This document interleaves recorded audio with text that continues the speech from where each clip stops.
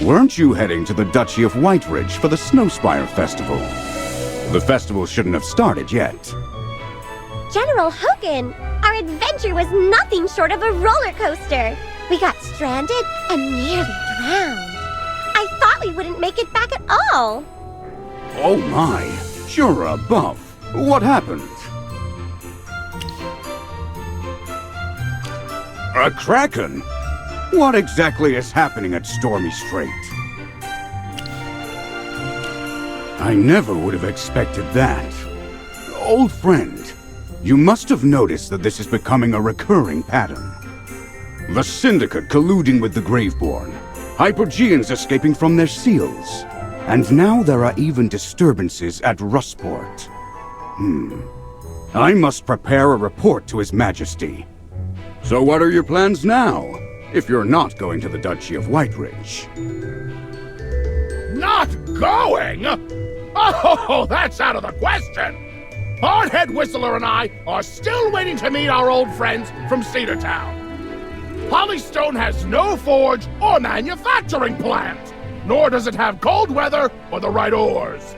There's no way to study low-temperature forging techniques in a place like this! Oh, Magister! Did you forget? I received a letter from my old friends at Cedartown, asking for my help. Since you guys were planning to go there as well, I decided I'd be your guide. Excuse me? You are... Chippy's also been thinking about the hot springs and festivals in the Duchy. But Chippy refuses to take a ship there. Chippy likes his feet to stay on solid ground from now on. In that case, you're better off asking merchants from the Mithril Consortium. They definitely know the transportation routes well. They'll surely give you a ride. Everyone, I hope your journey goes smoothly this time. Hello? You're a merchant from the Mithril Consortium, right? We have a question for you. Right. This is supposed to be delivered to the Moonlit Enclave. Huh? Oh, is there something you need? Are there any carriages heading to Cedartown? It's gotta be a carriage, by the way. No ships! Cedartown. Oh, in the Duchy of Whiteridge. Setting out now means you're off to the Snowspire Festival, right? You wish to travel by land. That's definitely an option. In fact, it's actually faster to travel by land than by sea. However, with all the snow, the roads can be dangerous and slippery. The carriage can only take you to the outskirts of Whiteridge. You'll have to walk the rest of the way to Cedartown yourself. No worries about walking! Getting to Whiteridge is what matters. Gotcha. I'll go arrange a carriage for you. Don't worry, I'll make sure you get there before the festival begins. Come find me when you're ready. Are you ready to head to the Duchy of Whiteridge? Great. I wish you all a smooth journey.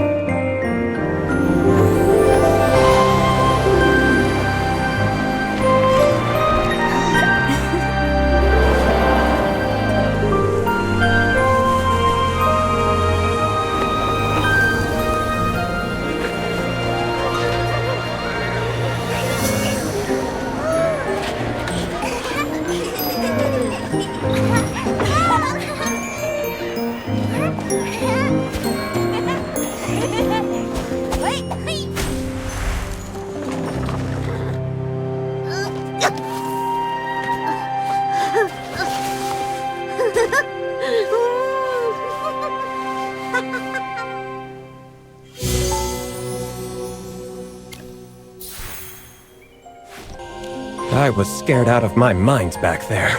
I really thought I was done for. I've been down this road over a dozen times, and I've never seen it this dangerous. Honestly. If it weren't for the Snowspire Festival, who'd come to White Ridge in this freezing weather? Oh, I almost forgot to thank you. Sorry, I get really chatty when I'm nervous. Don't be so modest. You saved my life. So, guessing you're headed to the festival too? Yep, it's our first time here. Since we're all heading to Cedar Town for the festival, why don't we stick together? Oh, we can keep you safe. No need to fret about wild animals or pesky bandits with us around. Ah, that's great. I was starting to worry about the road ahead. In return for keeping me safe, I can be your guide when we get there. Not to brag, but I know Cedar Town like the back of my hand. I know everything about that town, let me tell ya. Now let's get a wiggle on, shall we? It'll be dark before we know it. Oh, right. There's still a long way to go. Let's walk, and I'll tell you all about Cedar Town. Whoa! Was there an avalanche here? Are you alright? We're fine, but our cart is broken, and the road is blocked. We won't make it to Cedar Town before nightfall. Maybe we should turn back. Forget about the festival. No way! I've been waiting for this forever! I really want to go! But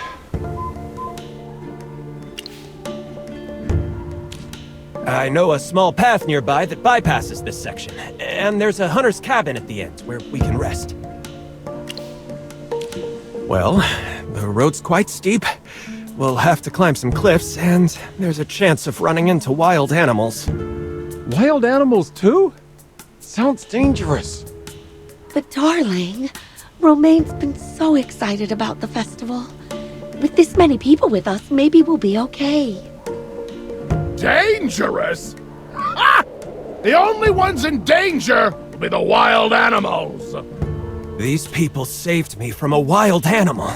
Sir, I promise you the dwarf isn't exaggerating one bit. All right, let's take the small path. Hope we make it safely. Where is it?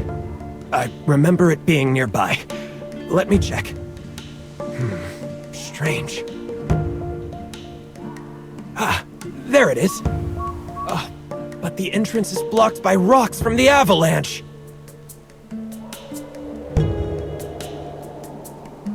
So we just need to clear the rocks. Don't underestimate Chippy's size. Sir Chippy will clear out these rocks for you. With those itty-bitty muscles? Looks like we won't reach Cedar Town anytime soon. But hey, as long as we roll in before the festival kicks off, we're good.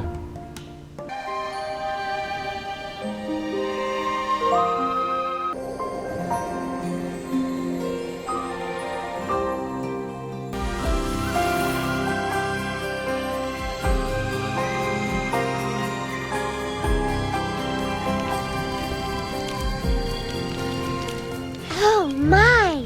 It's a white wolf! Are you a mauler, sir? Good evening. I am Faramore, hailing from the Wilder faction, not the Maulers. Sir, Bob. I've never seen a wilder who looks like you before. Humans vary greatly, and so do Wilders. Take these two familiars, for instance. Both hamsters, yet utterly distinct in temperament. Wow! You knew we were familiars! For once, someone didn't just assume we're regular hamsters. We're so touched! You two make quite the duo. Since you are familiars, I take it this is your master. Yes, this is our magister. It is a pleasure to meet you all. However, as I mentioned, night has fallen. And though you may be pressed for time, I must strongly urge you to refrain from traveling further. Precisely. One must never venture into the wild after dark. This is a well-known rule among the locals. Never go out in the dark? Indeed. In this region, the undead frequently emerge under the cover of darkness, attacking anything that breathes. Yes, they act without rhyme or reason, indiscriminately targeting the living. The people of White Ridge are gripped by fear at the very thought of them. Their bodies may be decayed, yet they move with disturbing ease, earning them the name Undead. Many believe they are servants of Hypogeans, and frankly, observing them, it's hard to dispute that. Decayed bodies that can move. Sounds like a Graveborn. You've encountered the Graveborn before? Yes, the aura of these undead bears a striking resemblance. However, they are mindless, so perhaps they are a corrupted variation. Right! We've seen the Graveborn experimenting on humans before, turning them into mindless creatures. Could the undead have come from something like that?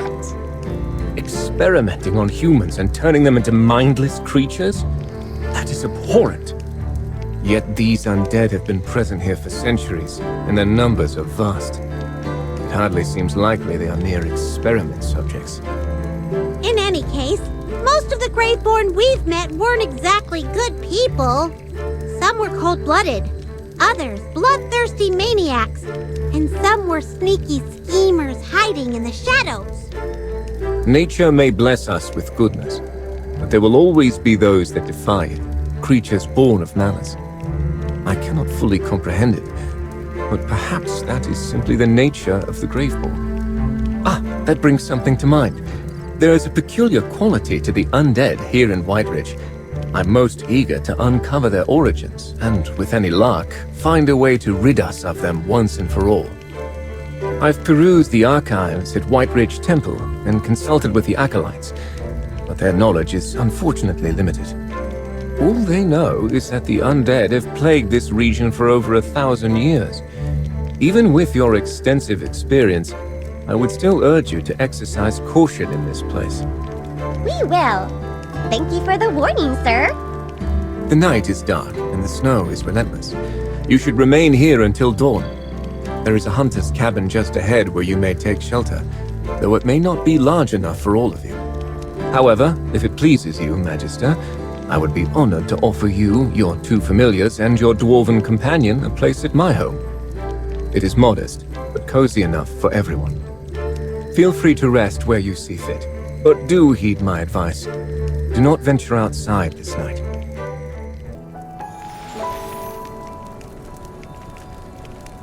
Phew! After climbing a mountain in a snowstorm, getting attacked by wolves, dealing with an avalanche, and then that hornleaf bear, Chippy's exhausted. You must be utterly spent. How about I prepare something to eat? I have meat, vegetables, and ember mugwort, a warming herb. I'll brew a pot of hot soup with some fresh bread. How does that sound? It sounds absolutely delectable. Fairmore, you sure know your herbs, huh? No, I wouldn't go so far as to call myself an expert, merely well-versed in the fundamentals. Now, allow me to prepare something. I can... Oh, well, don't laugh. It's been a rough day, and Chippy's starving. Fairmore, once the soup's done, Chippy's having a whole bowl.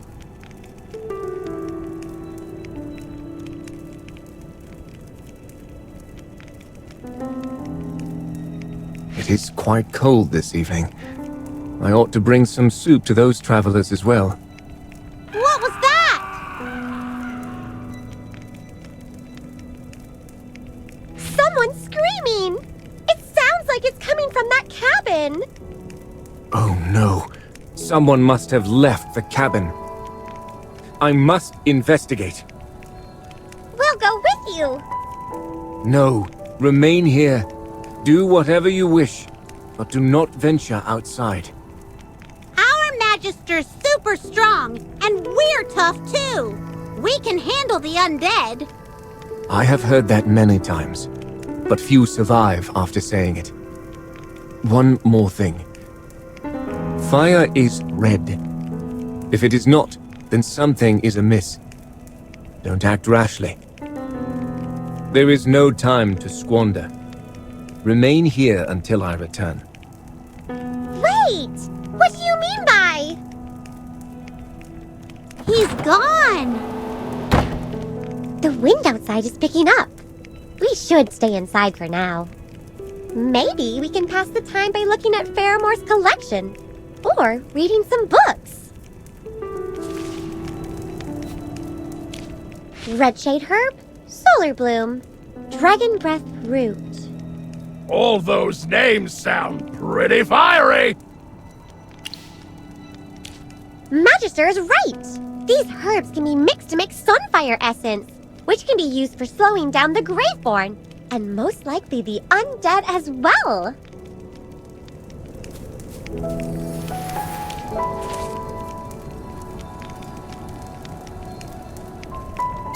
There are tons of old books here. Seems like he's an avid reader. Curse of the Reborn, Collection of Horrors, The Genesis of Death, and Shackles of Life, a deluxe edition. These books are all about the Graveborn. Faramore really knows his stuff. Wait! There's a letter here. Turns out he's a Graveborn hunter who was hired by the White Ridge Court to protect the festival. Ah, Chippy! How could you just look at someone's private letter like that? Sorry, Chippy didn't mean to. It was just lying here on the desk. Forget the letter. If he's safeguarding the festival, why wouldn't he want our help? He's got us cooped up in here. Dura above, we aren't defenseless. Hardhead here says, no creature living or dead can survive a whack from me. And that goes for the undead, too. When we fought against the Graveborn of the Dead Tide Fleet, we never backed down. But we're new to this area. It might be better to be cautious.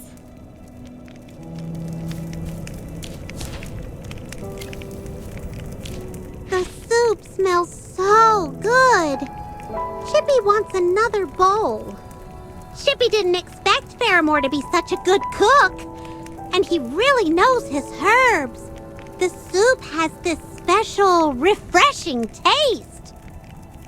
Yes, I've studied herbs too, but I never thought of using them in food like this. Faramore must be a very wise warrior.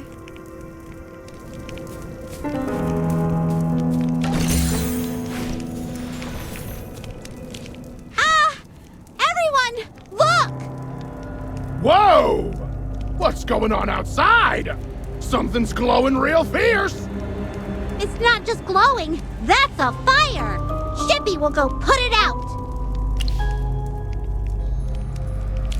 What's the matter, Magister? Oh, right! The fire is green! Could it really be like what Faramore said? That unnatural things happen after nightfall? Then, what should we do? I know how you feel, but Faramore warned us over and over not to go outside. It's like he knew something like this would happen. Come on! We can handle anything. But we can give him some time. How about 500 strikes on an anvil? Ha! I'll start now. If he's not back by then, we'll go find him. Maybe Faramore will be back soon.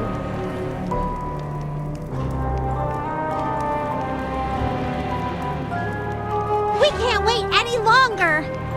What if there are tons of undead? Faramore's strong, but he's still just one guy. Magister, we can't just sit here and do nothing.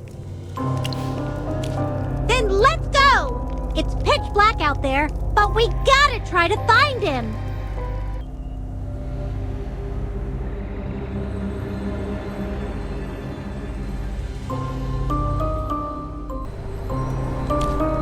Are you alright? Ah! Oh, it's you. By the light. Please, save my wife and child. I can't find them. Green fire. The undead. I can't find them. Saya! My love! Romaine! Where are you? Please calm down and head to the cabin for shelter. We'll definitely find them for you. you.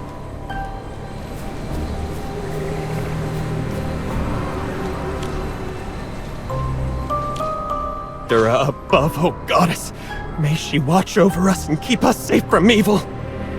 Ah! Still remembering your prayers, huh? You're tougher than you look, kid.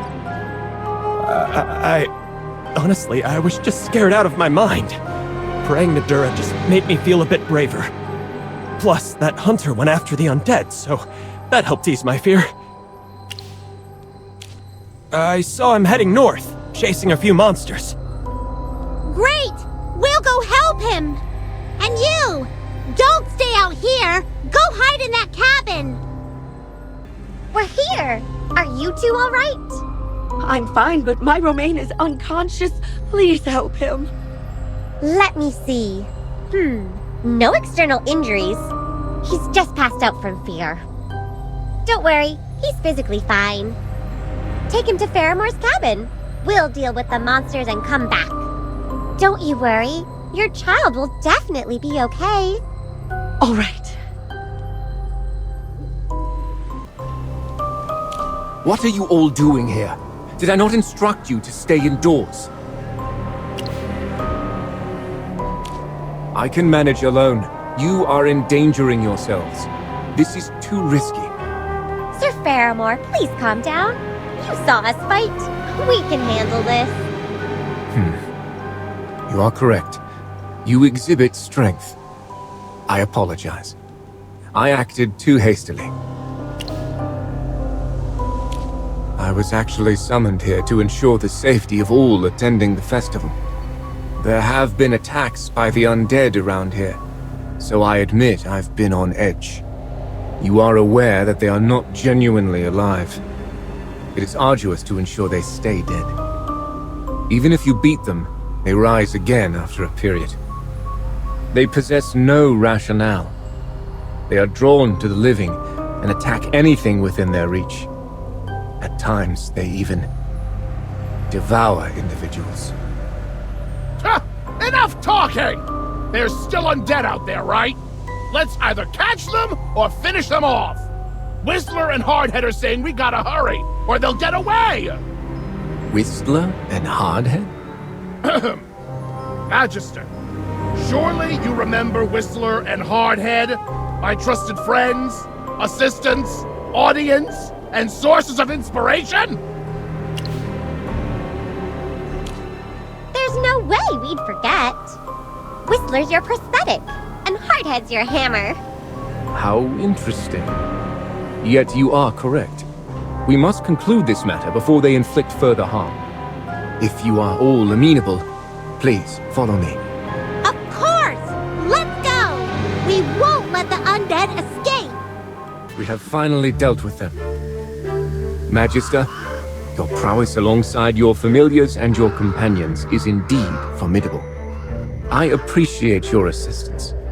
I should not have doubted your capabilities. I apologize again for my earlier demeanor. Oh, don't be like that! You were just looking out for us! My duty was to maintain safety in the vicinity of Cedar Town, preventing the undead from disrupting the festival. The events of this evening are a result of my negligence. The people in that cabin. Don't worry, they're all safe. We sent them back to rest. Thanks to all of you. Let us return and check on them. I must offer my sincerest apologies for the fright you've endured. Rest assured the undead have been dealt with. Is everyone unharmed? Oh, we're fine, but that kid... Romaine is really shaken up and now he's running a fever. Let me have a look. There's no need for alarm. I shall prepare a remedy at once. With a bit of rest, he will recover. Dura above. Thank you all. It's late. Everyone stay here for the night. At first light, we shall journey to Cedar Town together.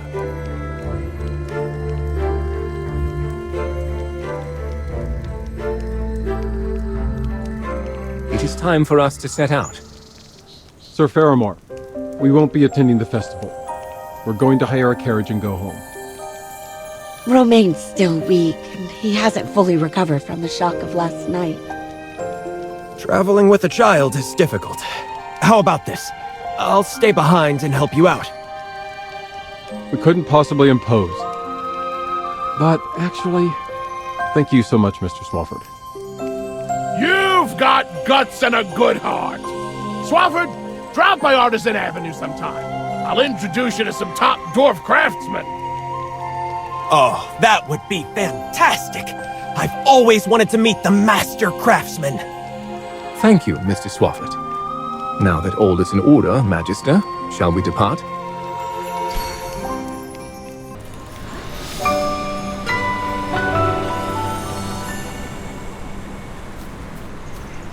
We have arrived. Welcome to Cedar Town. Oh, look at that cute snowman! Magister, Chippy wants to make one too. It'll definitely be the cutest snowman in the whole town. No need to rush, little familiar. The festival features a delightful snowman building contest. Ample opportunity for you to showcase your talents. Everyone must be tired from the journey. Perhaps it would be prudent to find a place to rest for a time. I have a meeting scheduled with the captain of the palace guards regarding the security arrangements for the festival. Please excuse me for now. Mr. Faramore, let's meet again at the festival. That white wolf is quite the character. Even Hardhead, who's usually quite picky, seems to like that fella. Hey, Whistler, Hardhead, and I think we should take it easy here. Let's grab some food and explore the town. Chippy wants to explore. It's so clean and beautiful here, especially compared to Rustport. Yes, maybe we'll find some cute souvenirs along the way. Aha! That's settled then! Magister, no objections allowed!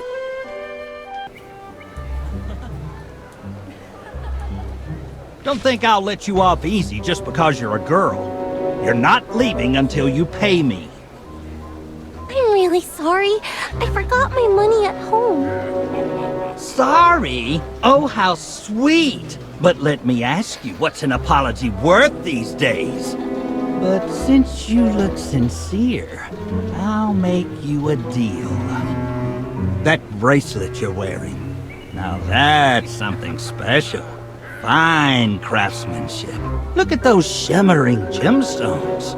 Must be worth a pretty penny, huh? Just hand it over, and we'll call it even. What? So you'll accept this bracelet as payment? Sure, here you go. Hey, who are you? What's this got to do with you? How could you be trying to swindle a sweet girl like her? The audacity! And that bracelet is worth more than your whole shop! Mind your own business, outsider. A deal's a deal. We won't allow you to bully this girl any longer. We'll cover her bill. All right, fine. This'll do. You can go. I'm so sorry you all had to pay for me.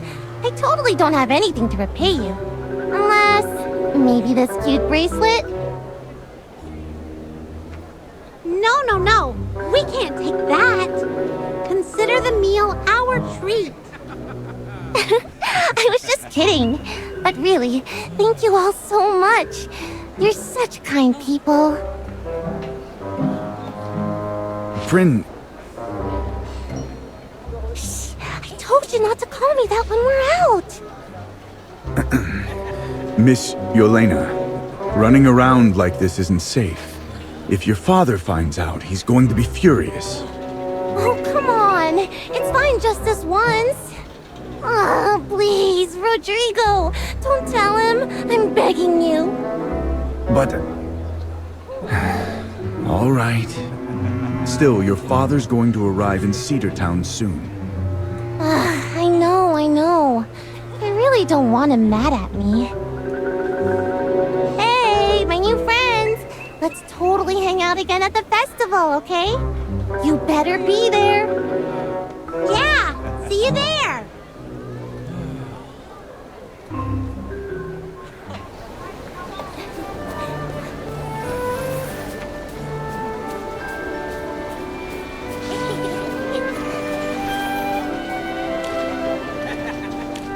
Hello, we meet again. Terra above, it's you!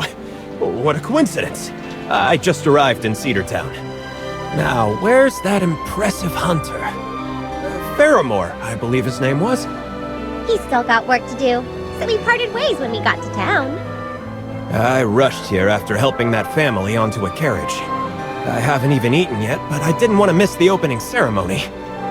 Ah, yes. I promised to guide you around town, didn't I? Yeah, your clothes are as dusty as Chippy's fur was in the ashen wastes. You must be exhausted.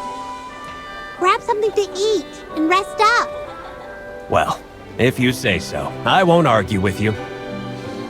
But if you need anything, you can find me at the inn over there. It's called the Icy Hearth.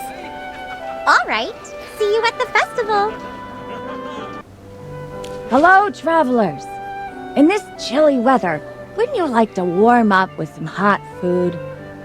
Oh, this is my favorite restaurant in all of Cedar Town. They've got my favorite dessert bread. The bread's covered in syrup and stuffed with fresh berry jam. So good. Here, have a bite. So sweet and tangy. Yummy! Hugin, you sure know your way around Cedar Town's food. I came here years ago. I didn't make it for the festival, but the food? Unforgettable! I remember there was also this stuffed bread. You must be talking about our famous savory bread. Yes! Fresh out of the oven topped with sausage, veggies, and cheese! I still dream about that taste. Oh, wow! That gooey cheese, the warm bread, and the aroma of those toppings filling my nose. Even Hardhead's drooling. It's too good. Now if only we had something to drink. We've got mushroom and meat stew, or a clear chicken soup with snow radish and frosted celery. Tastes just like home. A warm bowl in this cold weather, it's just like curling up by a fire. It smells amazing. Magister, you gotta try some too. Haldor! You're still looking sharp as ever, like a hammer, ready for action. Hugin, about time you show up. You move slower than my sleeping granny. Hurry up.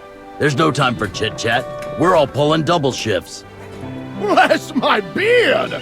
What kind of job did you take that needs my help? And is keeping you from the festival? The festival is what we're working for. This year, we're in charge of the Hero's Ice sculpture. And now, not only is it unfinished, we don't even have the Ignis core ready. 2,000 years ago, a great general marched her army into battle against the Hypogeans. It was a war of blood and fire, the kind that carved scars into the land itself. So many lives were lost. And in the end, even the general herself fell. This festival was born to remember that faithful battle, and the price she paid for all of us. That's a really cool story, but what does that have to do with the ice sculpture and the Ignis core? Let me finish, hamster. The most important ritual of the festival is lighting the sculpture of the general with the eternal flame. To do that, we need a special Ignis core made with magic. In the past, the Hierophant would send some acolytes to handle this part. But this year, we haven't heard a thing from the temple. I heard the Hierophant is really sick. But this is important. Someone's got to take care of it. Oh, old buddy, I have a surprise for you. My friend over here.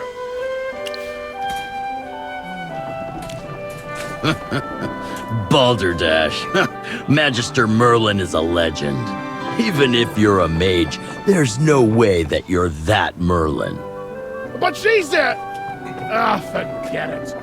You're just as stubborn as you were when you were young. I swear on Whistler and Hardhead, this mage is powerful. You're in good hands. Fantastic. With you all helping, I've got nothing to worry about. Hugin, since you're here, you gotta help me with the sculpture. And Mage, if you have time, maybe you can track down the materials for the Ignis core. You'll need lampfish oil, hollow tail hair from a snow wolf, and a firethorn fruit. Fish oil, wolf hair, and fruit. What an odd combination. What's so strange about it? Lampfish oil makes the Ignis core weatherproof. Snow wolf tail hair keeps it strong and long-lasting. The firethorn fruit boosts the magic, making the flame burn forever. All right, let's get to it. Time's running out. No wonder even Hugin speaks highly of you. You work fast. You should know that getting Hugin to compliment someone is harder than pulling teeth.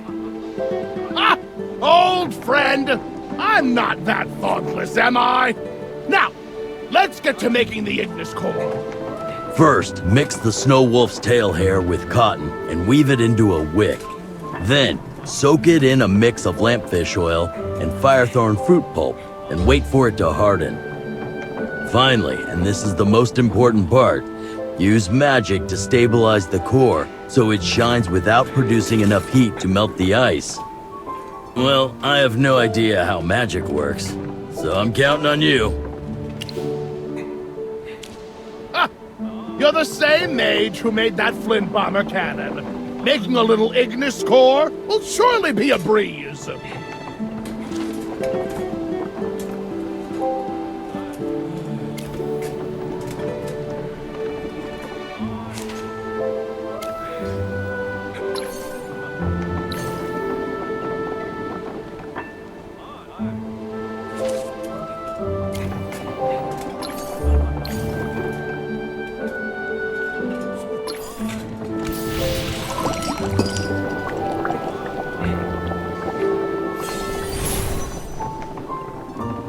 Let me see. Looks perfect. It looks even better than last year's. Phew, that's all we needed to prepare. Thank you all so much. The festival's about to start. This is your first time, so don't miss the opening ceremony. Let's go explore the town. Wait, Hugin, you can't leave. I still need you to help with the ice sculpture. Fine. But you'd better treat me to a grand meal once we're done. I gotta stay to help this lump, so I'll be missing the ceremony. You guys go on ahead and have fun. Don't worry. Chippy will tell you all the best bits after we get back. The Snowspire Festival's opening ceremony is about to begin. Everyone, please make your way to the town square. Hey, don't push. Be careful. Wow, the opening ceremony's finally beginning. Magister, let's hurry and get a good spot.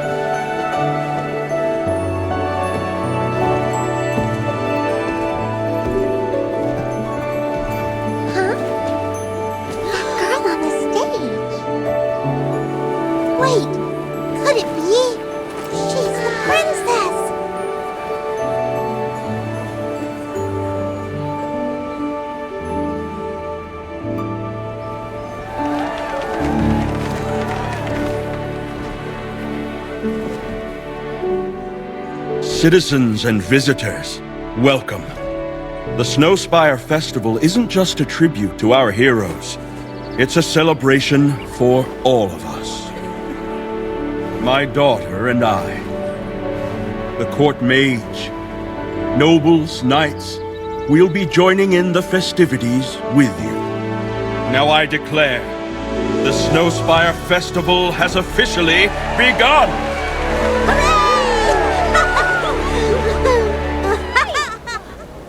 That girl was actually the princess! I guess it's not surprising she doesn't carry money around. She probably snuck out to have fun. Chippy thinks she's so cute and down to earth. She even waved at us from the stage earlier. Yeah, I like her too.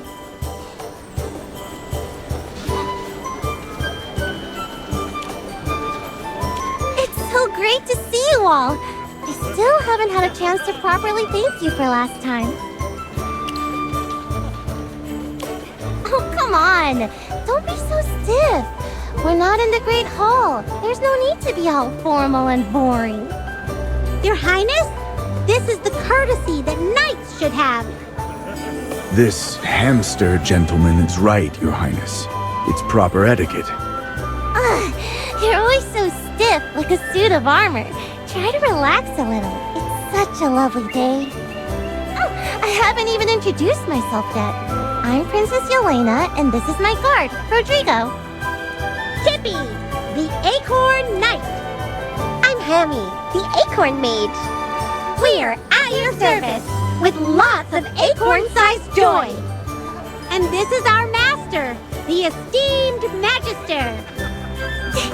You guys are so much fun! Way more interesting than those grumpy old nobles back at the castle.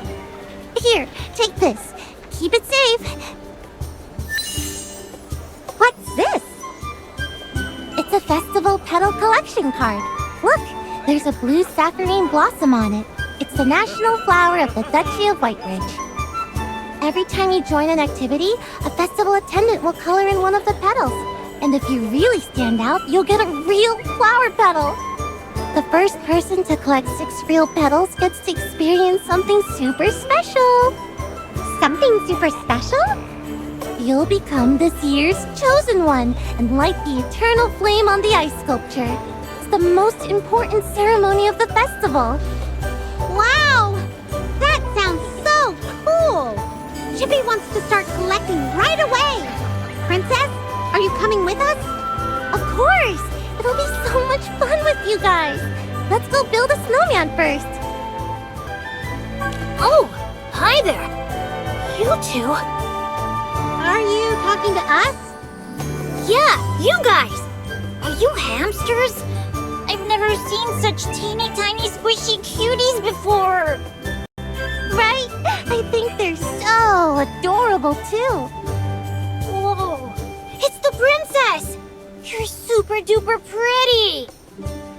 Little one, you should address her as Your Highness. Oh. Princess, Your Highness! You're really, really pretty. Wanna build a snowman with me? Totally! Rodrigo, stop being such a grump. It's the Snowspire Festival. Come on, make a snowman with us. As you wish, Your Highness. Yay! Let's build the biggest snowman ever!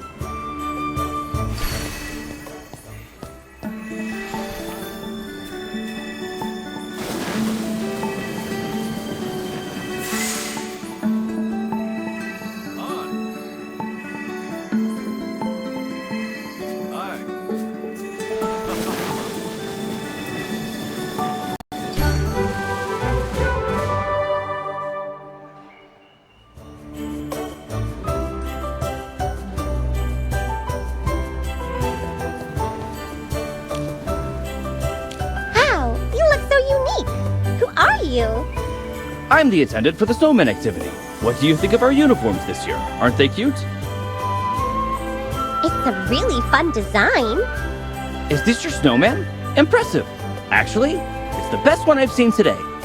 Here, you've earned a real petal. Whoa! Awesome! Come on, stop hesitating. Let's just go today. But we still have to prepare food and equipment for the adventure. And it's best to make plans before going into the swamps. Patrick, the Tales of the Lost have been around for years. There's no need to rush. We can go after the festival. Let's have fun today, alright? Adventure? Oh, that sounds so exciting! Where are you going? I've never been on an adventure before. Princess! Your Highness! We want to go to the Whispering Fen to uncover the mystery behind the Tales of the Lost. People have been haunted by it for decades. How thrilling! I'm tempted to join. I've never been to that area either. Your Highness. Stop, Rodrigo! I know exactly what you're going to say. Don't worry, I'm not going to run off. I still have friends to entertain. These are your friends, Your Highness? Are they here for the Snowspire Festival? Don't tell me they're royalty from far away. It's our first time at a festival where everyone comes together to have fun like this. And, well, we're not royalty, but you should be honored to be in Sir Chippy's presence. Well then, you've got to try all the activities. Whether it's building snowmen, ice skating, or a good old-fashioned snowball fight. All our visitors love them. You'll have a... Yeah, I was just about to have a snowball fight with them. Do you all want to join? That would make 4 on each side. Perfect for a snowball fight tournament. And Rodrigo, you can't interfere. The princess is inviting us to a snowball fight? What an honor! Hey, who knows? We might even win. Perfect! The more the merrier. That's what makes the festival so much fun.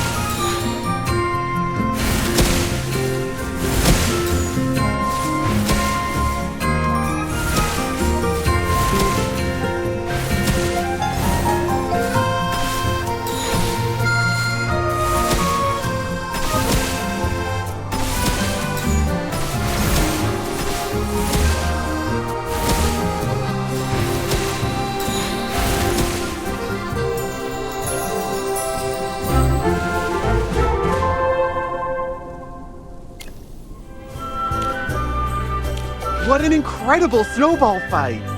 You all did an amazing job! Here, take a pedal. Wow! Maybe you'll be the one to light the fire this year.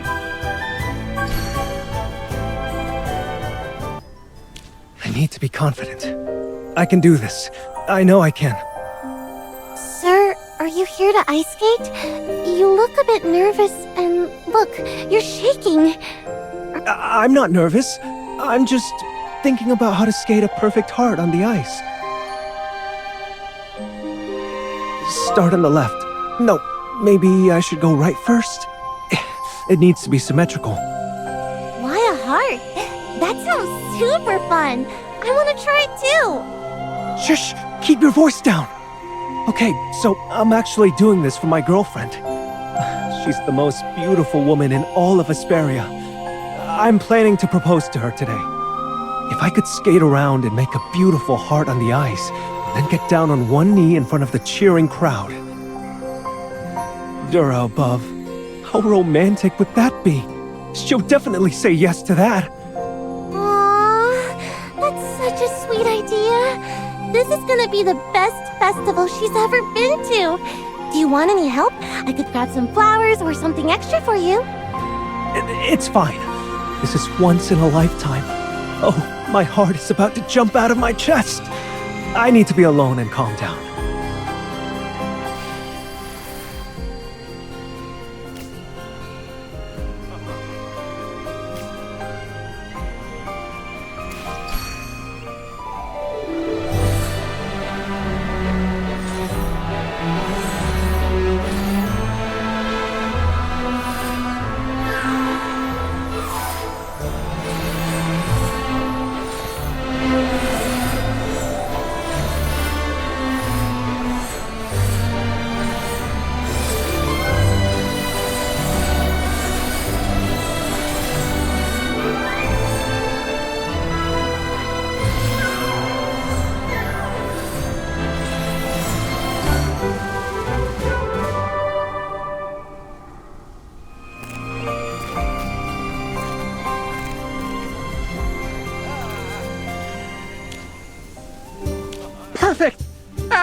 absolutely perfect! I've never seen anyone skate like that. Words can't even describe it. Oh my, this pedal is definitely yours. Yay! We got another pedal!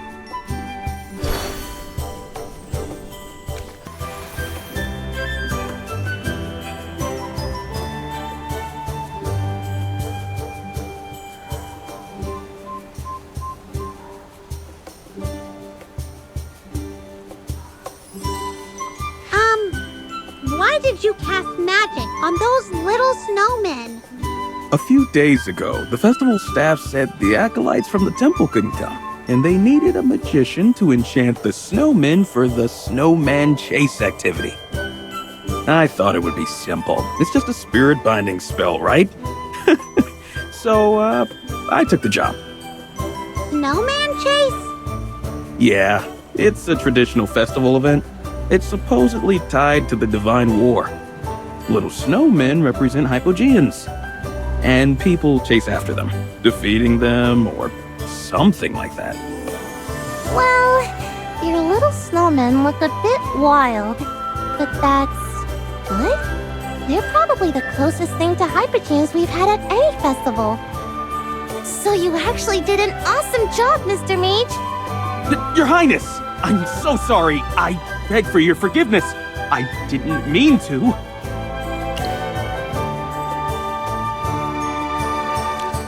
Honestly, just like how a trained chef knows not to overcook food, a mage shouldn't make mistakes like this.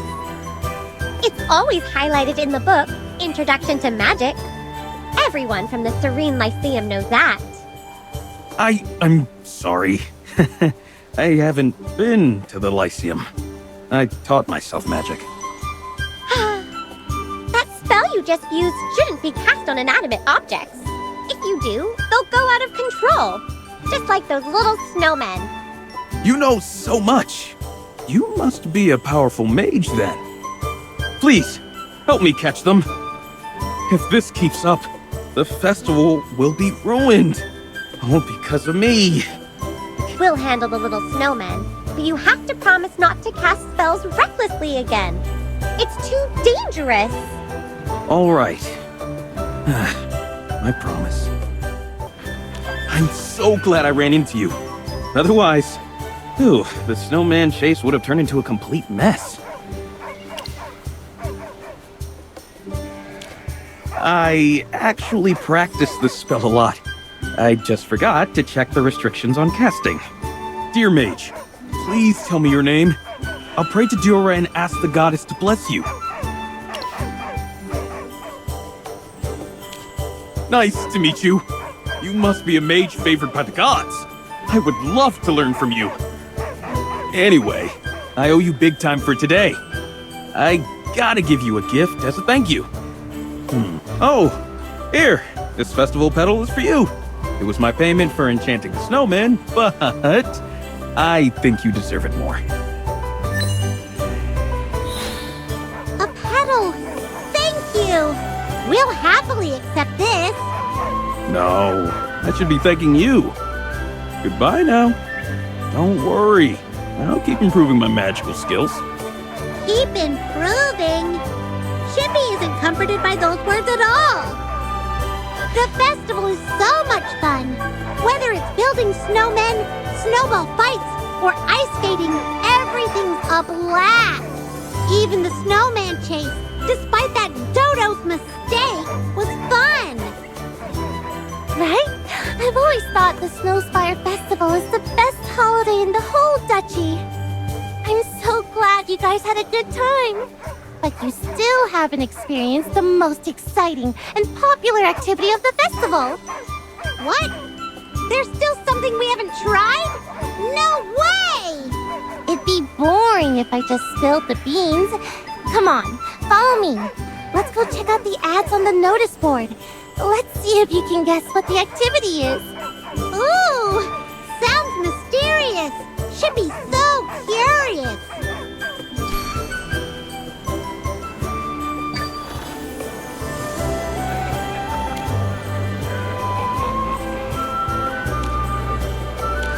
Step into the unknown and face unravel the long-forgotten tales. Explore the enigmatic spaces. Wow! All of this sounds fascinating. As a knight, Chippy welcomes such thrilling experiences. That's true. There aren't many details on the flyer, really. Well, if I told you all the details, it wouldn't be any fun, right? I gotta leave you with a little mystery. Just head to the Frozen Paw. You'll figure it out when you get there. It's to the northwest, across the bridge. Huh? Your Highness, you aren't coming with us? I wish I could, but someone here would definitely stop me. Your Highness, it's the Archduke's orders. He said you shouldn't exert yourself too much. I'm feeling better now. My father always worries way too much. See? Even you think so. My father's the only one who's still worried. Your Highness, the Archduke is just worried about you. I know. I'm just venting. I finally met some fun new friends, and I can't even join them on their adventure. Please don't be sad, Your Highness. Once we're done with this activity, we'll come back to Cedar Town and find you. Really? Do you pinky promise? Then don't forget, we'll all go to the masquerade ball together. There's a ball during the festival too? Do we have to wear masks? Not really. Some people go all out with crazy masks and wild outfits, but others just come looking cute and ready to dance. The ball is all about having fun and forgetting your worries, so dress however you want. And don't be shy. You can ask anyone nearby to dance. No one's gonna say no to being the star of the ball. Wow, Chippy can't wait! Your Highness, Sir Chippy will definitely ask you to dance when the ball starts. Deal. When the time comes, each of you has to come and ask me for a dance.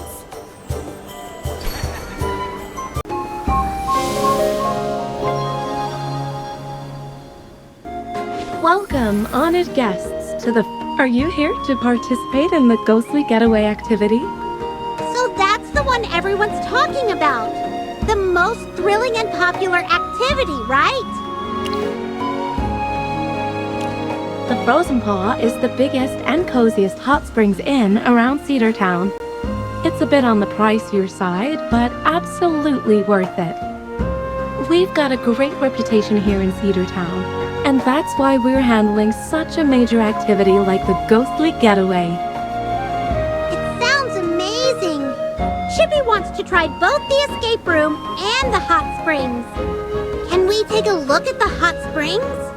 Of course! You're welcome to explore the inn. If you plan to soak in the hot springs, make sure to put on a towel. It's best not to wear your regular clothes there.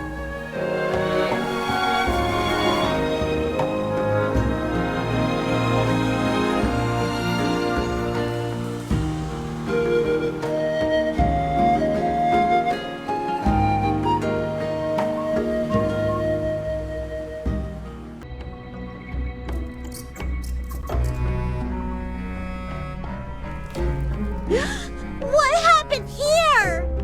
The inn's been completely ransacked. Did someone rob the place? Are all the staff dead?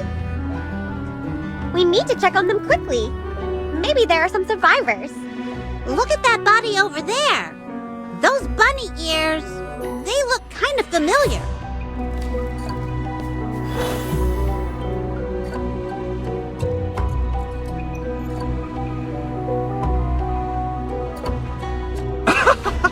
Gotcha! My dead body routine was the scariest, right? Oh, wait. Did he just faint? Is he gonna be okay? Oh my! I didn't think I'd run into you here. And, I kind of scared Chippy. Oops. I'm here for the ghostly getaway too. But, I'm working as staff now. Wait, staff? And your job is to be a corpse? Yeah, well, you know, all part of the spooky fun. Got to make the experience feel real, right? Isn't that... Oh, I didn't expect you to be that good, bunny boy. Tell you what, your stay at the inn? It's on the house. How's that sound, What? That's amazing!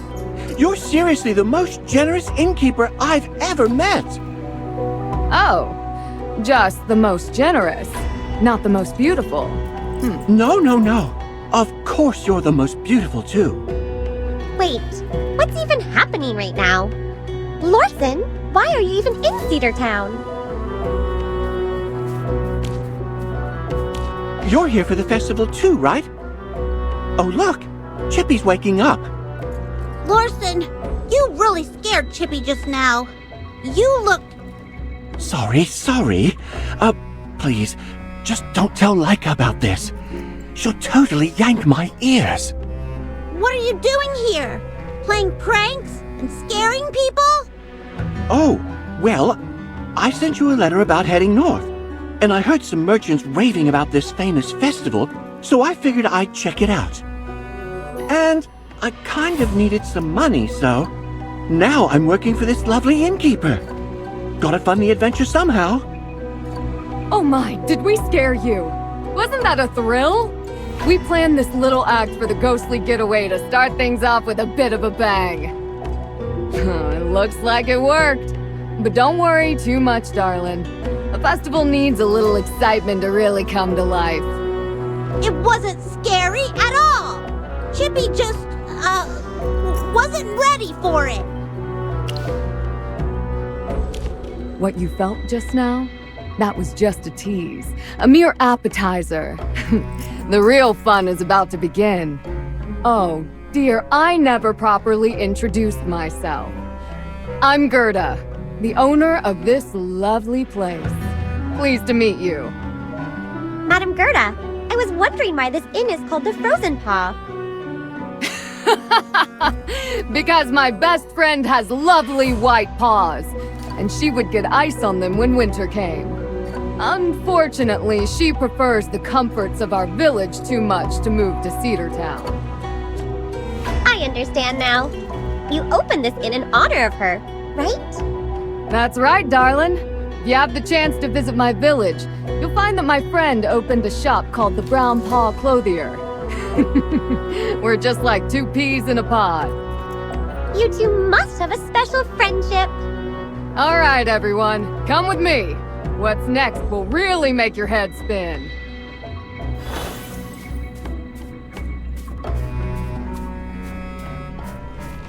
This way. This path seems to lead to the basement. Is the event down there? Of course. Where else would it be as dark and quiet as midnight? Imagine this. Pitch black surroundings, then suddenly, a flicker of green flame. And in the shadows, someone's watching. Silent, unseen. That's terrifying! Chippy can't wait.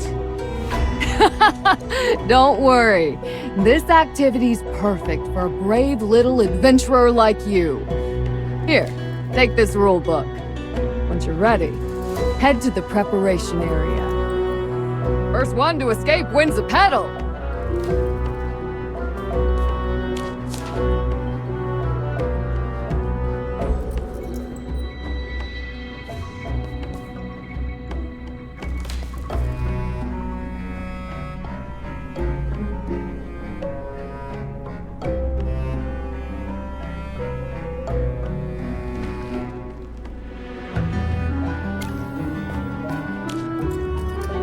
I assume you've read the rules for the ghostly getaway? Before entering, I need to confirm with all of you to ensure that both your minds and bodies can handle an appropriate level of fright. Don't worry. We're all brave adults. We can handle a little scare. All right then, in you go. Enjoy your experience. Seems like the ghostly getaway has us playing the role of outsiders. The journal mentioned the master of the house murdering his wife. There's gotta be some scary moments in here. Don't worry. Chippy's a brave knight. Chippy will protect you. Chippy. Hammy. Do you hear that? Sounds like someone's calling our names.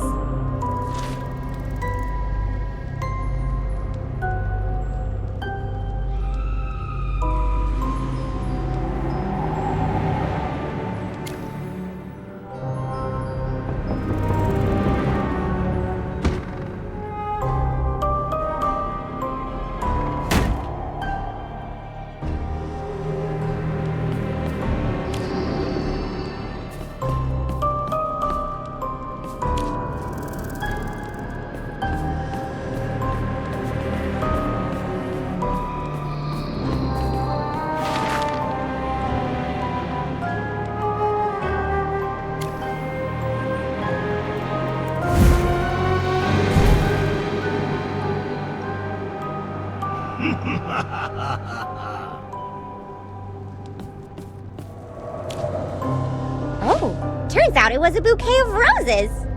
What a shame. They're all withered. And there's also a torn piece of cloth. It looks like a painting of someone's finger. Wait, doesn't this look like it could fit into that painting we saw earlier? Let's try putting it in the painting. Maybe it'll give us a clue to escape. What about the roses? Should we take them with us? Of course! Based on our past experiences, Chippy knows that strange items always end up being useful. And they're light. They can fit into Chippy's knapsack.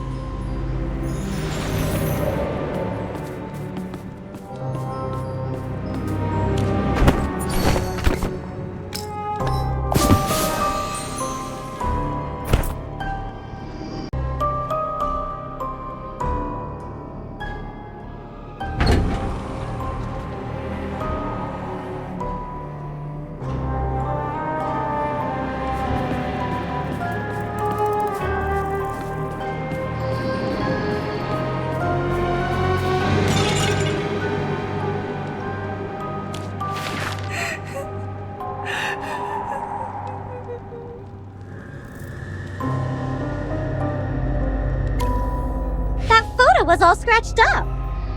Seems like that couple had relationship problems. The text under that photo looks like it was written by the wife. Oh, it's so sad. It sounds like the wife wanted to take revenge. But the journal earlier said she ultimately died at his hands. It seems like their love turned into hatred. Chippy wonders how it ends. If my interpretation is correct, these clues should help us find and open the door. But we're still missing something. Let's keep looking.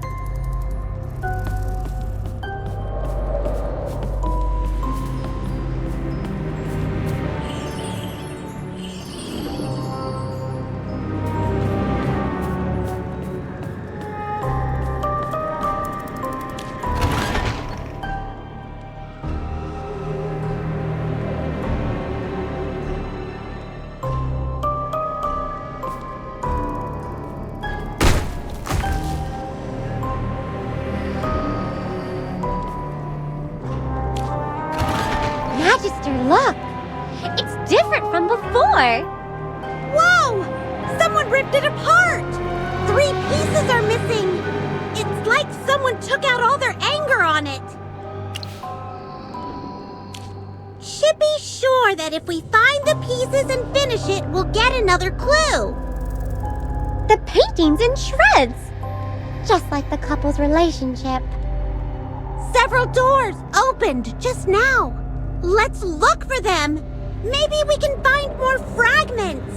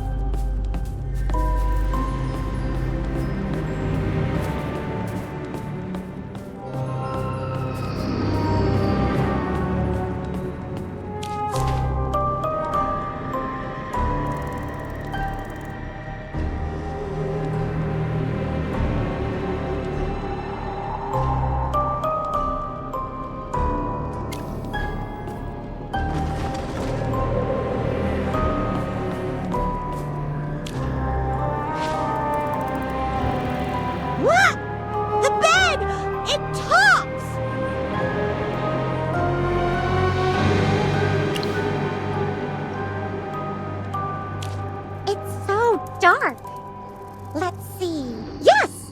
I found it!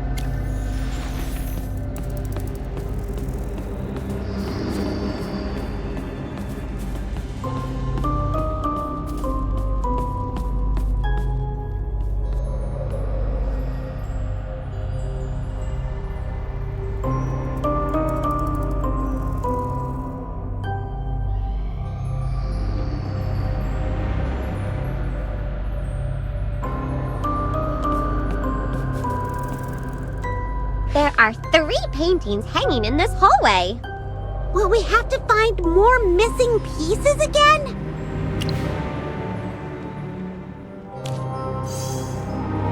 It's a still life. Bottles of wine and a mess of clutter. And of course a piece is missing. Chippy wonders what it is this time. It's the lady of the house. What's she writing? Oh no! The most crucial part is missing! Is that the master of the house? He looks scarily pale and cold, like a corpse. There's something in his hand.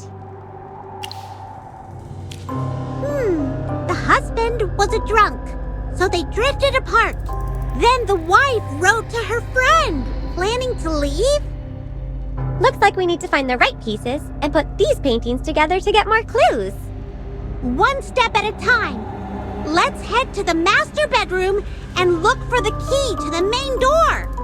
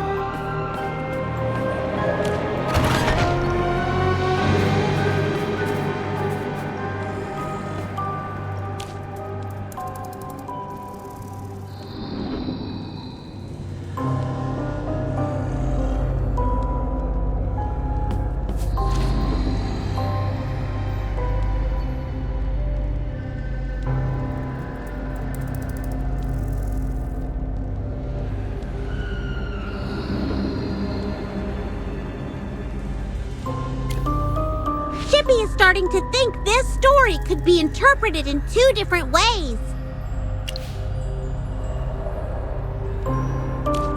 Maybe the woman fell for another man, and the husband drank to drown his sorrows.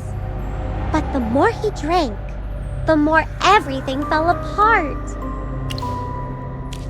Maybe the man was a drunk, and the woman gave up on him and fell for someone else.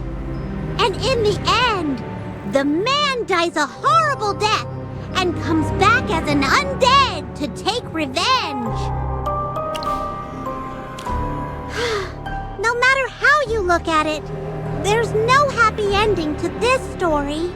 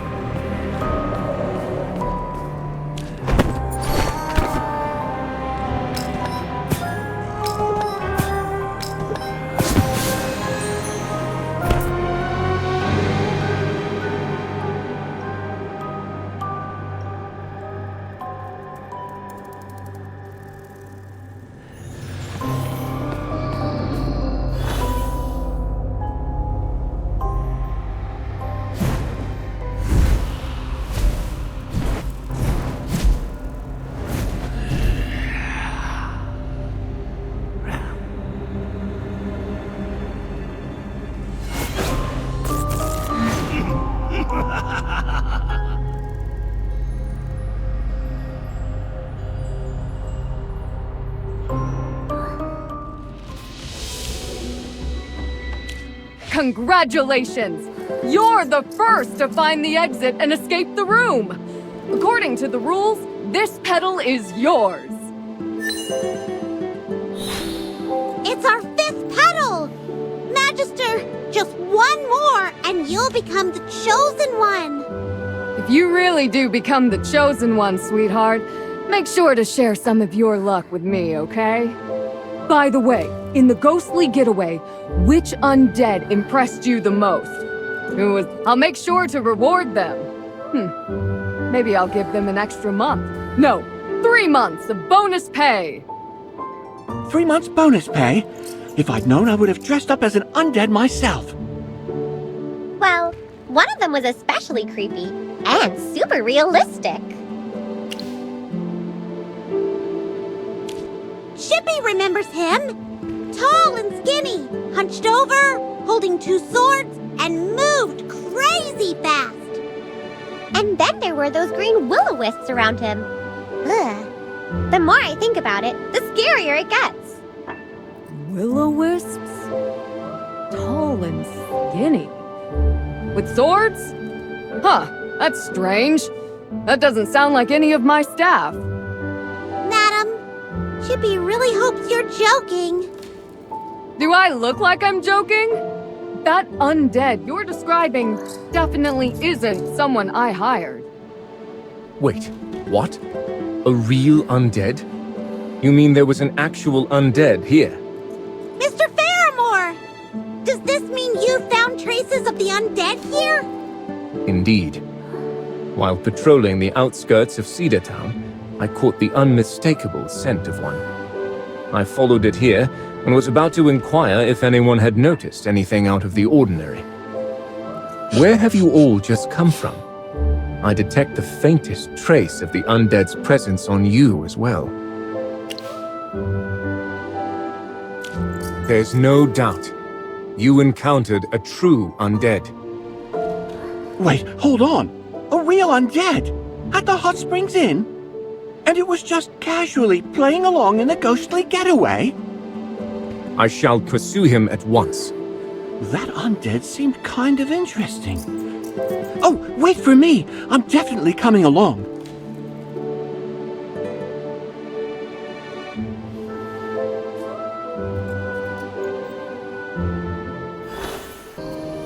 You there! Halt! Everyone, exercise caution. He's no ordinary mindless undead. This one is an actual Graveborn. Hey, everyone! Do you want to keep playing? Master Mage, be careful. Do not approach him so casually. You caught up! Guess we're playing together now. Wait. You just wanted to play with us? No secret plan? Nothing else? Everything else is a total snooze fest. Playing is the best thing ever! Mr. Undead, if you truly have no ill intent, I won't have to resort to force. However, this is a festival, and I have a duty to uphold. I might need to take you into custody at the guardhouse for a short while. I trust you understand. Guardhouse? No way! You can't jump off tombstones in the guardhouse! How lame is that? I'm not going!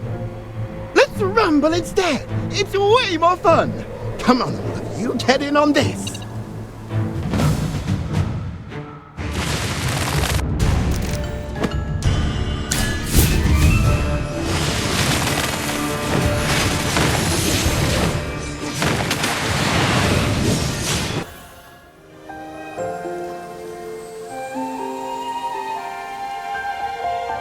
We chased them for quite some time, and yet they still managed to elude us.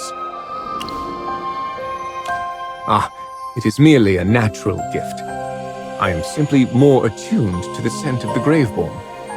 Their presence contrasts so starkly with the vitality of nature. Utterly repugnant. Mr. Faramore, you don't seem to like the undead much. But maybe not all of them are evil. Up to me, the very existence of the Graveborn defies the natural order. The cycle of life. Seasons change. Things are born and die, decay and renewal. But the Graveborn, they're stuck in immortality, wandering among the living. It is an aberration. The more blurred the boundary between life and death becomes, the less respect people have for death. And the less they value life itself. Sorry to break up the chat, but should we still be chasing those Graveborn? They do not seem particularly dangerous, and I doubt they will return anytime soon. Even I can't sense them anymore. They must be long gone by now. You're a Wind Whisperer, I see.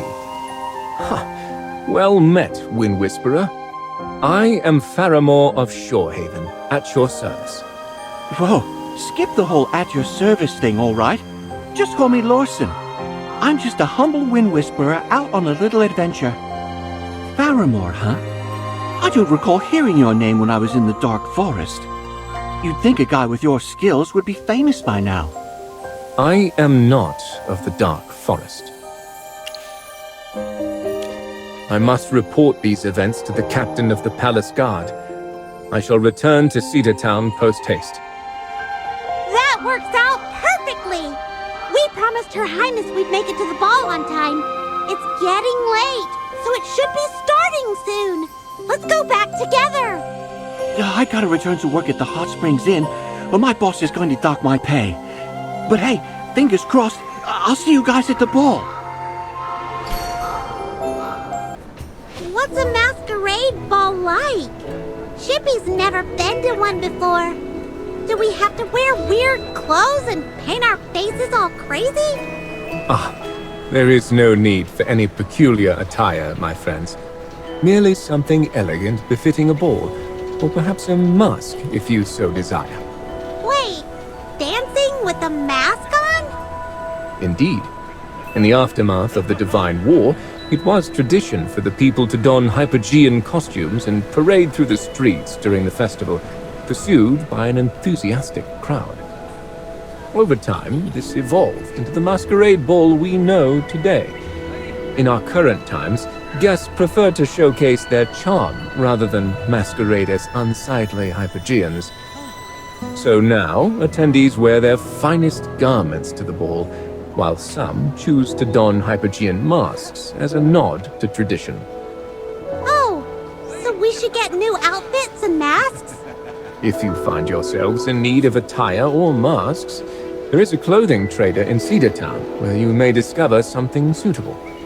And do remember, the ball is to be held at the Southeast Plaza atop the highest hill in town. Don't worry, Chippy's got a good memory. I must attend to the matter of the undead now, but I shall see you at the ball. start preparing our outfits too. Ah, and one more thing. Do be careful. I may be wrong, but I cannot shake the feeling that this festival may not unfold as smoothly as one might hope. Thank you, Mr. Fairmore. We'll be careful. A person with two hamsters. One in a metal helmet and the other in a pointy hat. It's you! Huh? Do you know us? You must be Her Highness's esteemed guest. She personally entrusted me with preparing your outfit. Don't worry, everything's already paid for. Here you— Wow, thanks! Her Highness is so thoughtful. Wait, what about our masks? My apologies, noble guests. I searched everywhere, but I couldn't find any masks that would fit your faces.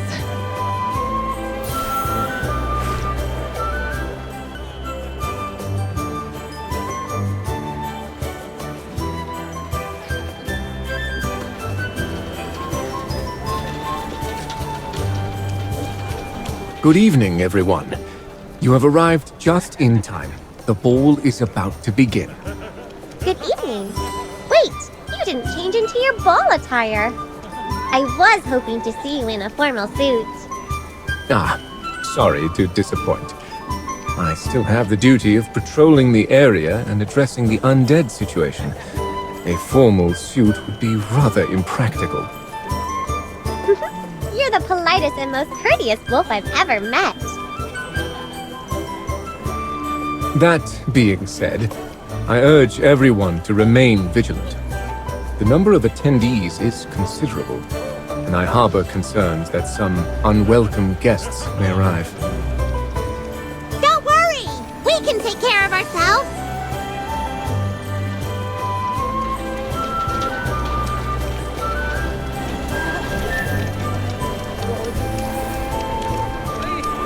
Madam Gerda, you're here too. Of course! I love a good crowd. Cedar Town's festival is the liveliest time of the year. If I didn't have the hot springs inn to run, I'd be enjoying myself even more. Look, under the goddess's blessings, Her Highness looks so full of life, much healthier than before. She's like a bonfire on a winter night. Without her, the festival wouldn't be the same. Yes. She used to love visiting the hot spring, but she hasn't been back since her illness. Her Highness's captain of the guard mentioned she's fully recovered now. Just look at her. She seems so cheerful. That's the kind of energy a young girl should have. What are titles or riches worth compared to good health, right? You're absolutely right, madam. So, remember to visit my hot spring often. It's great for your health. And I'll even give you a 20% discount.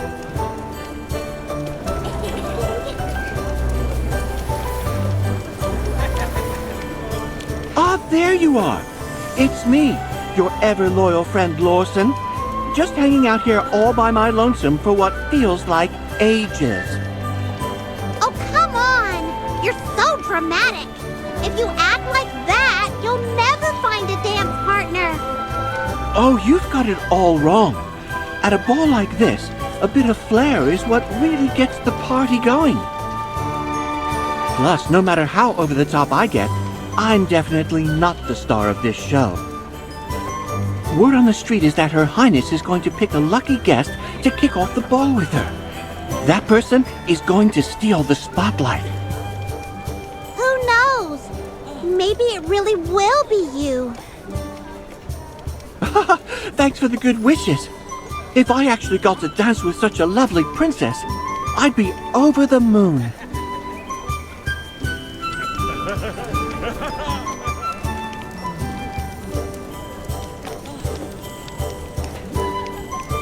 There's still no indication of the Hierophant's arrival. The Hierophant of the Duchy of Whiteridge? Was he supposed to be here? Traditionally, the Hierophant oversees the opening ceremony, the ball, and the lighting of the ice sculpture. offering blessings for the festival. Right. We didn't see him at the opening ceremony. I have heard that he is gravely unwell.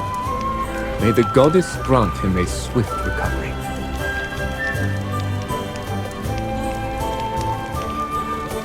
I saw you all earlier, but Father pulled me away before I could say hi. Talking behind my back again, are we? Father! All right. Are these the new friends you mentioned? Ah, you carry a great presence and elegance. I hope you enjoy the ball. As Siren has wisely noted, today marks a joyous celebration. Let's not be too formal. Anyway, Magister, will you join me for the first waltz of the ball? Pretty please? Yes! Why do you look so surprised? It took me forever to find someone as perfect as you! You're so kind and selfless. Not only did you help me, but I also heard from Faramore that you saved so many people on your way here. How amazing! And you're super pretty, with this profound aura about you. I can't explain it, but there's this sparkle in your eyes, just like the stars. You must have accomplished great things. You carry yourself so nobly, talk so elegantly, and you even have 2 familiars with you. How cool is that? And even if you're not someone grand, it totally doesn't matter. Father said I could pick my dance partner, and I just want someone I like.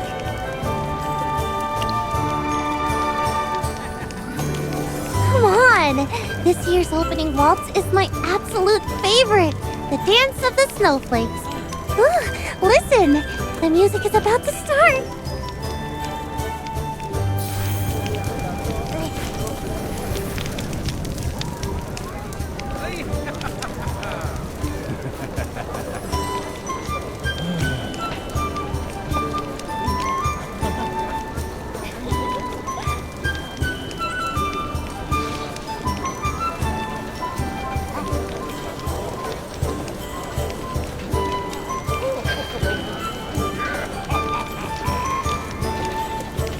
I didn't expect you to dance so gracefully. It's totally delightful. So, did you take lessons?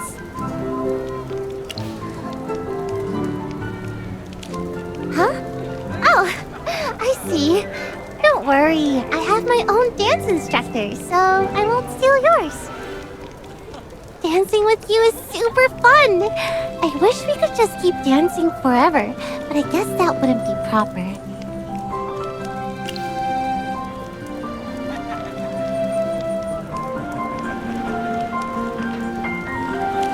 I'd love to just enjoy myself and forget about all the stuffy etiquette, but my father would totally scold me. He'd say, your behavior lacks decorum, and your actions reflect on the Velisa family. Ugh.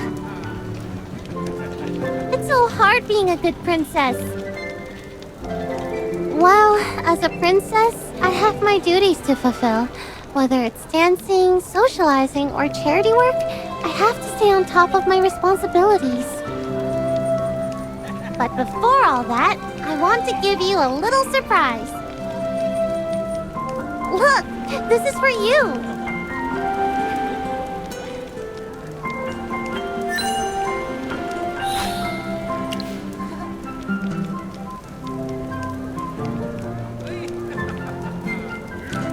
Of course. This is something super special I've prepared just for you. No one shines as brightly as you at this festival. I pronounce you the chosen one for this year's festival, Magister. Isn't it exciting? Out of everyone here, you're the one I wanted to be the chosen one the most. I knew you'd be thrilled. Well, if I keep chatting, my father will definitely send Rodrigo to hurry me along. I need to go greet the other guests and start socializing. Don't leave yet. stay here a little longer and dance with everyone around you.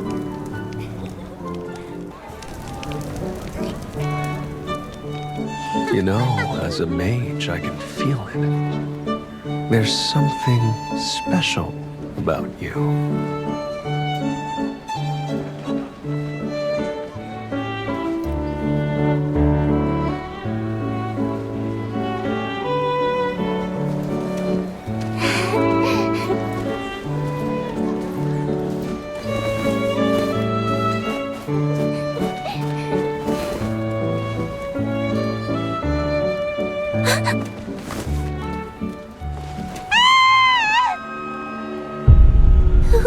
Who are you?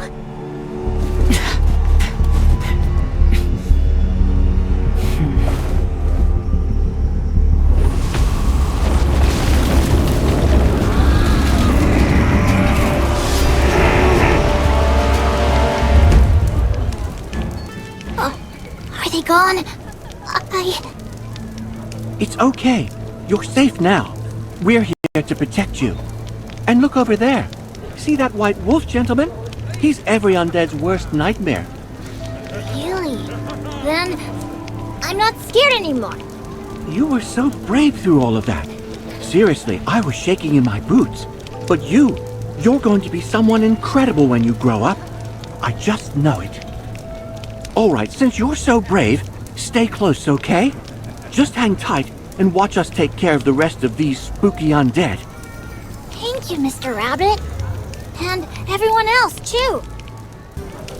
Is everyone unharmed? All good here. No one at the ball was hurt. Just scared out of their wits. But that cloaked woman. The undead arrived right after she showed up. Indeed. I didn't smell any scent of the undead on her. Had I sensed their presence, I would never have allowed her entry into the ballroom. It is hard to say. Your Highness, I must extend my deepest apologies. It was due to my oversight that you were subjected to such distress. I beg your... No, it's not your fault. That strange woman danced with me, and then she said something really weird. She got all spooky and lowered her voice, like, "Aren't you supposed to be dead?" For a moment, the air around us felt colder. I mean, I'm usually pretty brave, but come on, that was just... Whoa, she sounds scarier than the undead in the ghostly getaway. Maybe the innkeeper should hire her. If only it were that simple. I wonder why she really came to the ball. Oh, Princess, that worried look doesn't suit you. Don't worry, the Archduke will handle this, and Faramore is sharp as ever. Plus, this knight in shining armor right here won't let any harm come to you. Your Highness, please don't worry. It was my duty, and I apologize for not protecting you sooner. You guys, it's not like any of this was your fault. Look at me, I'm fine. I'm not, and if you tell me not to worry, then you're not allowed to feel guilty either. It's not like you called the undead to crash the ball. Rodrigo, I'm sure Father's not going to blame you for this. Look!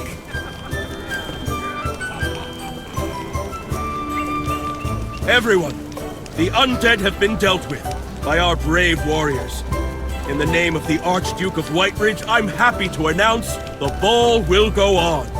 The goddess is watching over us, and under her protection, we shall finish this festival. Wait, what? After all that just happened, we're really going to keep dancing? Miss Hammy, it is precisely because the undead instill fear that the ball must proceed. I don't understand. According to the ancient legends of Whiteridge, these undead are said to be servants of Hypergeans, and this festival commemorates the heroes who once vanquished them.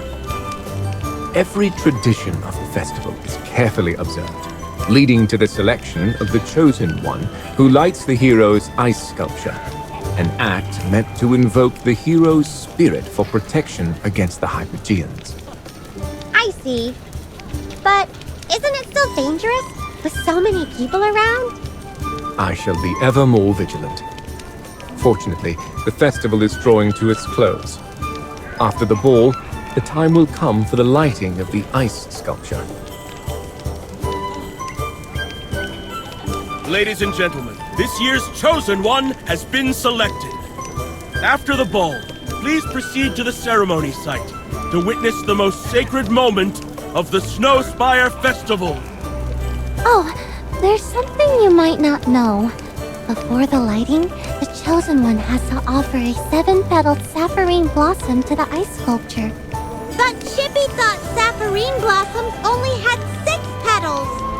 Yes, but there are super rare 7-petaled ones too.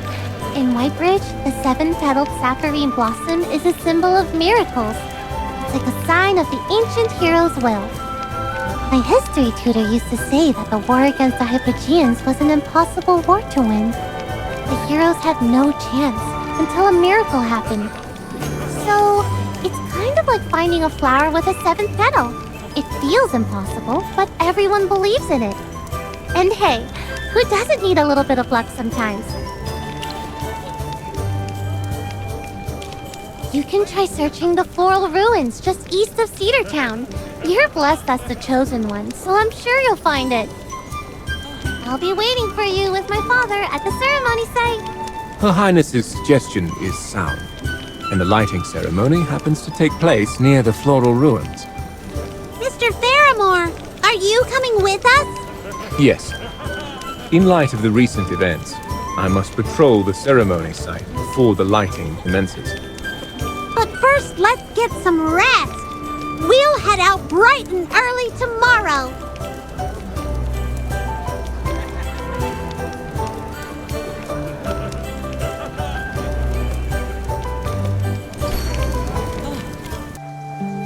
Hello, sir. Could we take a moment of your time? Go away. I don't believe in any gods except Dura. Huh? We just wanted to ask a question. What? You're not here to preach? I'm so tired of hearing about the supreme deity recently. So, what did you want to ask about? I've seen one around here. Let me think. Right. I saw it in the Stoneheart Waste nearby. It began in the past few months. People claim that the true God personally answers their prayers. But I swear upon Jura, my ancestors have lived in White Ridge for generations, and I've never heard of such a god. Hold on. You're this year's chosen one, right? You certainly do look the part.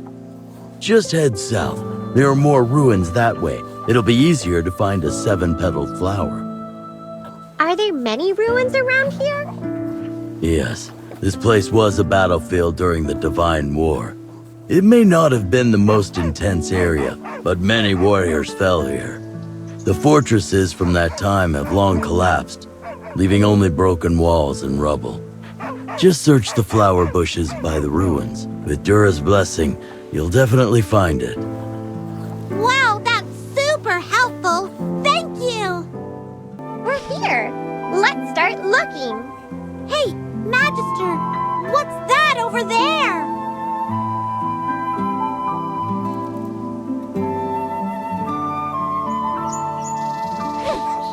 Hurry!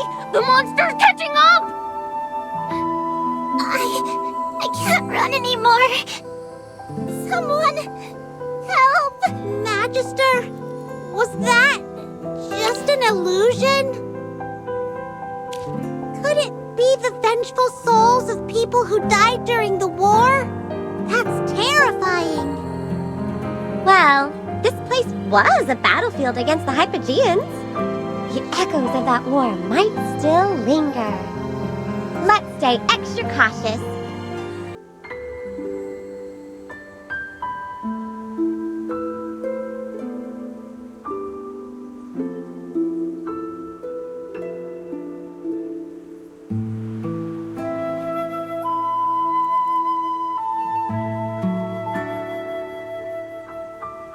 It's those 2 kids again! And 2 warriors protecting them! really stood their ground against that hypo-fiend. Chippy hopes those warriors rescued the kids, and that they all got out alive. The souls of many brave warriors must be here. Chippy hopes their spirits will guide us to the seven-petaled flower. Then we'll offer the flower to the heroes of this war. To you all.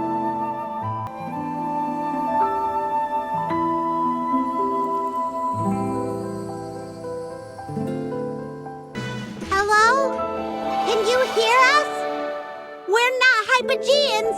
We're the good guys. We saw everything. You saved those two children. You're heroes. Protect and fight the Hypogeans.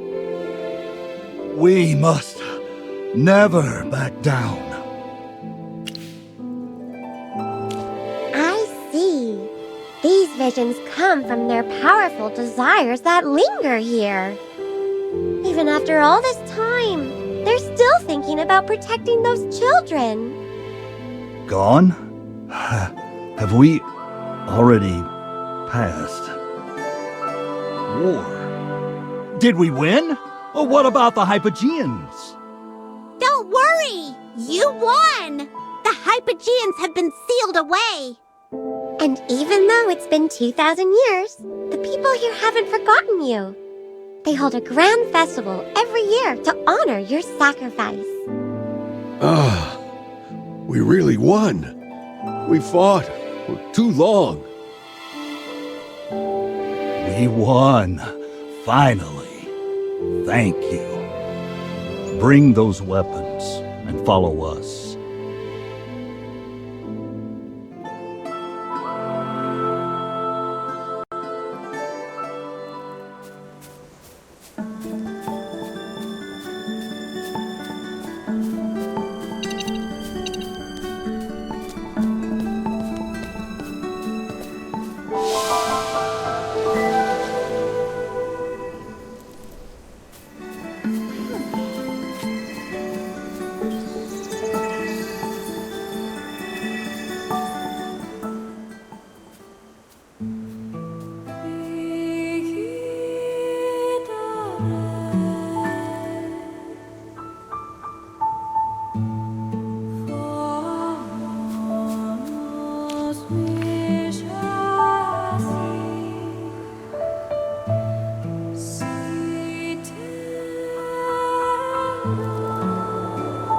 These are the graves of the warriors who were lost in the war.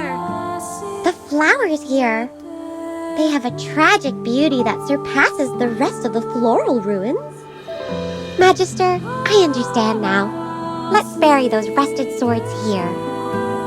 These soldiers must want to reunite with their comrades. Chippy will help dig! Oh! Magister! Hammy! Look! All the sapphirine blossoms here have 7 petals! Really? Remember what Her Highness said. The 7-petaled sapphirine blossom is a symbol of miracles. They embody the will of ancient heroes. Maybe this is the soldier's gift to us.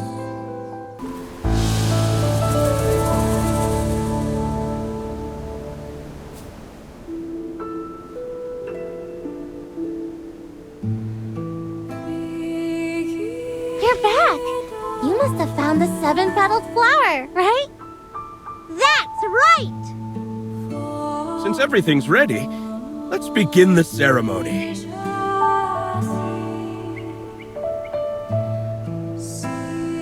Ladies and gentlemen, before us stands a sculpture, not merely of ice, but of valor itself. It is this hero, a general from the Divine War, shall forever remain vigilant, guarding our people from the horrors of Hypogeans and undead alike.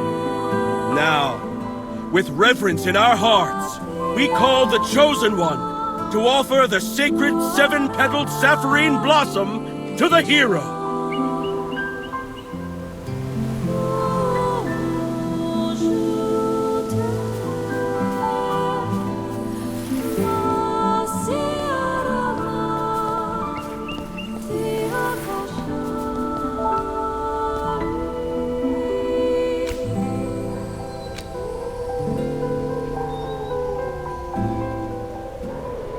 let's welcome the Chosen One to light the eternal flame for the sculpture.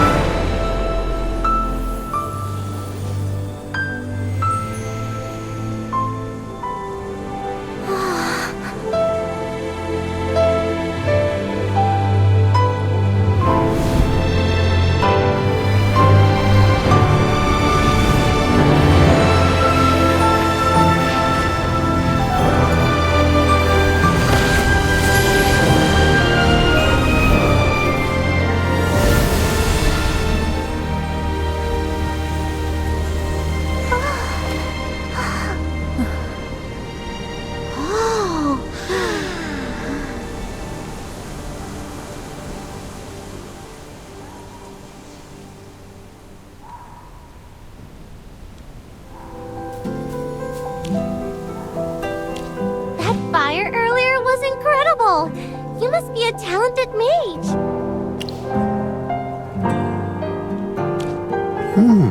You really do have a certain charm. It's quite nostalgic, actually. Reminds me of my time in the Lyceum. I had a friend there who was remarkable, like you. Seeing you stirs up old memories. It's a pity we've fallen out of touch. Really. Such a shame. By the way, Your Highness, why place the hero's ice sculpture in such a remote spot? It's so far from town, people might find it hard to visit. Good question. I actually had that question myself, and I asked Father. He said the direction that ice sculpture faces used to be a battlefield during the Divine War.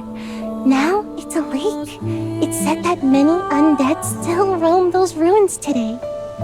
That's why the ice sculpture was placed here. The great general who defeated the Hypogeans can surely continue protecting us now, keeping the undead from harming anyone. Wow! You guys must really admire this hero! Your Highness, we should head back to the castle. Aww, the festival ended too soon. If only it could last longer, I could enjoy this for a whole month. By the way, would you all like to visit the castle? It's huge and beautiful. I could even show you a portrait I painted myself. Thank you very much for the invitation. But we promised our friend General Hogan that we'd head back soon. But I'm the princess. I personally invited you. Surely I outrank some random general, right? Your Highness. It's such a pity. I really wanted to spend more time with my new friends. Oh, almost forgot. I brought a gift for you. Please accept it. Wow, what cute snowmen! Magister, look! We're all there! It's beautiful, Princess Yelena! You paint so well!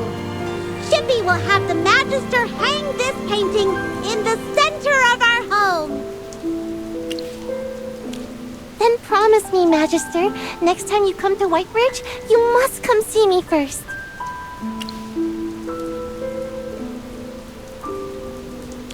Goodbye, everyone. I hope to see you again soon. Are you departing from Whitebridge tomorrow? Yes, we'll rest at the hot springs inn tonight and set off at dawn. Mr. Fairmore, what about you? As an undead hunter, I shall remain here a while longer. I intend to study them further, and perhaps uncover a means to rid us of them entirely. The hour grows late. I must take my leave and return to my cabin. It is some distance from here, and I fear I may not be able to bid you farewell in the morning.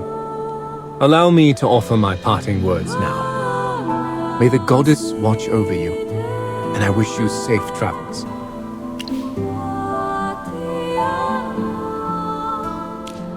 Thank you! We wish you all the best! Goodbye, Mr. Fairmore! Oh, our chosen one is back! Did you have fun? It was amazing! But Madame Gerda, you didn't even come to the lighting ceremony. Sweetheart, I had to tidy up at the end, you know? Now that the festival's over, all those spooky decorations need to come down. We're expecting a lot of tourists for the hot spring tomorrow. Oh no, my lovely Gerda, have you forgotten about me? You didn't even say my name. I've been darting around the inn all day, so much so that my poor ears are about to flop right off. Stop whining! I paid you, and I promised you a free hot spring bath, didn't I? Oh, just picturing it. Soaking in that hot spring, snow all around, sipping on some cold drinks. I can already feel the warmth melting my bones. I could dive in right this second. But hey, what's the plan now for you guys? Now that the festival's wrapped up, what grand adventures next? We're planning to head back to Hollowstone tomorrow morning. What, already? Come on, why not hang out a few more days? The food's fantastic, the views are even better. It'd be a shame to leave before soaking it all in. Chippy wants to stay too, but we've been all over, from the Ashen Waste to Rustport, and now here at White Ridge. We haven't had a proper rest in ages, and the Magister's memory... Memory issues, huh? I might have to borrow that excuse for the next time I ask the innkeeper for a day off. With all the things you've been through, I don't even know if I should call it good luck or bad luck. What about you, Lorson? Planning to stick around? Oh, me? I'm stuck here for another 2 weeks, thanks to my deal with Madame Gerda. Gotta finish my work before I hit the road next month. Seems like destiny's making us part ways again. But don't worry, I'll go with you to Cedar Town tomorrow. We'll find a nice carriage to take you back from there. Dearies, your rooms are all set up. Go on and get some rest. If you're feeling super worn out, hit the hot spring first. Let all that tension melt away, then drift right into that cozy bed. That sounds amazing! Chippy's already dreaming of that soft, snuggly bed.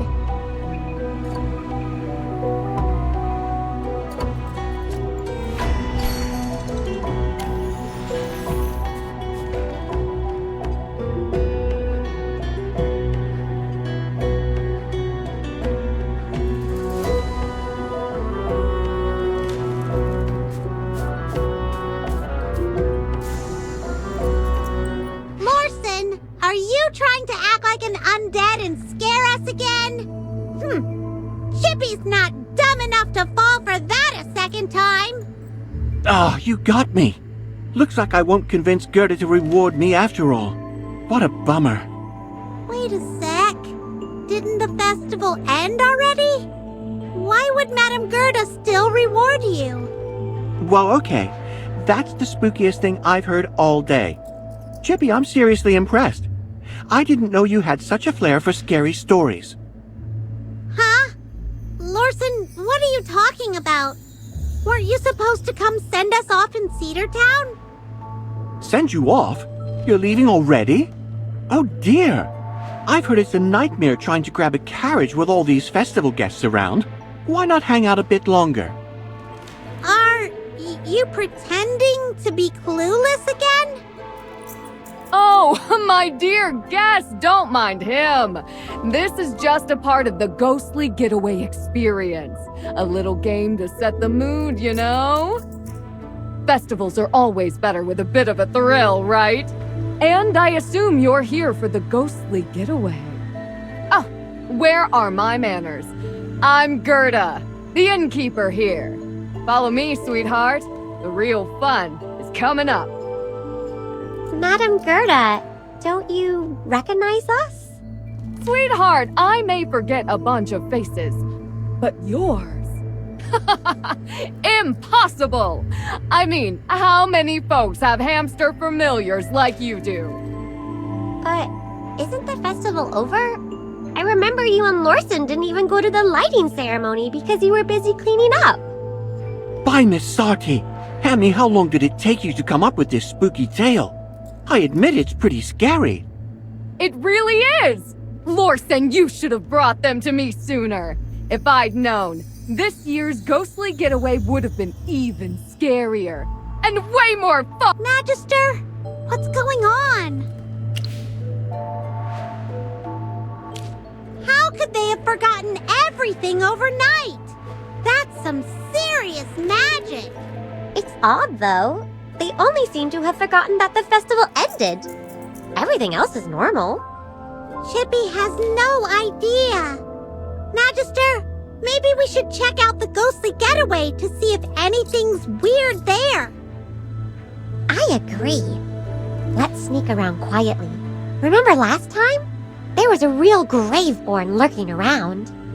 Yeah, that tall skinny one with the 2 swords. Chippy remembers he wasn't dangerous, but it's definitely worth checking out. Right. Today, we'll conduct a thorough investigation. Maybe whatever happened is connected to that Graveborn. Everyone participating in the ghostly getaway! This way, please! Oh yes! It's in the basement, right? You're correct, sweetheart. Here's the rule book. If everything checks out, you can head inside and start the fun. First one to escape wins a pedal.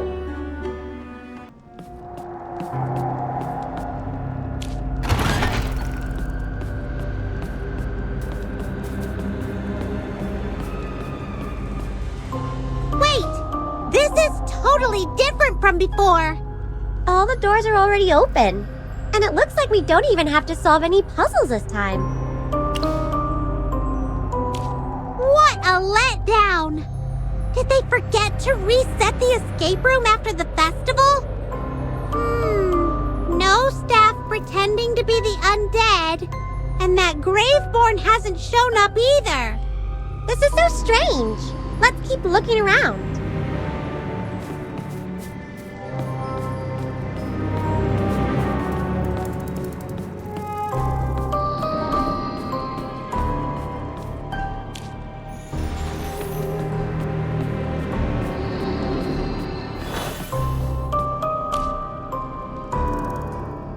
Magister, this ghostly getaway feels way too simple.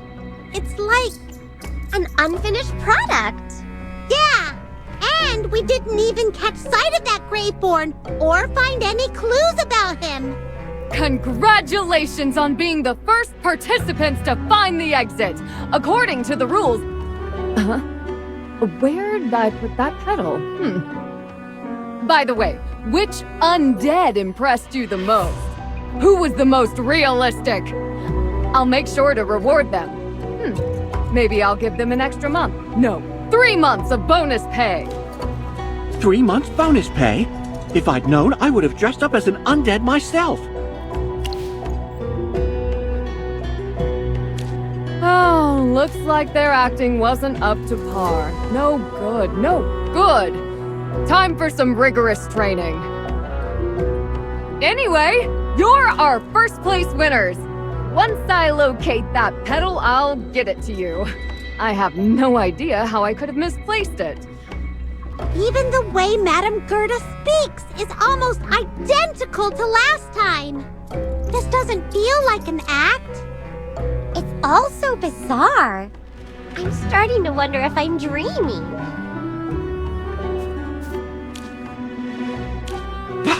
Judging by your pale faces, you must have been super spooked by the ghostly getaway. This year's room was my brainchild. How was it? Pretty impressive, right? I snagged the idea from an old horror story that's been told for ages in Cedar Town. Huh. He didn't say that the last time. Right! The Graveborn didn't pop out at us, so there's no reason for him to be here. Faramore. I think I've heard that name somewhere. What's with you all today? Since this morning, you've been saying some odd stuff. Got something on your mind? You should be making the most of the festival while it lasts. Go have some fun. Ugh! Chippy envies how clueless you are. Larson, are you sticking around? Aren't you planning to keep traveling? With such a fascinating festival, I'm not ready to bail just yet. Attending this festival is a journey of its own. It's a whole different ballgame compared to festivals in the forest. Plus, according to my agreement with the lovely Madame Goethe, I'm stuck here working for another 2 weeks. Aren't you all heading to Cedar Town to check out the other activities? We probably should. I wonder if they're celebrating the festival over there again. Magister, let's head to Cedar Town and see what's happening there.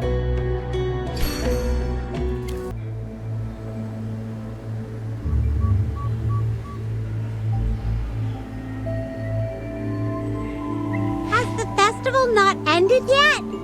It seems different from yesterday. The snowmen we made are gone, and now there are more of them?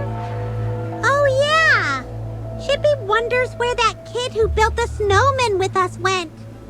What should we do, Magister? Should we build another snowman? Hey, I finally found you! Where did you go? You promised to join me in the festivities. Come on, let's make a snowman. I want one that's all big and cute. Your Highness, isn't the festival over? What are you talking about? The festival has just begun. How can it be over? And if you ask me, with the festival being so much fun and being with you all together, I hope it never ends. Enough talking. Let's not waste any more time. I finally got the chance to leave the castle. Oh, let's head over there. Ah! Wait for us!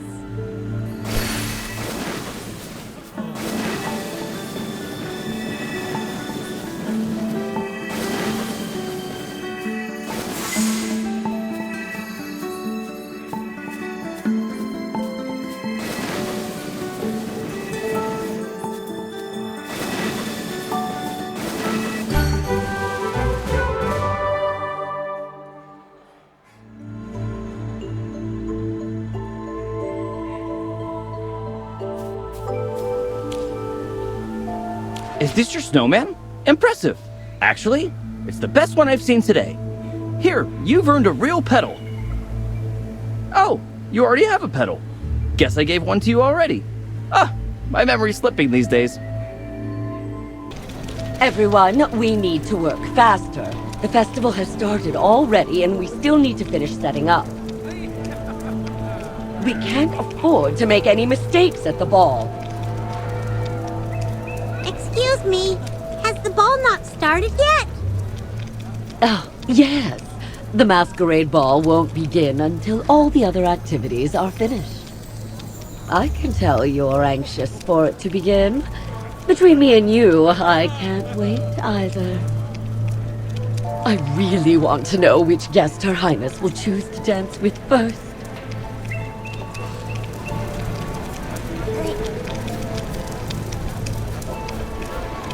The whole place hasn't been set up yet. It's similar to the Hot Springs Inn.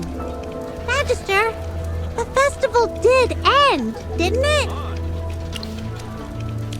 They were so serious that Chippy thought the festival really didn't end yet.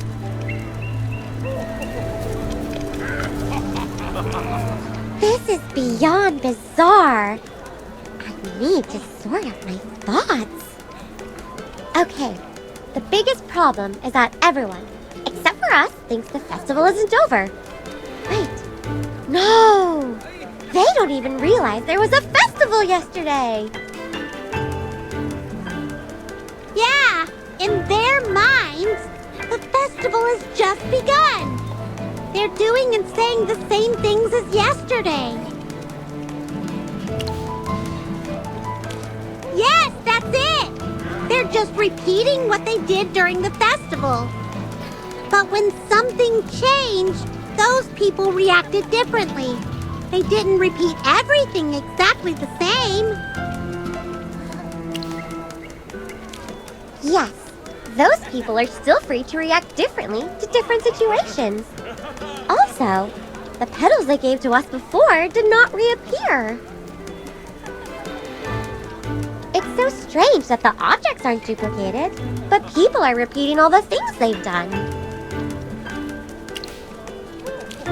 Chippy has discovered that there are fewer people at today's festival than last time. Oh yes, the Greatborn and the ghostly getaway and the ball are gone. And even Mr. Fairmore, who was chasing them, is nowhere to be seen. Yeah, that little kid we built the snowman with ran off somewhere. And the town also seemed to be less crowded than before. This is really scary. Everyone is stuck in a time loop, and some people have disappeared. Magister, do you think this all has to do with those strange Graveborn? Everything related to the Graveborn disappeared from the festival. It's almost as if it's on purpose. There's also that rumor about the undead serving the Hypogeans. Chippy remembers that during the lighting ceremony, Her Highness said that there were a lot of undead at the ancient battlefield at the back of the mountain. Yes, Chippy was thinking the same thing. They tried to ruin the festival during the ghostly getaway and also the ball. But we can't jump to any conclusions just yet. There's no conclusive evidence. Where can we find more information? Oh, we haven't gone back to the place where the ice sculpture and lighting ceremony was. Let's go take a look, Magister. Maybe we'll find more clues.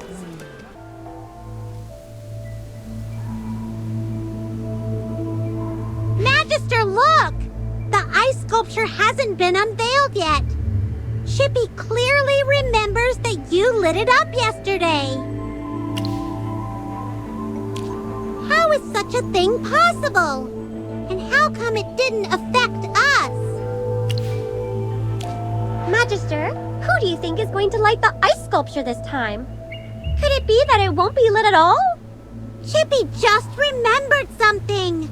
The princess said the ice sculpture deters the undead and protects the people. Also, the festival is celebrated to honor the heroes who died in the First Divine War. If the festival doesn't end, then the ice sculpture won't be lit. Who benefits from this? The Graveborn, that's who. It has to be them. Because Chippy can't think of anyone else.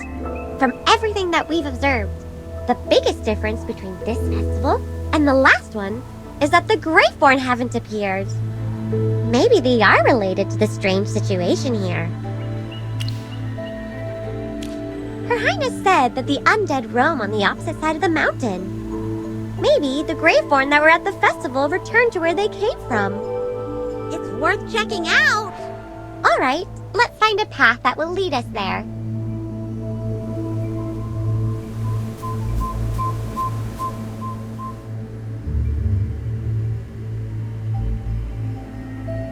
How do we cross the mountain?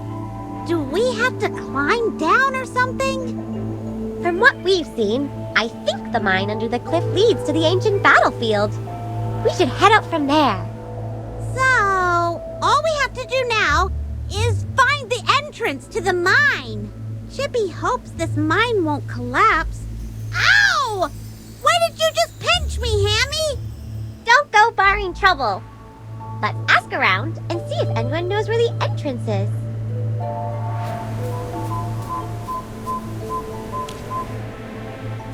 Hey, do you know where this is? I somehow got lost walking around here. The lighting ceremony? Isn't that held at the end of the festival? Forget about the lighting ceremony. Just tell me which way is Cedar Town. I should still be able to make it back in time to attend a couple of activities before the end. This darn road is to blame. Even if I go back now, I'll miss the opening ceremony. This really grinds my gears. I finally take some time off, and then this happens. I don't know if I'll get the chance to come back again next year. By the way, when you were lost in the mountains, did you see a mine? Mine? I didn't pay much attention. Oh, but I did see a few dwarves with tools from afar. If you all keep going that way, there may be a mine. Anyway, thank you for the directions. I should get going. I want to be back in time for the ball. Farewell. Be careful on the road. Don't get lost again. Hey, you youngsters. What are you doing running around here? Oh, you're a polite young lady. Tell me what you need. What's the point of going over there? It's wet, it's creepy, and the ruins are flooded. It's deep enough to paddle a boat through. Forget it. I know you youngsters love adventure. Even if I nag, you all won't listen. You can go through this mine and head east. There's an exit that leads to the other side. It's pretty big on the inside, by the way. Just keep going east, and don't take any forks in the road. You got all of that? Go in the mine and head east. Thank you so much. Are there any other routes we should know of? No one dares go to the other side of the mountain. Trust me, there's only one path. If it weren't for this mine, this path wouldn't even be here. Excuse me. If we leave from the exit there, it'll lead us to the ancient battlefield, right? I don't know if I can finish everything. What? Did you just say something? Oh, are you all busy making an ice sculpture? Is it for the festival? Isn't it obvious? The lighting ceremony is tomorrow, and the sculpture isn't even half finished. Stop bothering me. I still have so much work to do. Well, we just asked if we'd find the ancient battlefield if we'd go through that exit over there. Yeah. Hey! What are you brats trying to go there for? You'll get eaten by the undead if you aren't careful. None of us have time to go save you. No one dares to go that far out. The ruins there are flooded and full of the undead. If you have a death wish, feel free to go gallivanting in those parts. Listen here before you run off. Life is worth living. Keep that sense of adventure in check. If danger finds you out there, don't come crying to me. How did I end up talking to you for so long? I gotta get back to work. Tonight's gonna be a long night.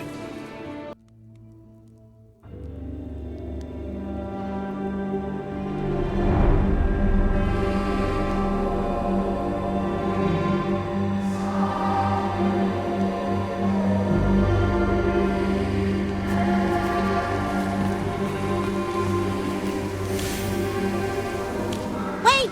Don't go! You were the one who scared the princess at the ball, weren't you?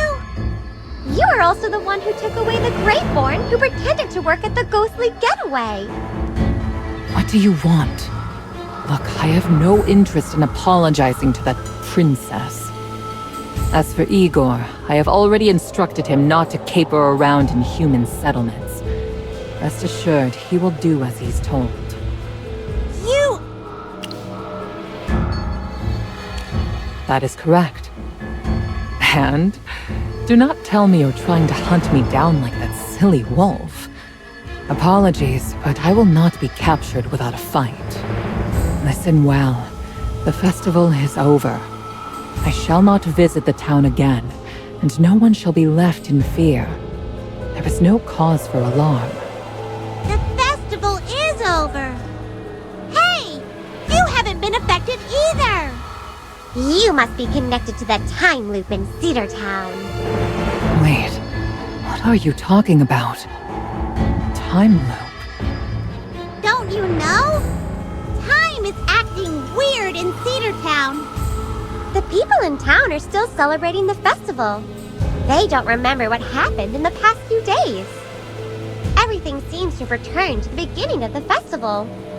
Also, the ice sculpture, which was lit the other night, now looks like it hasn't even been unveiled yet. We're trying to get to the bottom of this mystery. But how's that possible? We found that you're the only one who's been unaffected, and all other Graveborn that appeared during the festival have disappeared.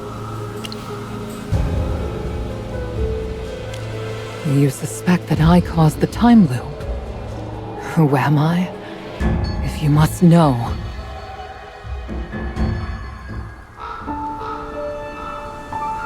Fine.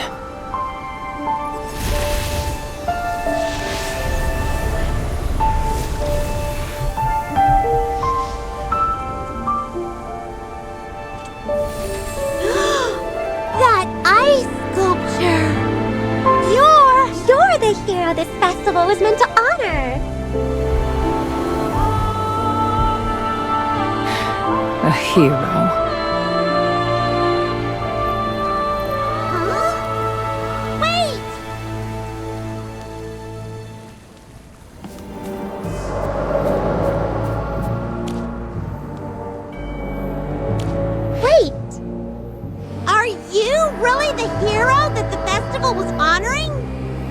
What your eyes behold is what you see.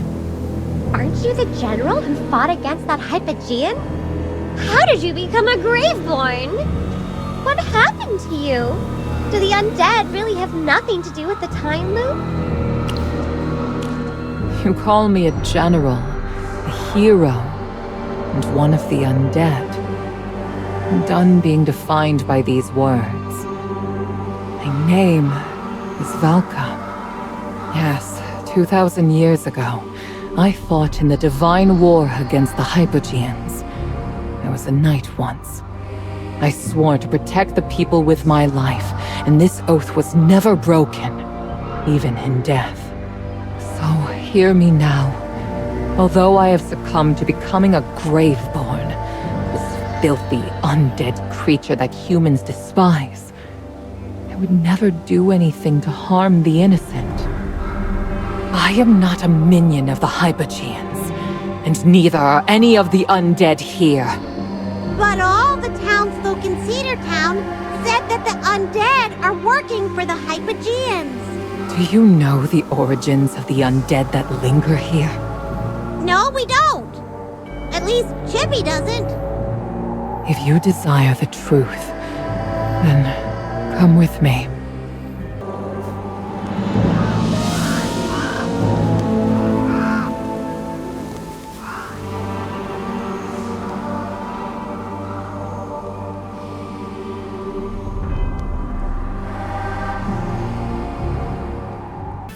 Undead attack without cause. Why are you different from them, Valka? I'm also one of the undead. I am not so different. They were all warriors. The bravest and most loyal warriors I knew. You mean they all fought in the Divine War? Indeed, they were all under my banner. We stood shoulder to shoulder in defense of this land. Now we are scorned by those we sought to protect. Is this not a cruel jest? Understand that war changes all things. Can you tell what really happened back then? In the time that you have spent in White Ridge, you must have encountered numerous tales concerning the First Divine War, have you not? Yes! The festival commemorating the war heroes.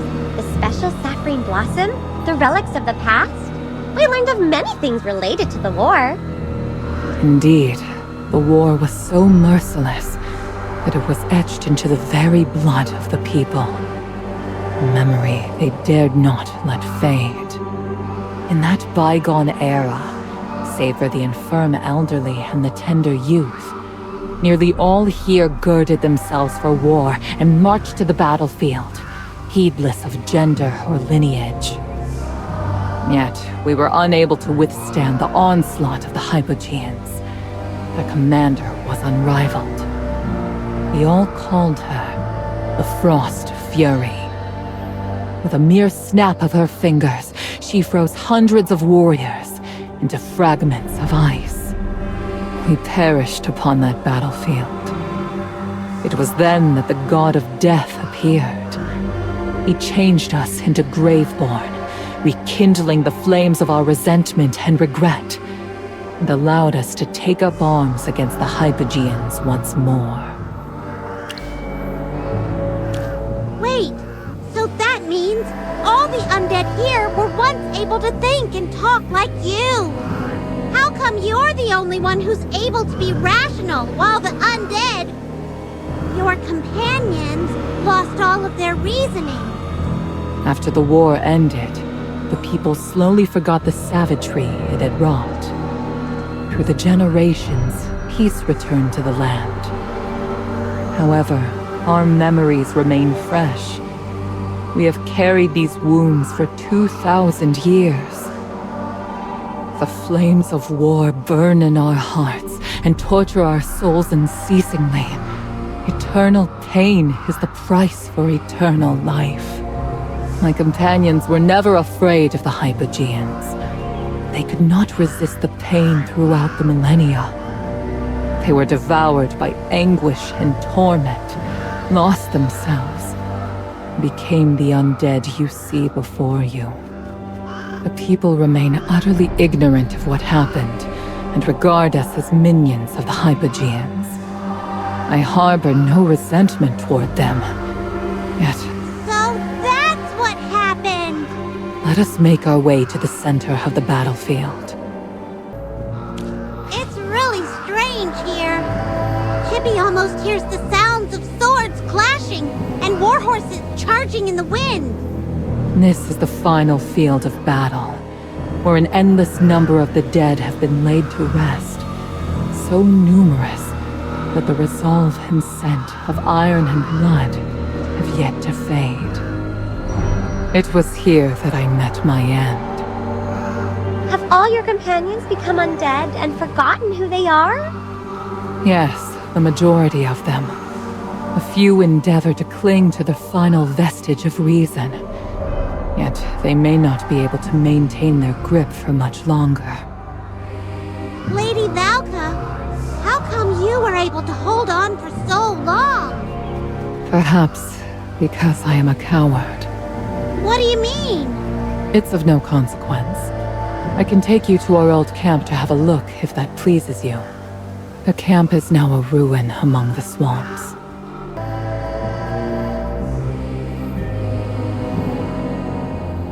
We're so sorry, Lady Valka.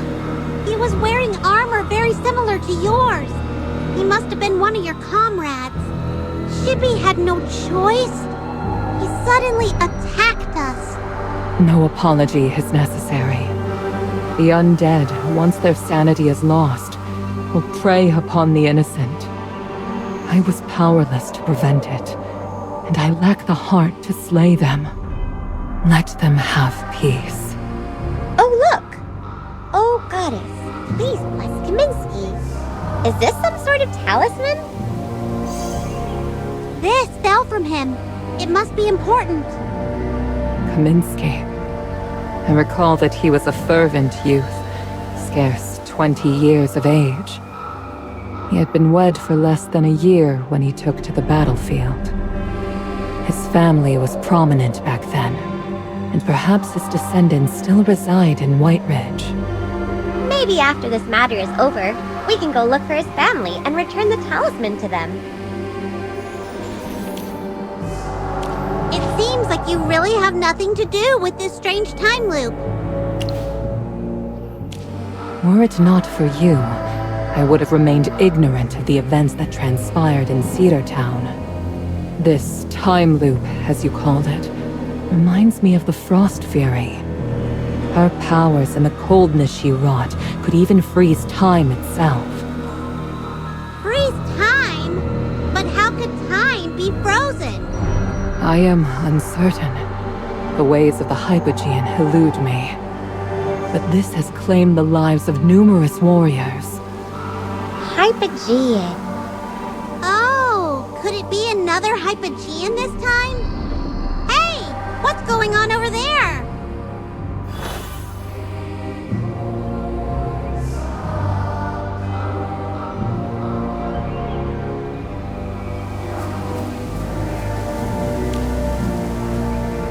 Thank Dura above. You're all normal. They've all gone crazy. Evil has inhabited their hearts. I'm trying to calm down. What happened? You're one of the undead! No!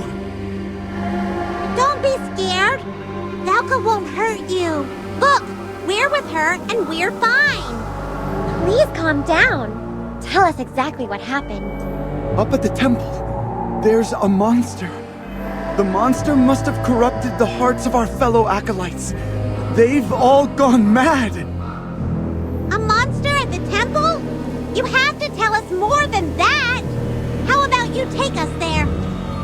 Don't be afraid. We're all very powerful. We won't let the monster hurt you.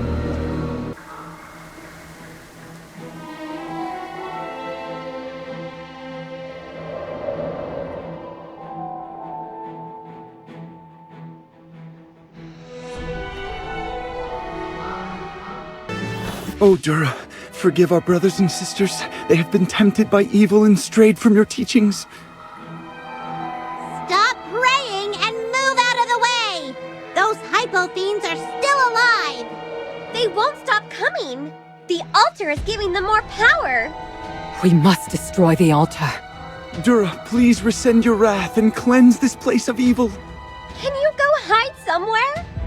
Hear me, Dura. I am one of your devout. Please grant your holy light so we can defend against this evil plague upon us. Forget it! He's not listening to us. Let him pray. Chippy will protect him. You guys go destroy the altar. Chippy will stay here. We can't breach the enchantment that shields the altar. That's right! As long as we can find the source of the magic, we can destroy that enchantment. But we still don't know how this altar was built. Let us look around. The cultists may have left some clues. You guys search! Chippy will hold back these hypo fiends.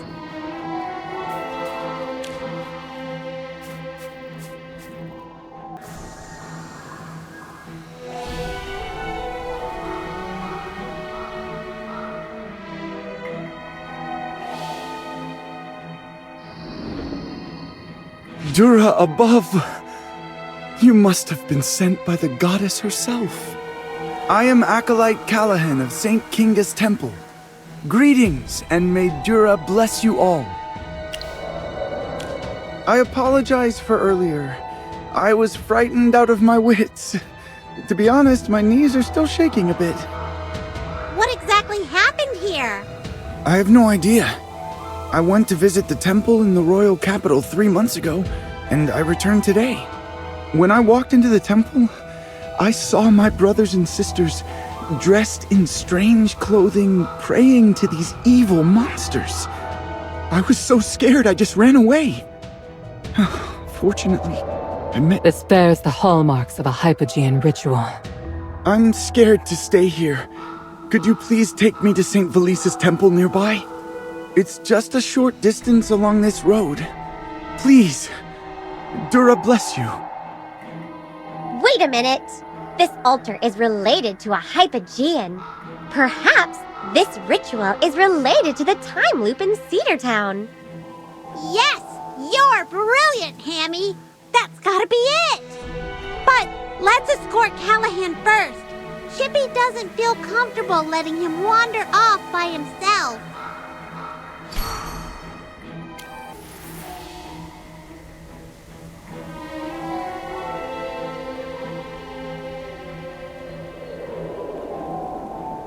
There's a Hypogean ritual here as well. Fate is ever brimming with ill intent. Let us destroy the altar as before. Yes! Let's end that special Hypo Fiend and destroy the magic circle! I feel much better now. Thank you for the herbs. They were helpful. You seem to really trust and respect the Hierophant. Of course. Hierophant Novik is the wisest and kindest man I've ever met. Since the founding of the White Ridge Temple, he has been its most illustrious leader, and one of the Hierophants most favored by the Divinum Centrum. It's said that more than 1,000 years ago, the goddess sent down a divine message asking the people to find a holy place to build a temple to guide those of the faith. That's right. This is one of the oldest temples in the Lightbearer Empire. The people here have always believed devoutly in Dura since ancient times. Without the blessing of the goddess, the people wouldn't have been able to defeat the Hypogeans. The land would not be what it is like today. Indeed. Without her, overcoming the Hypogeans is an impossibility.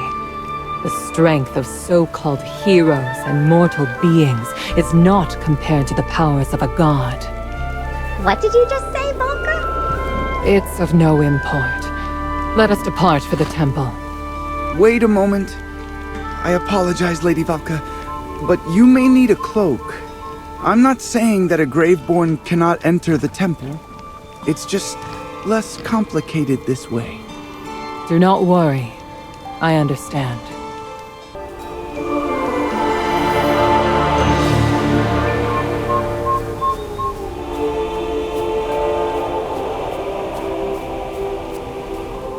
White Ridge Temple. We're finally here. Anyone would be moved by the grandeur and piety of this place. It's so quiet here. There are no guards anywhere. No one's even talking. Because this is a sacred place for contemplation. Look, that's the statue of St. Callahan, the patron saint of White Ridge and the first caretaker of this temple. My parents named me after him, hoping that I would become a man of virtue like him. We should survey the area in case anything is amiss.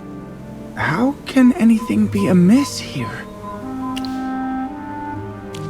Oh yes, that's right. Words from the goddess's teachings. All right, please follow me. I'll show you around.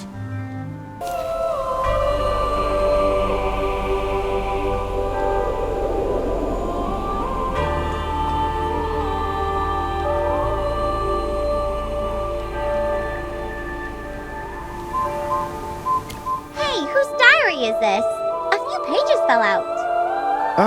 Probably from one of my careless brethren. Up at 4:30, morning prayers at 5. Wow!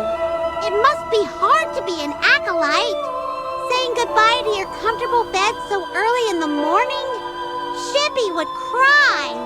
The turnip soup was too salty. The boiled beans were too bland. It seems the meals here are very uninspiring. The Hierophant plans to appoint 2 new priests to the temple. I can finally meet His Excellency. Bless Dura above. This brother is as faithful as I am. This is the Saints' Gallery where we'd often discuss the ancient texts. But there's no one here today. I know many brothers and sisters leave on the temple's business, and the rest may be out in the backyard working. Maybe we are worrying too much. It looks normal here. Just not as many people as Chippy imagined. It's strangely quiet today. It's so quiet out here. Not even a voice can be heard. Is this a common occurrence? Not really. Perhaps everyone is praying in the temple? We can look inside the temple from the windows. It's hard to see through the stained glass windows, but I do see figures inside. Maybe there's a special event going on. I'll ask someone later.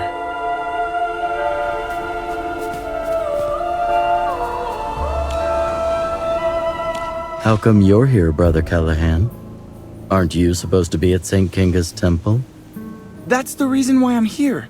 Something's happened. We have urgent matters to tell the Hierophant. His Excellency hasn't been in great health lately. Therefore, we have suspended all religious activities to allow the Hierophant to rest and heal in peace. No wonder there's no one here. Can we meet His Excellency? Our Magister is a great mage who knows a lot of healing magic. We have acolytes who are skilled at healing. The Hierophant does not want his illness to spread to others, and he needs peace and quiet to recuperate. But something bad has happened. Cultists were performing Hypogean rituals in the other temples. There's also a time loop in Cedar Town. Everything's gone nuts. We need to see the Hierophant and let him know what's going on.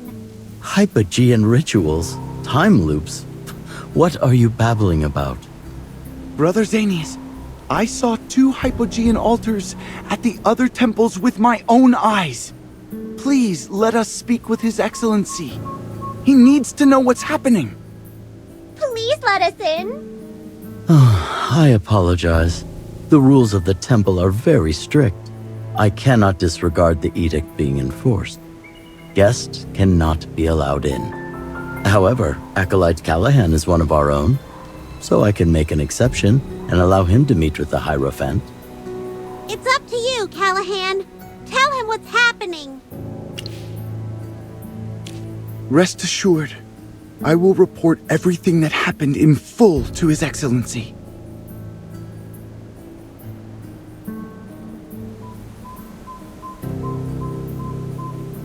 What course lies before us now? I think we should go to Cedar Town again. If the previous 2 rituals were really related to the time loop and we destroyed the altars, Cedar Town should return to normal. That's my hypothesis. Hammy's usually right. Let's go check it out.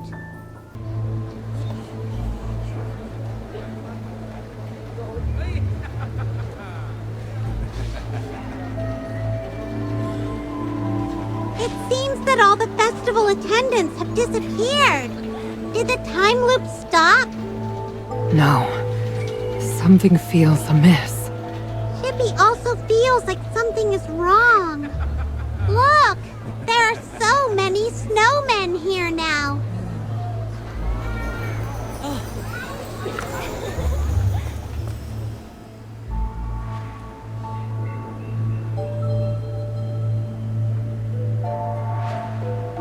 Magister, look at this snowman. Does it look familiar somehow?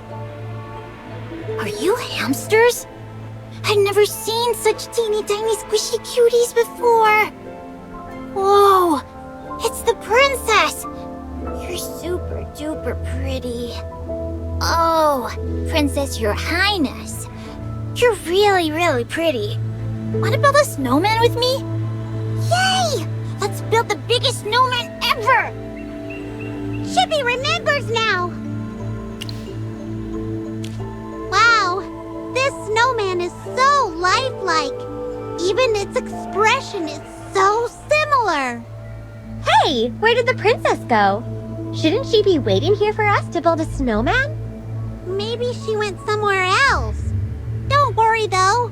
She has that big knight as her bodyguard. Nothing will happen to her.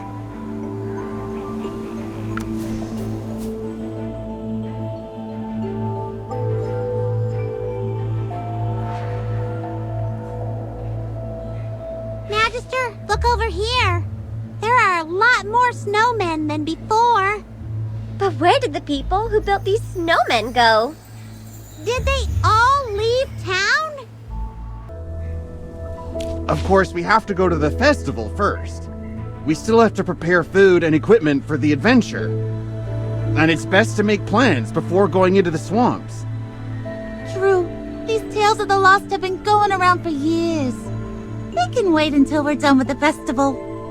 It's you guys! Hey, I finally found you! Where did you go? You promised to join me in the festivities.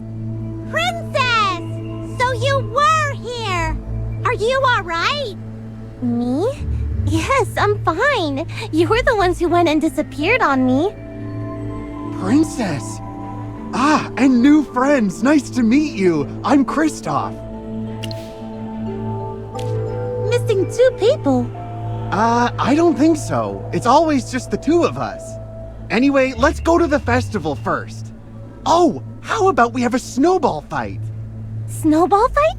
Oh, let's all join in and see who's the best. You only have 2 people. We have 4. How about I join your team? Then it'll be fair. Your Highness, where is Sir Rodrigo? Rodrigo? Oh, yes. I asked him to go back to the castle to retrieve my gown. Don't worry about him. He isn't here, so let's try and have some fun. Strange. It's different this time.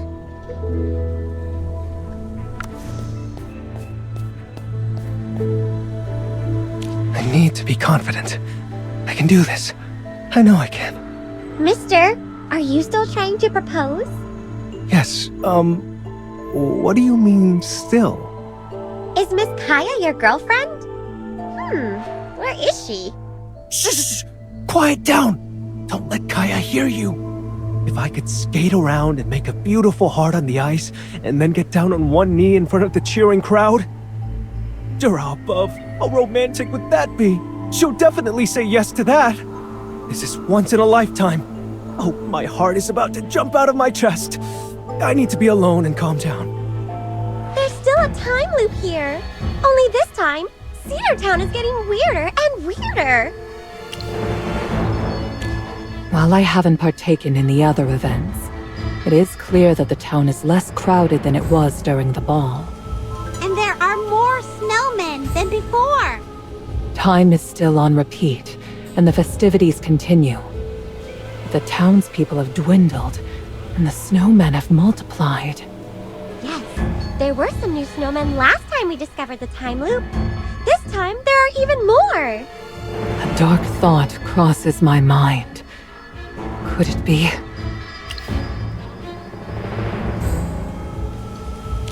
What? Oh no! And as the time loop continues, there seems to be more and more snowmen. That's horrible! Can they change back? If our suspicions are indeed correct, Cedar Town must be entangled in a peculiar plot. It's imperative that we promptly decide on a course of action and communicate this matter to the authorities of White Ridge.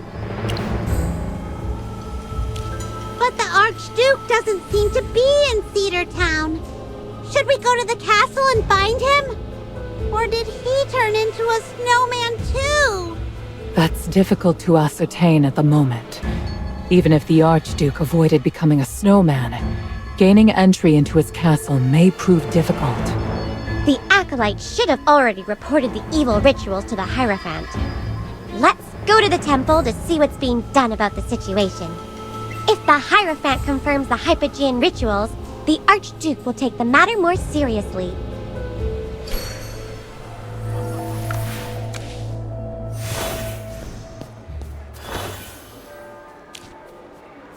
It's you again. Apologies, but like I said before, the Hierophant is currently not receiving any guests. Of course. However, His Excellency has not given any instructions.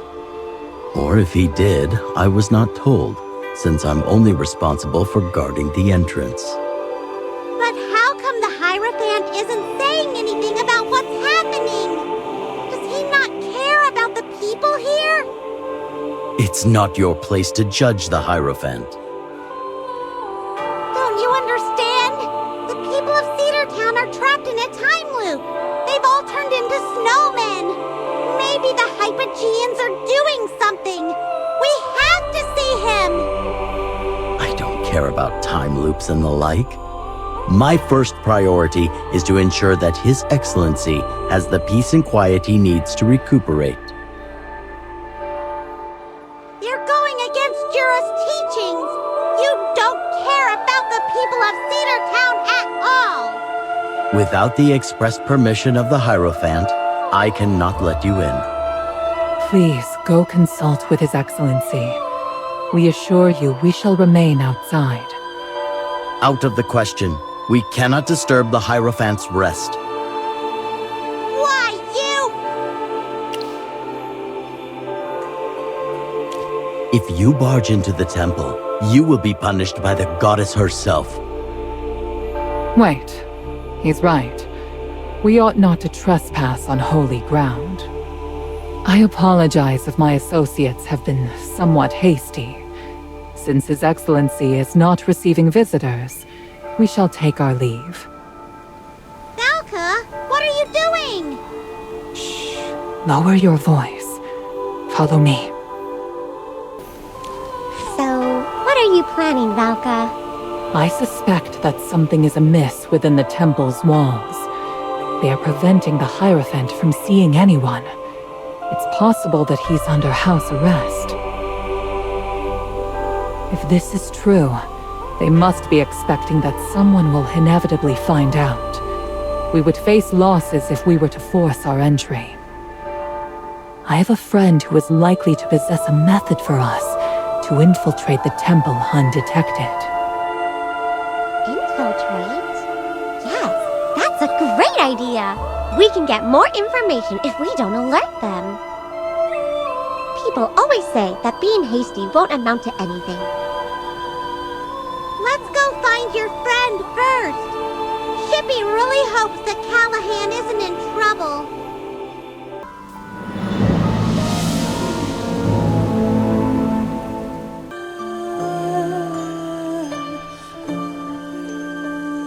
Curious.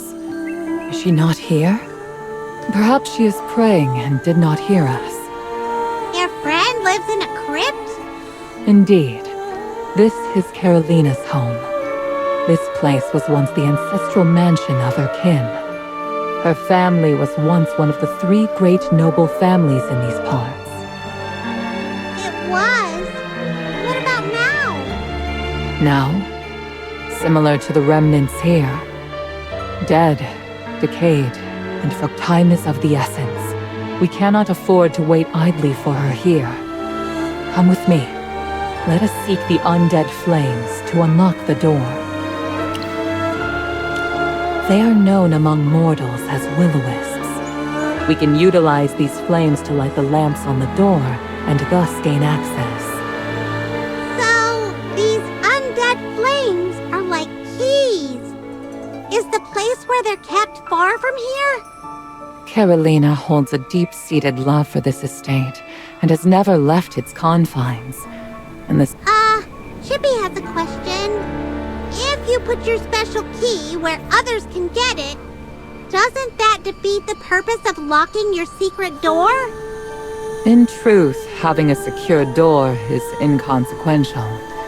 It may be essential when one is alive. However, for us who have experienced death and endured for eons, wealth and material possessions are of no import. We've witnessed those that we hold dear pass away one by one. Our surroundings slowly change into the unfamiliar until no link remains. In the end, we can only live in the ruins of our past, reminiscing and suffering the torture of our memories. People here fear us, cursing our names and ostracizing us. They wouldn't even dare come near, let alone steal or rob from this place. Locking the door serves more as a ritual, a memento of sorts. It gives us the feeling that we are not entirely dead, and provides a semblance of our former lives. I didn't know becoming a Graveborn was so dreadful. Not every Graveborn is subjected to such pain. Let's not dwell on it. The undead flames lie amidst the ruins of the main manor. We need to open the door as soon as possible. That is the undead flame. However, there is but a single flame present here. Odd. There ought to be a pair of flames together. Did someone steal it? Or did it secretly run away? Chippy has heard that some will-o-wisps like wandering around. This type of flame does not typically wander off on its own, and there appear to be no human tracks in the vicinity. This entire region was once the property of Carolina's family. She may have placed a second undead flame in another part of the estate. All of this used to belong to her family? Wow, she must have had a very comfortable life. Indeed, when she was young. Let us venture further into the valley to the east. That region was once Carolina's family garden, and further along, there is a clearing that served as a small hunting ground, which, naturally, was also a part of her property. What kind of person is she? When I perished in battle, Carolina had not yet been born. When we crossed paths inadvertently, she had already transformed into a Graveborn. I was surprised when I saw her. She was a noble woman, unassuming and tranquil as a peaceful lake. What cause had the god of death to bestow the Graveborn curse upon her? How did she become a Graveborn? All I know is that her family maintained a deep connection to the temple. If we wish to gain entry into White Ridge Temple, she may possess the means to help us. As to how she became a Graveborn, she never disclosed it to me. Back to the task at hand. Let us be off. The undead flame isn't here. Let's keep going. This was her family's garden. I recall Carolina mentioning that in her youth, she was fond of boating, and her father had a love for fishing. Playfully, she would churn the waters to frighten away the fish that were nearly caught. Her father never grew angry, but would chuckle, lift her up, and tickle her with his beard. It paints a lovely picture, does it not? It does. It's a shame that Chippy and Hammy don't have parents. But it's all right. We have the Magister. What else did Carolina say? With the passage of time, although the Hypogeans had vanished, their minions continued to roam the land. Numerous wars broke out, resulting in the deaths of many, Carolina included. She was granted the protection of the temple, and despite her becoming a Graveborn, the Acolytes silently allowed her to reside near the temple's grounds. Why is that? Aren't all the people scared of the Graveborn here? Carolina voluntarily sought to enter the temple in service to the goddess. Had she not met an untimely death, it is quite plausible that she would have become a saint, garnering the praise and admiration of the people. Therefore, to slip into the temple undetected, she is our best chance. No one is more knowledgeable about that building than she. We found it. So, these ice elementals were responsible for bringing the undead flame here. These ice elementals are stronger than any I've seen. Must be the cold White Ridge Mountain. I wonder if they can be taught some manners. It's quite rude to take things without permission. Valka, is this a part of Lady Carolina's territory too? Indeed. This was the family's forest and her father's favorite hunting grounds.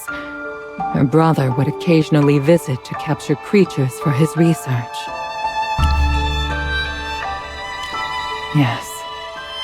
Her brother prefers to avoid the company of others, and even I seldom have the chance to see him. Now that we've located all the undead flames, let us return and unlock the secret door.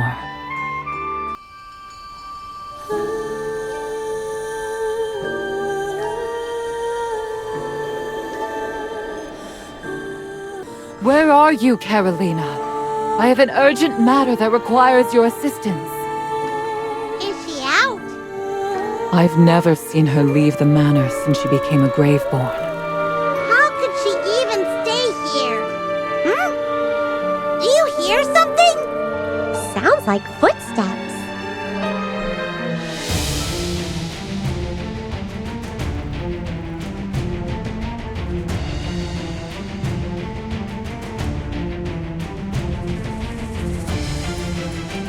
Callan, where is Carolina? We have urgent business with her. Outsiders. Threat. Carolina. You must leave. Leave now. Callan! It's me, Valka. Eliminate threat.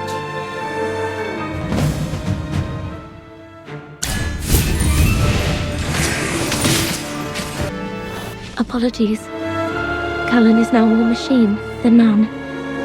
He's forgotten himself and can only follow simple instructions. I hope he didn't hurt you all. Let me introduce myself. I am Carolina, and this is my brother, Callan. You must be friends of Valka. Welcome. Welcome, Magister. I'm truly sorry for what happened earlier. What can I help you with? So, you need to enter White Ridge Temple. Something may have happened there. I have an ominous feeling that danger is near. Did you discover something? A miasma of madness and fear surrounds the place. For more than a month, this sense of dread has become stronger every day. Tell me, Carolina, are you still denied access to the temple by the Acolytes? Well, I am a Graveborn. After all, it's already kind of them to occasionally allow me to visit the cemetery and pay respects to my parents. But you have to go to the temple. Perhaps it's best if we report this to the Central Temple Authority and wait for them to send someone. But it'll be too late for those stuck in the time loop. Carolina, we have to go. It's my duty. Duty. All right. I understand. I can take you to the secret passage that leads to the temple, but I can't go in with you. My duty now is to stay and protect my brother. Protect Carolina. Do not leave. Do not let outsiders enter. Fear not, brother. I'll be back soon. Just wait for me here. Order accepted. I am grateful, Carolina. Go down from this tomb, follow the main passage, and you'll reach the interior of the temple. The inscription here says, "Here lies Carolina Radinov, a maiden with a soul as pure as snow. May she forever sleep in divine light." Is this your grave? It is.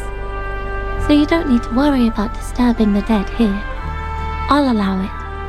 Thank you, Carolina. The temple used to be my safe haven, my home. I don't want anything to happen to it. Lady Valka, you are a hero who fought alongside my grandfather. I implore you to protect this temple and all those who need defending. I am no hero, but I vow to do all that I can. May Jura bless you all.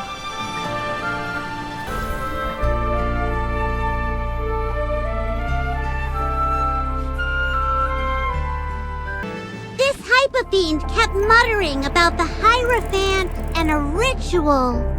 I fear that what transpired at the previous two temples may repeat itself here. That monster mentioned the Hierophant several times. Oh no! What if the Hierophant turned into a monster as well? It's pointless to discuss the situation now. Let us go in and uncover what has transpired. Time is of the essence. Let us hurry. This is... Lower your voice. It's as I feared. The temple here is also conducting a Hypogean ritual, just like the previous two. These cultists have taken control of the temple. The Hierophant must be in danger. I agree. Should we sneak in quietly, we can take them by surprise. If we don't alert them, we'll have a chance at rescuing the acolytes. Therefore, I suggest we enter quietly and evade any potential ambushes. It would be ideal to discover those orchestrating the ritual and neutralize them in one fell swoop.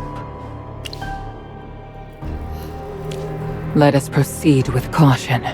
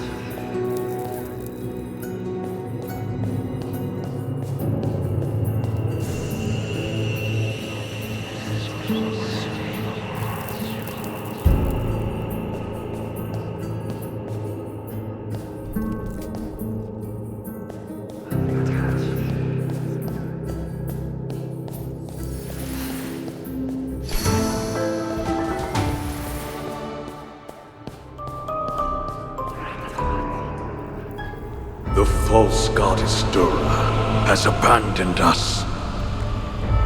But the true God has sent a messenger. He has shown us the voice of the Great Will. Oh, Great Will, we offer everything to you. Hear us!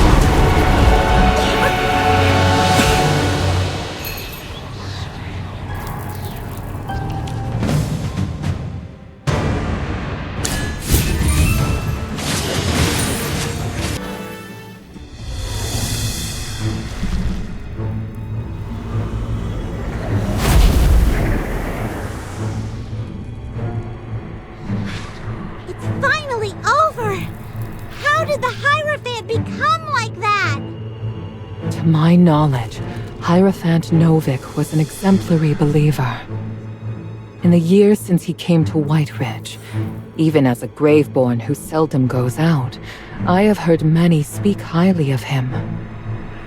Though I have never interacted with him myself, Carolina has spoken of him often, praising him as a kind, devout, and trustworthy man who treats both the Graveborn and humans without distinction. Carolina held him in great respect. She will be deeply distressed to learn that I was unable to save him. But why would someone as devout as him fall from grace? What's happening here? I struggle to understand. The Hierophant was revered by both the temple and the community. He had no reason to betray the divine light. Faking being a good man for decades? That's incredibly difficult. It's hard for anyone to hide their true selves, let alone pretend to be someone completely different. Perhaps he was threatened. Or tempted. Could it be the great will he spoke of? What in the world is that?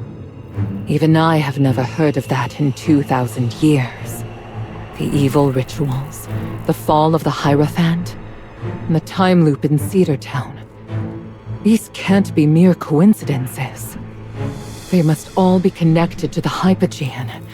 I have witnessed their power, and understand that they can pull everything into the abyss. We have lost too many lives. Callahan placed his trust in us, and sought our assistance. Yet we failed him, and left him in that temple to confront death alone. 2,000 years ago, I could not manage to do anything right. And the same holds true in the present. You've done so much already! Despite the people's fear of the Graveborn, you still did your best to help them! Things must have been really tough for you. Even though this isn't the result we hoped for, please don't hold it against yourself! If you must point fingers, then include us all because we face this together! I apologize. My thoughts are rather disordered at the moment. I will uncover the one responsible for this, and ensure they are punished. So, where should we begin our investigation? Since the Hierophant is dead, and the evil rituals are over, could the people caught in the time loop have returned to their normal lives? Hammy has a point! Let's head back to Cedar Town and the Hot Springs Inn! Let us divide our efforts for efficiency.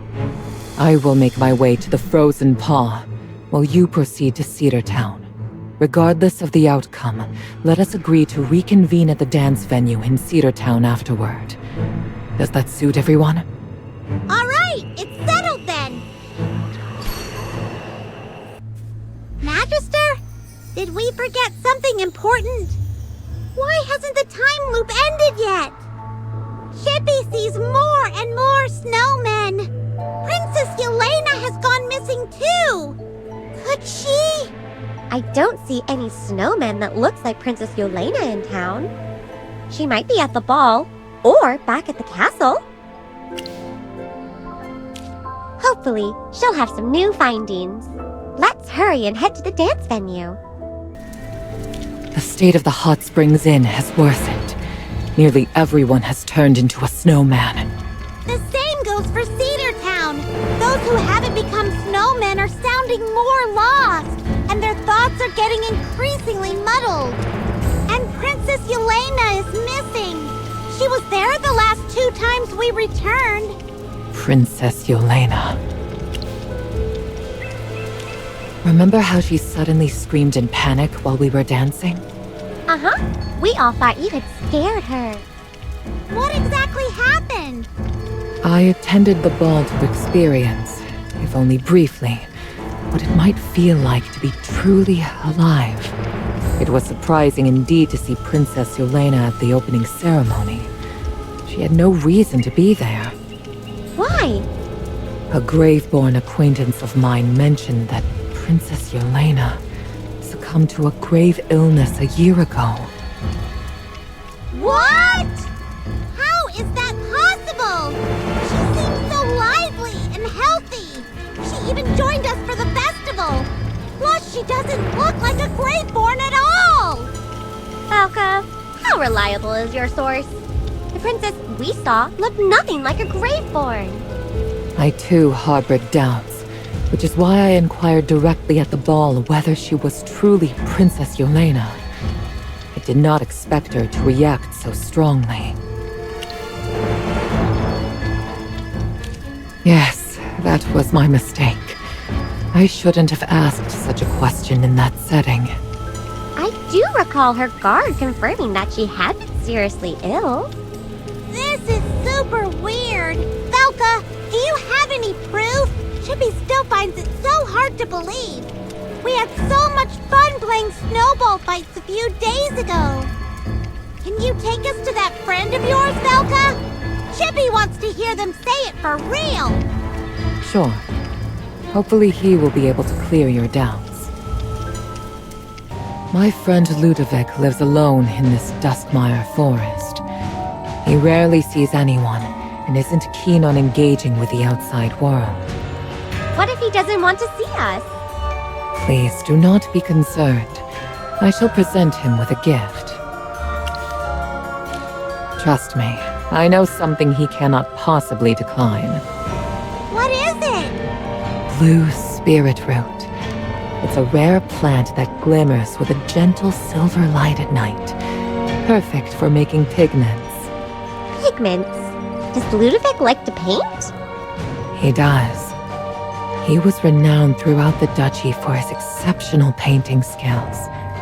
He once mentioned that there's a blue spirit root in this forest, but it would take some effort for him to obtain it alone. We've got this! With the four of us, we can definitely get this blue spirit root to make him happy! Let's go!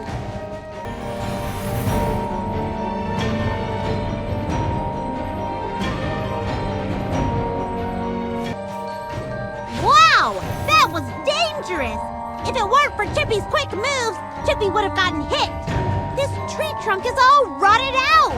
No wonder it fell so suddenly! You guys hear that? What kind of animals are making those strange noises? It's so strange. Those are no ordinary creatures. They're hawk moths, native to this forest. They are aggressive towards outsiders who dare to invade their territory. Is Ludovic really living in this scary place? Don't worry about him. Hawk moths rarely attack the Graveborn. But we're not Graveborn.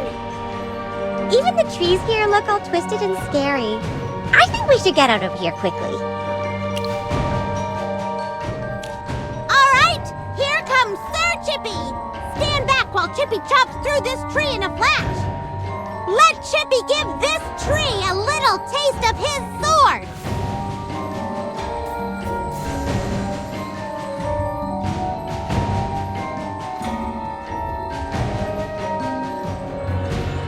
That's odd. Chippy hit the tree with every swing, but it won't budge at all. My spells can't seem to scorch it either. Let us seek an alternative route. I recall there being another path nearby that leads to... Falca? My memories of this forest are growing rather indistinct all of a sudden. Wait, what's happening? Even Falca seems to be affected. Perhaps this forest has been influenced by the situation in Cedar Town. I have not experienced anything like this previously. Is it possible that the after effects of the time loop are impacting this area? We have to hurry and fix this. I really hope I'm mistaken. For the time being, let us proceed and discover where this path may lead.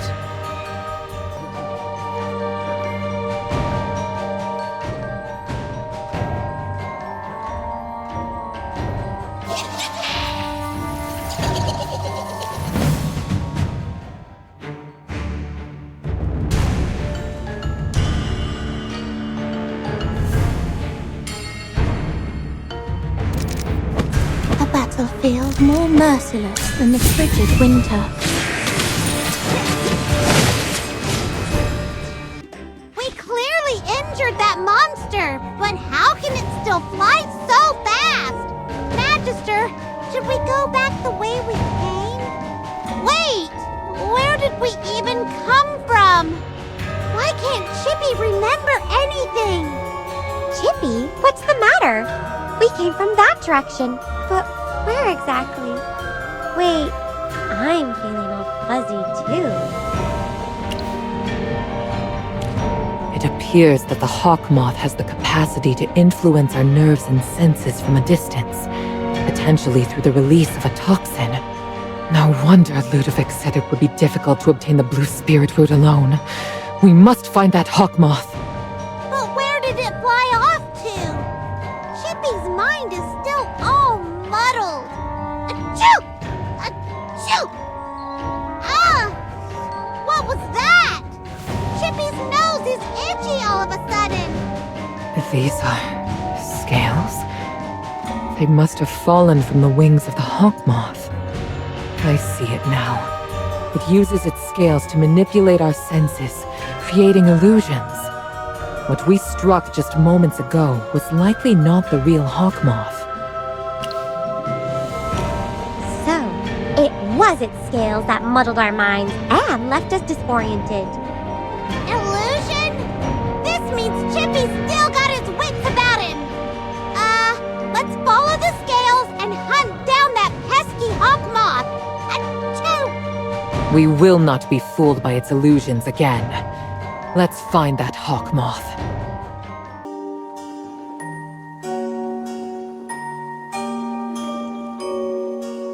Excuse me. May I ask who you are and what business you have at Viscount Ludovic's estate? His lordship dislikes being disturbed without proper arrangements. Hold on! Did the candelabra just speak? Ah, let me introduce myself. I am Václav, the butler to Viscount Ludovic. It is my duty to manage the daily affairs of Everstill Manor. Oh, wow! Chippy didn't know Ludovic held such a title. His lordship and the former White Ridge Duke both hail from the Valisa family. The title was bestowed upon him at birth, and the Duke then was his uncle, if I may add. Had it not been for the early demise of his lordship, he would have succeeded to the title of Earl of Silver Sparrow from his father. The noble Silver Sparrow emblem is a testament to the Valisa family's participation in the First Divine War. Oops, I think I may have said too much. How may I assist you today? Václav, it's me. We've come to see Ludovic regarding an urgent matter. Ah, Miss Velka! I beg your pardon for my impoliteness, but these guests don't appear to be graveborn. That's right. They are my friends, and they have brought a present for Ludovic.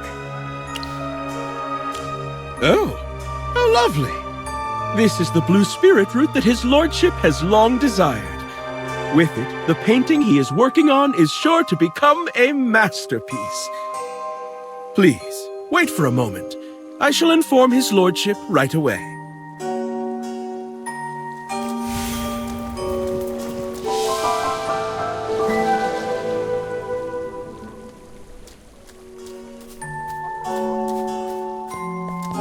Let's wait here. Velka, does all the furniture here move? Some pieces do. Ludovic is not very fond of interacting with people, so he enchanted some of his favorite furniture to give them thoughts and the ability to move. This way, the furniture can take care of this manor for him, making... That's super fun! Chippy's gonna have a little chat with them. Halt! Who gave you permission to enter Everstill Manor? His lordship rarely receives visitors.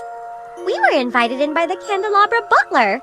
He specifically told us to wait here for Ludovic's arrival. How dare you address his lordship by name so casually? Such insolence cannot go unpunished. Whoa! Oh, calm down! Why are you so angry? And don't just go around and hit people!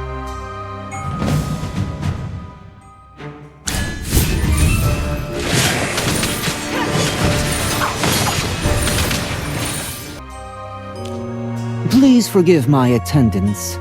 They are not accustomed to guests and tend to be excessively vigilant regarding outsiders. Your thoughtful gift is truly appreciated, and far too precious for me to decline. I sense you have a significant matter to discuss with me. You're even younger than Chippy imagined. I was underage when I became a Graveborn. Pray tell, what brings you to this secluded manor to seek help from a Graveborn? We wish to confirm the accuracy of your earlier claim that Princess Yelena suffered from a serious illness and has passed away. Oh, Yelena. That lovely little girl. Lovely, yet so pathetic. Correct. She fell victim to a hereditary condition that proved incurable. What? She really is dead? When did she pass away? It was roughly a year ago. Unfortunately, the exact date escapes me. Sigmund was in deep despair, as though he had lost his soul. Yet the gods did not hear his lament. With no other options, he sought my help, wishing for me to turn Yelena into a Graveborn. He was willing to do anything to preserve his daughter's life. So the princess we met was a Graveborn? But she didn't look like one at all. No, I refused. Why? Oh, you can't comprehend either? I guess the allure of being alive is a temptation few can truly resist. Come with me. Let me give you a tour of Everstill Manor. Doesn't the duchy's descent into ruin resemble the decaying remains of this manor? Ah, how perfectly tragic. Please wait for us, Lord Ludovic. Let's follow him. The two busts lining this corridor were commissioned in honor of my great-great-grandfather. The Valisa family is nearly as ancient as the Duchy of Whiteridge itself. Yet our legacy is on the verge of ending. You see, Yelena was Sigmund's only daughter. And now, her once vibrant soul has met a tragic fate. Why didn't you want Princess Yelena to become a Graveborn? Sigmund wished for his daughter to live. But being a Graveborn does not truly mean being alive. While it offers eternal existence, it merely means existing in this world without the essence of life. To live means there will always come a time for death. Death can sever all pain, everything one wishes to escape, and the ceaseless chatter of the mind. Being trapped in this hollow shell is a cruel curse. You witness yourself wither away, watch your loved ones slowly fade, and feel the emptiness consume your soul.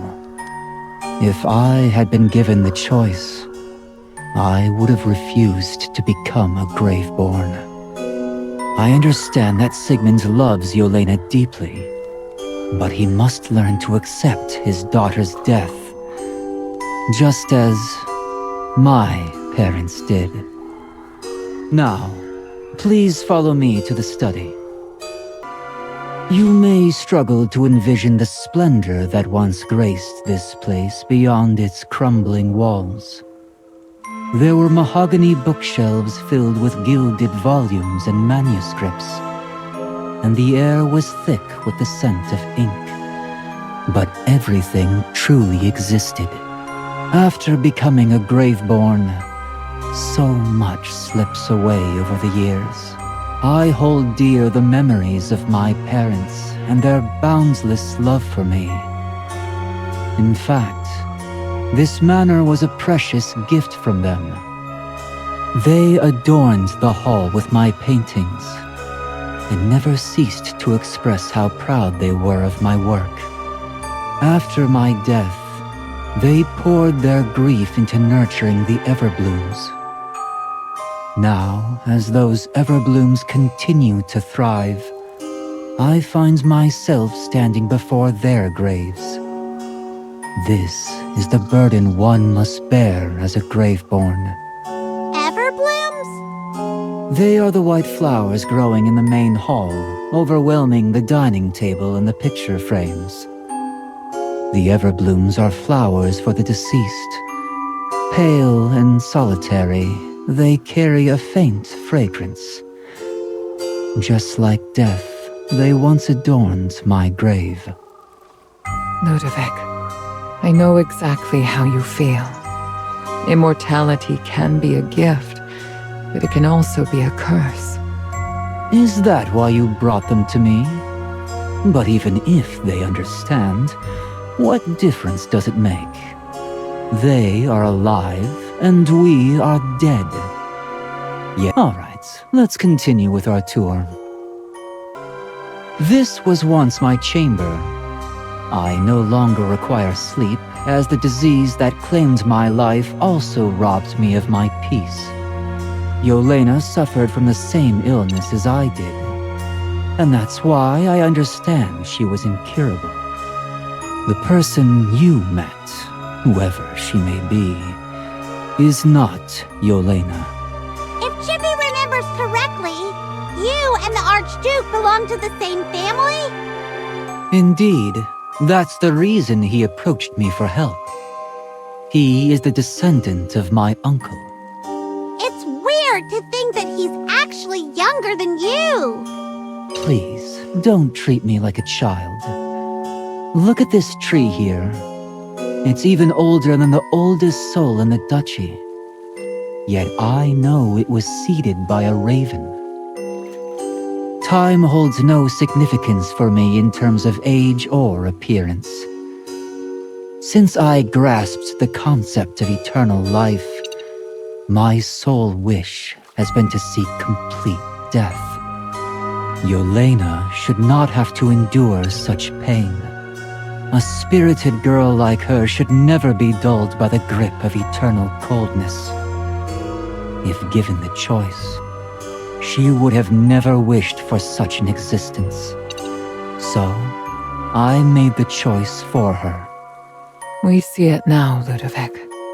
It's time for you to return.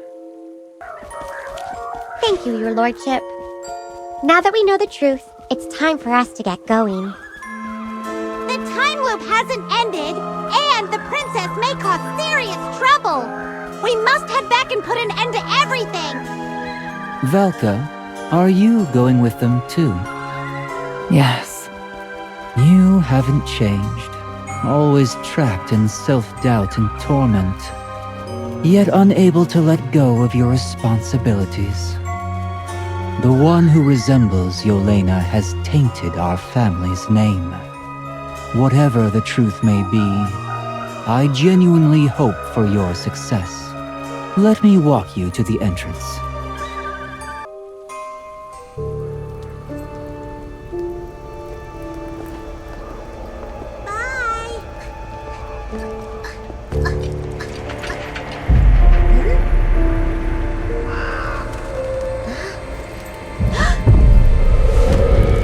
Thanks to the Hierophant's ritual, I am fully healed now.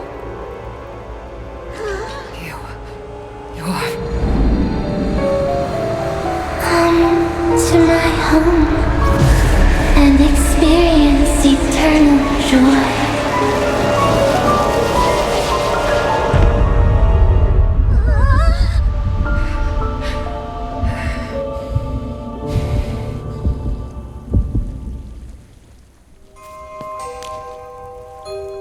Ludovic, was that the real princess? Her eyes, look like a ghost! Jura above, Chippy is shaking! Whoever you saw, she is not Yelena. Velka? It's nothing. I'm fine. Let's go. You don't look fine.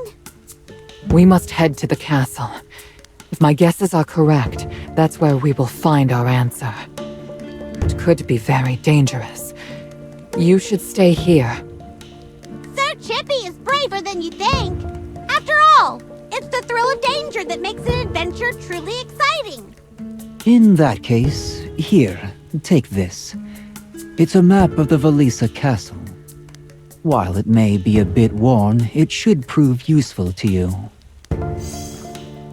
The castle is vast and beautiful. You'll see it for yourself soon enough. Thank you, your lordship. Farewell, everyone. I wish you all the best.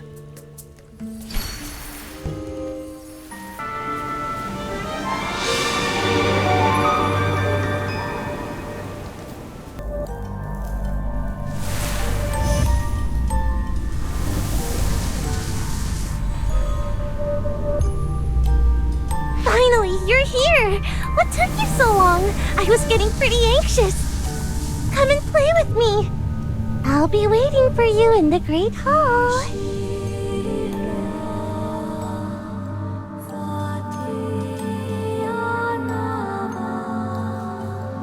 She said she would be waiting for us in the Great Hall.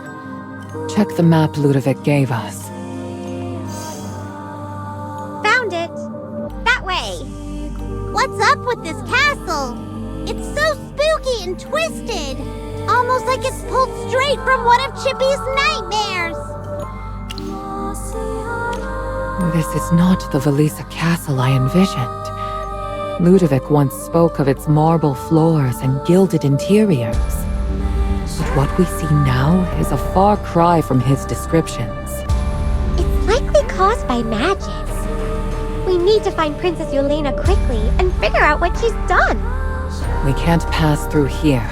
Let's find another way. The princess... No, that person was standing on a movable snowflake-shaped stone plate. I wonder if there are more of those plates we can find and use.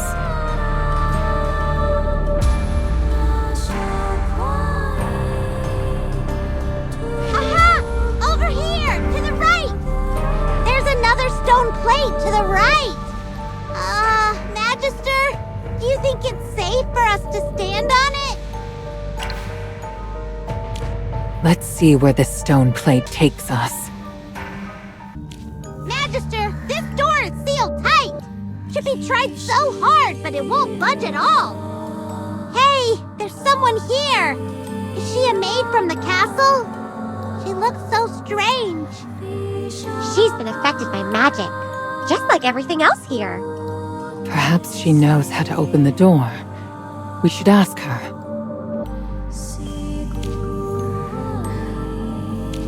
Excuse me, do you work in this castle? I brought the honey muffins that Her Highness loves. Hopefully, they'll cheer her up a little. Excuse me. Do you know how we can get this door open? Her Highness hasn't been eating well lately. She's barely touched her food.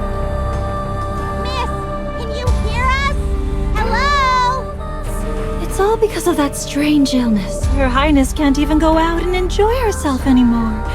She seems truly upset, trapped in her chamber.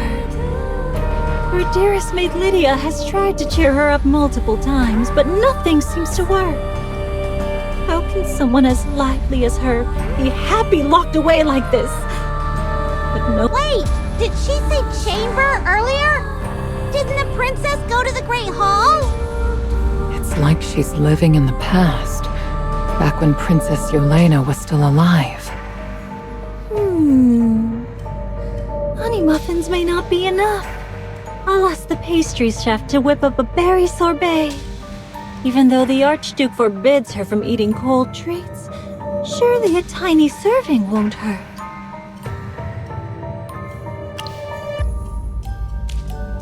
Everything in this castle feels distorted. The floors, the furniture, even the people. It's like I've stepped into an abstract painting. Nothing feels real. She can't be a ghost since we can touch her. What's really happening? I'm hoping today's dessert will bring a smile to Her Highness's face, which might just please the Archduke as well. Please make way. I need to hurry and serve Her Highness tea and dessert. May I ask who you are? Why are you assisting me? It seems she can actually hear the Magister. Huh? What's going on?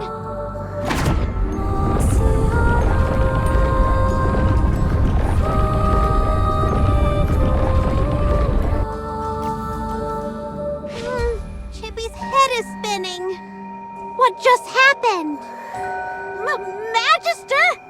What happened to you? Why are you wearing armor now? You look different, too.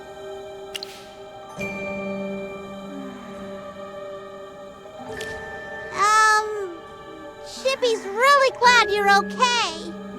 I wonder why this happened. Okay, but Chippy really hopes that when all this is over, the Magister will be back to her old self. Look, everything around us has changed. The castle looks totally different from when we first came in. Magister, look! It seems like this place hasn't been twisted by magic. Everything seems pretty normal. If we have gained entry to this place, there must be an exit available to us. Our task now is to comprehend the situation and assess how we may proceed. There's a door over there. I wonder if we can open it. Could this door lead to the princess's chamber? That's easy. We'll know once we open it. It's open! I can't believe it actually opened. Is this castle real or just an illusion? What did we do to cause this? We didn't do anything except talk to that strange maid. We were teleported here after the Magister took that maid's tray. Chippy is confused. Did we just travel back in time? No, the magic surge just now was unusual. But I know for a fact it isn't time travel magic. We're still in our original timeline. So, are you saying that the maid brought us into an illusion where the castle looks normal? That seems to be the case. If so, she's the gateway to this illusion. Perhaps she can help us return to the real castle. Are you suggesting that the maid, and possibly others in the castle, still hold onto fragments of their consciousness? By interacting with these consciousnesses, we've accessed the memories or deep-seated obsessions of these individuals? We were able to open this door because the castle was still in its normal state during that specific period in their memories? That sounds right. We need to prepare ourselves. We might meet the past Princess Yelena while we're in this illusion. Greetings to you, sir. Huh? Sir, what's wrong? Oh, are you making a joke? Mister, do you by any chance know where the princess is? Sir, you seem a little dazed. But don't you worry, Her Highness will be all right. Mister, are you able to hear me? Just like that maid, this guard is unable to see you and only talks to your Magister. Both of them are influenced by magic. Perhaps only those with strong will can communicate directly with people in the illusion. Well then, gathering information is up to the Magister. Sir, you seem a bit unwell. Please make sure to rest more. Are you on your way to see Her Highness? Sir, I'm sure you know this. The Archduke has been increasingly irritable since Her Highness fell ill. We just need to follow the Archduke's orders and make sure Her Highness gets plenty of rest in the castle. Please don't risk taking her out again. If the Archduke finds out, we'll all be in trouble. I don't want to end up in the dungeon. Sir, shh! Please watch your mouth. Of course, Her Highness is still alive. And if the Archduke hears this, even you could be sent to the gallows. It appears that Yelena really is alive in this illusion. We should go see her. Let's head to her chamber. Rodrigo, have you had a chance to look at the sapphire blossoms in the garden? That's great to hear. I planted them myself. Oh, how I wish I could see them blossom. It's such a shame Father won't let me step outside. He keeps insisting I drink this awful medicine and barely lets me have any sweets. I haven't coughed up blood recently. Just feeling a bit drained with those headaches and chest pain. That's because the winter is so dry. Please don't mention this to Father. I don't want him to worry too much. The Snowspire Festival is starting today. I really want to go. I want to build a big, cute snowman and dance with Father. Come on, Rodrigo, take me to the festival. Please? Let's tiptoe out, then tiptoe back in without Father knowing. We'll only be out for a day. Wait, no, just an afternoon. I'll say my cough's really bad and I need to rest, so no maids will come in. Sounds good? Please, just take me out this one time. Pretty please? Come on, Rodrigo. It's the Snowspire Festival that only happens once a year. Maybe if I have fun there and receive Dura's blessing, I'll recover in no time. Yay! I knew you could do anything. I can't wait! Oh, sneaking out would be so much easier if we could use the secret passage. We definitely avoid most of the guards.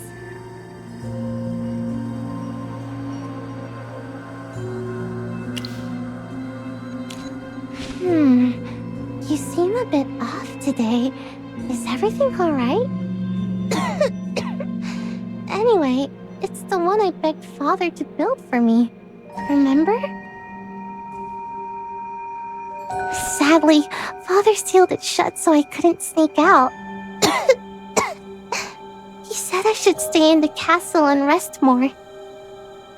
And whenever I ask about my condition, Dr. Charissa just says, "Don't worry, you'll get better." Or she tells me what I can eat, what I shouldn't touch, and that I have to rest more at the castle.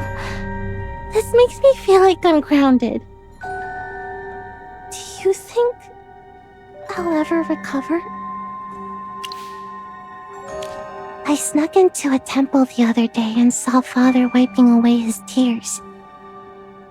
I don't want him to live the rest of his life in grief. Mother's gone, and if I go too, he'll be all alone. He may act strong and serious in front of others because he's the Archduke, but Mother always said he has the kindest heart, and he's most afraid of losing us. I'll do my very best to get better, for Father and those who care about me. Oh, come now, don't look so upset. Where were we? Yes, what a pity. Do you think you can open this door by any chance? As princess, I hereby proclaim that you, Rodrigo, are the greatest knight in all of Whiteridge. I should go tidy up Her Highness's wardrobe. Excuse me. Could you help us get out of this illusion? It's been over a month since she last wore her favorite dress. She must be feeling quite down. She still can't see us. I heard the Archduke had 2 maids thrown into the dungeon just because they didn't take proper care of Her Highness's art supplies. His temper is getting worse. I need to be extra careful.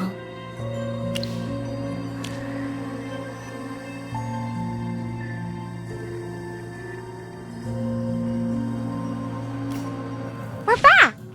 She really managed to help us escape that illusion. Oh, look! This door is swung open! That's weird. Chippy used all his strength, and it wouldn't budge just moments ago. I have a thought. Maybe we already opened this door in that maid's timeline. I don't really understand how timelines in space work, but it appears so. If objects in both timelines overlap, then our task is to open the secret door in her chamber in our timeline. Yes! Opening the secret door here should also open the one in that timeline. Magister, let's head to the princess's chamber. The Archduke told us to clean Her Highness's room at least twice a day, making sure every corner is dust-free. Yet Her Highness doesn't enjoy us spending so much time organizing her room. She'd rather we care for her garden and bring back freshly picked flowers.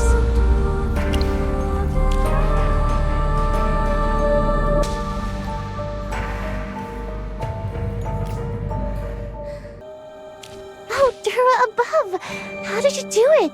The door suddenly swung open. Anyway, I don't care how you did it. You opened a door. We should get going. The festival crowd must be having a great time already.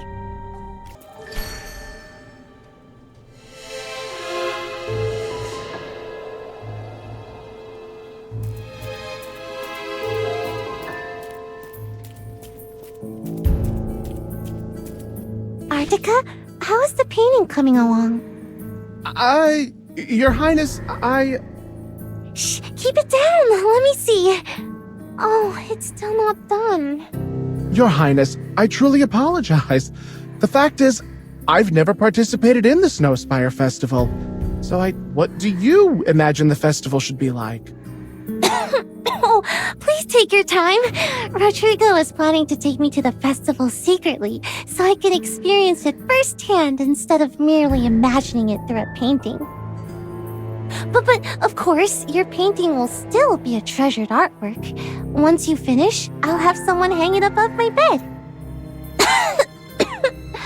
When I get back, I'll tell you everything I see in detail to help you finish your painting. Your Highness? It's settled then. You can't tell anyone about me going to the festival, not even my father.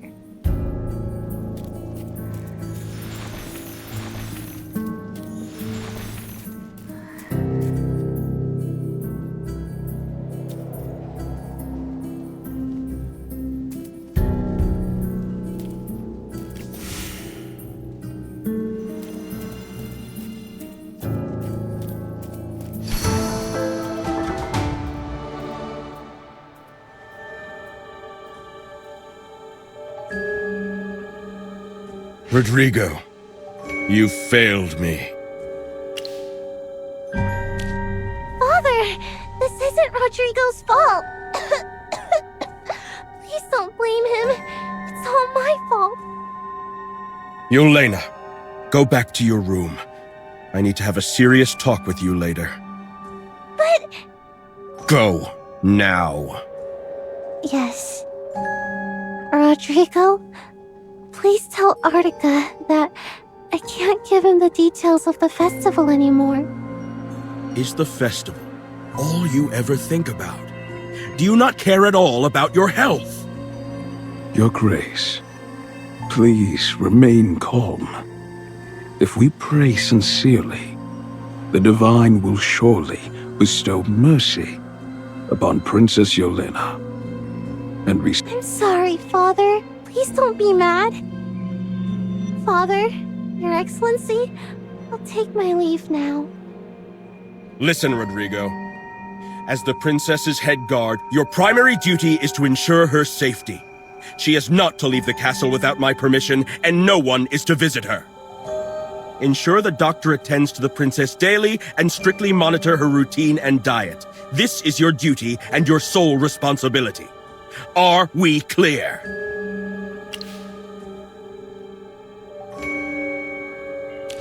Her condition does not allow her to participate in the festival. Even with a physician in attendance, it could still be dangerous. Thus, she must not leave the castle. I would rather be a strict father than risk my only daughter's life.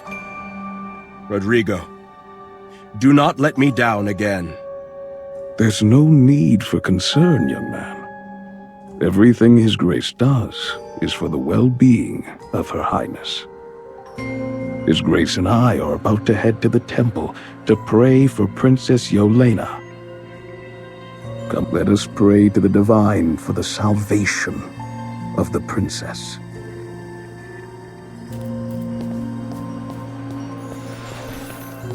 Please recite the prayer after me. O Dura above, for the health of Princess Yelena, we gather here today to offer our prayers. O Dura above, for the health of Princess Yelena, we gather here today to offer our prayers. O God, you have granted her the path to healing. If you heal her, she will be restored. If you save her, she will be rescued. No calamity shall befall her, nor disaster come near her. If you save her, she will be rescued. O God, you have granted her the path to healing. If you heal her, she will be restored. If you save her, she will be rescued. No calamity shall befall her, nor disaster come near her. If you save her, she will be rescued. O Dura, I beseech you to have mercy on her, to watch over her. Please, answer my prayers, and let the blessed light bring healing to my daughter. I would give everything I possess to honor you, as long as you save her. Save my one and only daughter. Sigmund, I believe Dura will hear your prayers. Oh, Dura, are you truly listening? Why do you remain indifferent? Why? I promised Navarra I would take good care of our daughter. I cannot lose her. Yelena does not have much time left. What must I do to meet your demands? Please tell me. I will do anything just to save her. Keep praying earnestly. Your prayers will surely be answered. Oh, it's you. What was your name? Rhodes, was it? Please forgive me. I'm still getting used to this place. You see, every bit of my attention has been devoted to finishing this painting. That's why His Grace brought me here. The princess wished for me to capture the joy of the Snowspire Festival on canvas for her. I wish I could see the festival myself. His Grace is concerned that bringing anything in from outside might worsen the princess's condition, so I'm not allowed to leave the castle. I guess I'll just wait for the princess to return and share her experience with me. What? Then I can't possibly finish this painting? That would be wonderful! Quick, tell me all the details about the festival.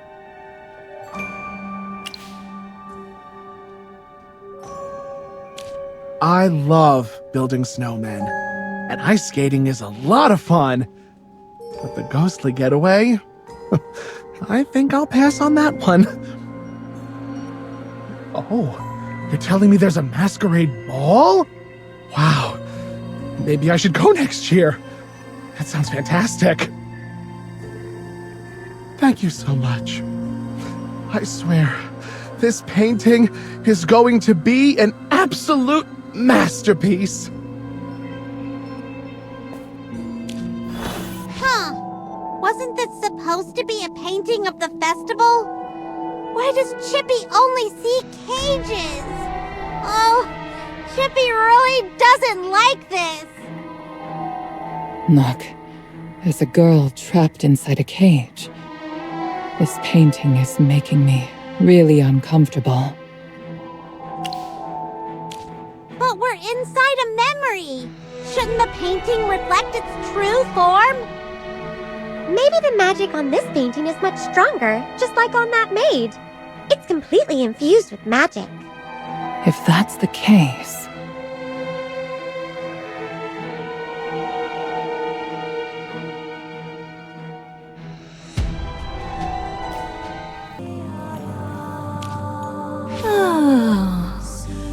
I wonder when His Grace will heal from the loss of Her Highness. I really hope that guest can help him find some relief. The atmosphere in the castle is just too heavy and oppressive right now. Yes, ever since Her Highness passed away, His Grace has locked himself away for days without seeing anyone. But today he suddenly asked us to clean the audience chamber because he's inviting a noble guest. But we have no idea who the visiting noble is. Sir, are you here to see His Grace? You may need to wait a bit. His Grace is still with the guest.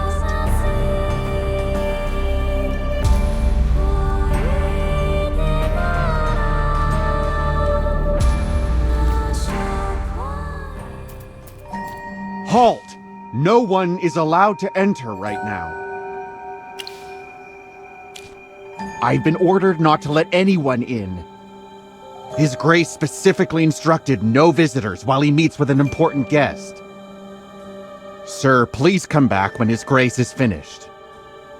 Looks like we'll need to find another way. Could the Archduke be meeting that guest the maid mentioned? Let's check that corridor over there. We might find another way to get to the audience chamber.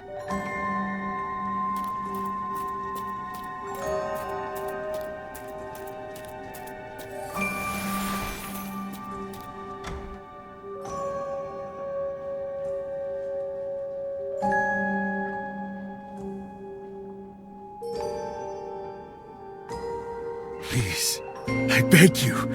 She shares the blood of House Valisa. She's so young, so lively. She could have a beautiful future. You know I died from the same affliction. There's no cure for this disease. Yes, that's why I'm pleading with you. You're standing right in front of me, so you must be able to bring her back, right?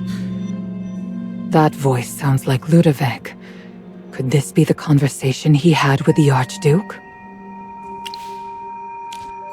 Do you truly grasp what it means to become a Graveborn? It's a fate of being loathed and rejected.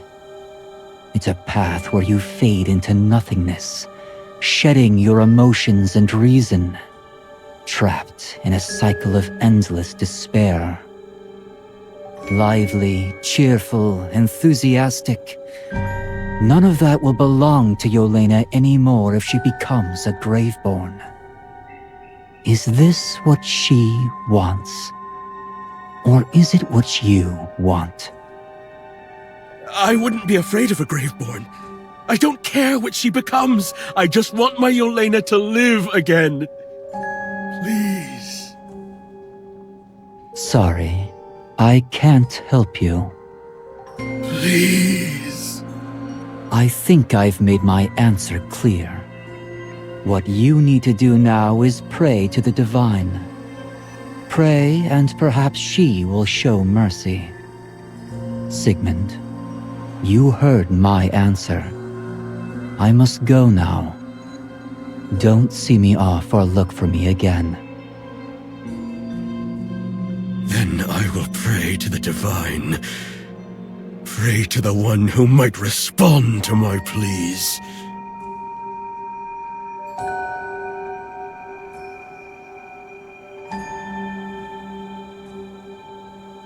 Should we go talk to the Archduke now?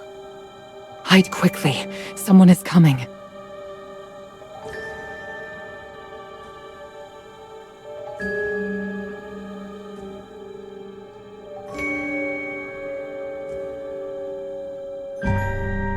I see Siren, that court mage. Let me guess. Your conversation with Lord Ludovic didn't go well. Just as I suspected. He didn't agree, did he? No. So, you have no other options left? But you know, the possibility of bringing Princess Yelena back still exists. You're just holding on to unrealistic hopes for mercy from Dura. You're right. Tell me your plan. Have you made up your mind? Remember, regret is not an option. Yes. I've made my decision. Ah, excellent. The one true God, the Great Will cherish followers like you. The Great Will? False gods remain silent while mortals plead, turning a blind eye to their suffering. But the Great Will is different. Prove your faith, and the Great Will heed the prayers of true believers. What must I do? I'd give anything for Yelena to live again. I'd sacrifice everything. Then please, follow me. That small, hypocritical temple should honor the true God. His Grace has forgotten his belonging again. Ever since Her Highness passed away, he hasn't been himself. I'm too scared to seek him out. What if he gets angry suddenly? But this Felisa emblem is so important. Oh, Sir Rodrigo, thank goodness. Please take this emblem to His Grace. This is an important emblem of His Grace. Please keep it safe. Whoever holds this emblem can go anywhere in the castle. If it gets into the wrong hands, I dread to think of the outcome. Sir, I'm counting on you to make sure it gets to His Grace. Greetings, Sir Rodrigo. Are you heading to the Great Hall? If so, could you please present your permit?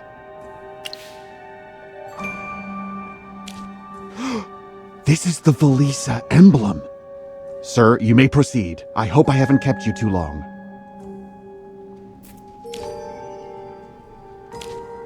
Ever since Her Highness passed away, His Grace has been so unpredictable. Every time I clean the Great Hall, I am terrified of making a mistake and setting him off. Death is irreversible. I truly hope His Grace can move past his sorrow, so that our days can be a bit easier.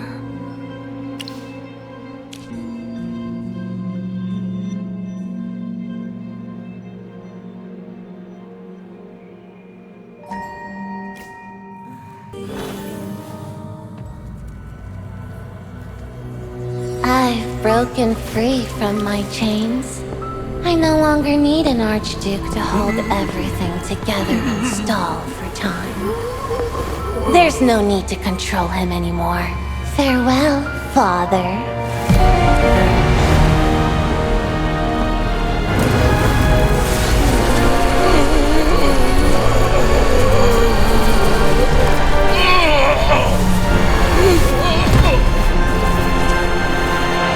Honored Lady of Ice, my duty calls. Yelena. My daughter.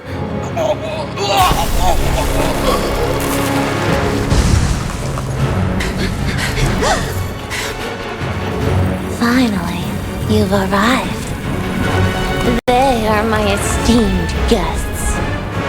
To entertain them properly, Father.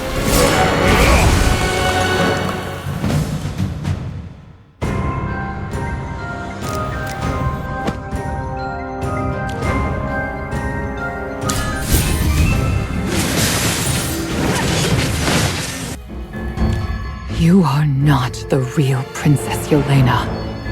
Oh, am I not? Who are you, and what do you really want? General Valka, how is it possible that you don't know who I am? It's fine if they don't recognize me, but you should have me etched in your memory. How do you know my name? Don't be so serious. It's rare to have so many people in this empty castle. How about we play a little game? Take a guess. Who do you think I am? Ah, how I miss being called that. Magister, I knew you were quite unique and you wouldn't misidentify me as the Great Will. After all, none of us can stand beside the one true God. The Great Will gazes upon us, yet remains far beyond our reach. So, did you like my little scheme? A festival that repeats over and over must be quite enjoyable, don't you think? Oh, I can't tell you how much I love this festival. I want to experience it again and again. After all, attending the Snowspire Festival was Yelena's final wish. Oh, that poor little girl. She was so pitiful, so I helped her, and her father. Now, everyone gets to have their wishes fulfilled. Isn't that the most impeccable fairy tale ending? I should have known it was you. Cryonaya. So it was you who killed the little princess, just to resurrect yourself in her body! Oh, you charming yet ignorant little familiar. Didn't your Magister teach you anything about magic? Merlin? Merlin? You are the legendary Merlin? Listen well, hamster. I didn't kill her. On the contrary, I granted her a second chance at life. My dear father offered his life and soul to bring me back to life. And I kept my promises. I understand now. You exploited Yelena's body. She never truly returned. It's always been you in disguise. That's not entirely true. Of course Yelena is back. I just infused her with my soul. My beloved father is overjoyed that his daughter has returned, just as he remembers her. And of course, his life and soul also bring me great joy. You wretched Hypogean! Call me whatever you like. I waited 2,000 years for this glorious moment. Oh, Merlin, by the way, it fills me with joy to have you here as a witness to my rebirth.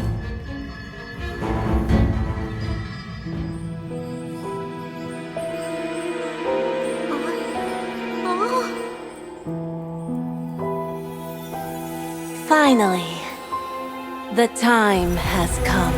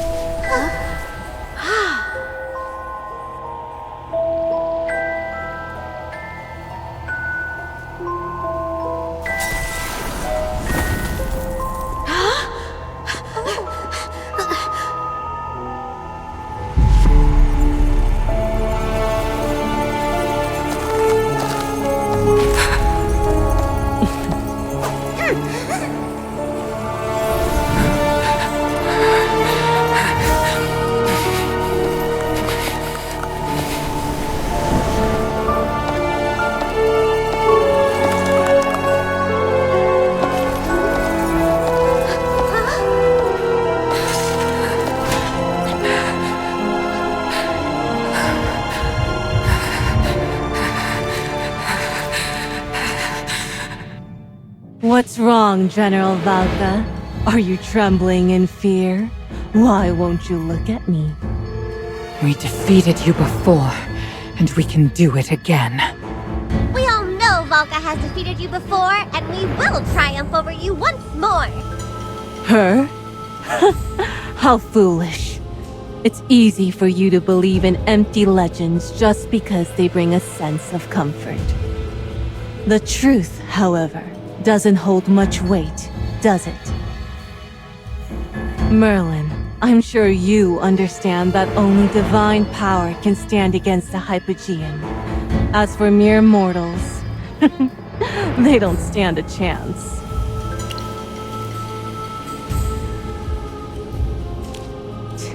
What's this? Even the legendary Merlin fears the truth. You know it well. Neither humans nor the Graveborn. Those pitiful creatures cannot defeat me. And you, Valka, rather than being a hero, you're just a fool.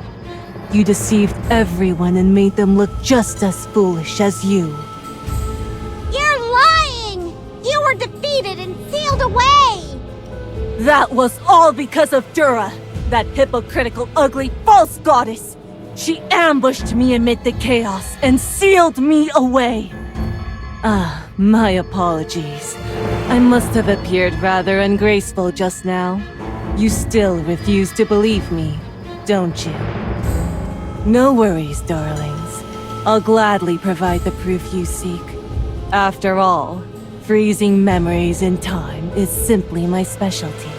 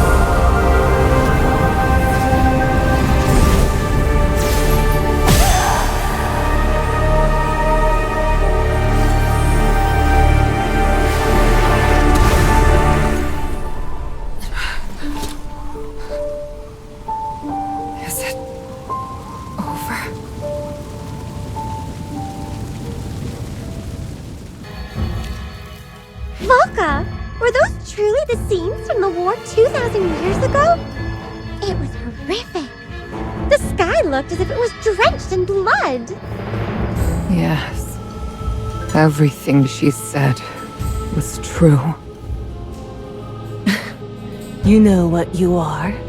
A joke. A beautiful yet fragile bubble bound to burst. Weak little humans longed for a hero, and so you stepped into that role. But when they no longer sought one, you became a loathsome undead. Your existence is worth nothing. You couldn't do anything when you were alive, and now you're still powerless.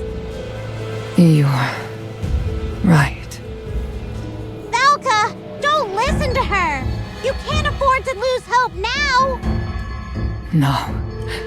For 2,000 years, I've been tormented by these nightmares. I couldn't accept everything, so I chose to become a Graveborn. What did I really gain from that choice? Those who trusted me and fought alongside me became the undead, loathed by everyone. I accomplished nothing, yet people honored and praised me. I don't deserve to be called a hero. The goddess Dura would have sealed her away, even if I hadn't been there. Did our sacrifices in that battle really mean anything? I I'm merely stating the truth. Yes, you should tremble before me. I am your nightmare, the reminder of your failures, your struggles, and your shame. And you are powerless to alter a single thing. Your resistance is pointless. You are not needed by this world, nor cared for by its people.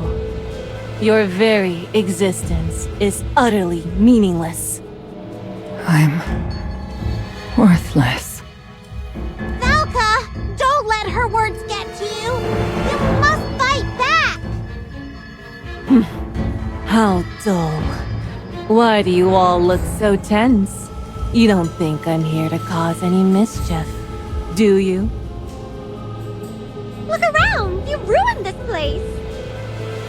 Oh, my sweet little familiar. What harm have I caused? Was it bringing the princess back to life? Or enjoying the festival alongside you? And you, Merlin, surely you missed those days when we played in the snow and danced at the grand ball. I've been sealed away for 2,000 years. You have no idea how empty and dull it's been without charming souls like yours by my side.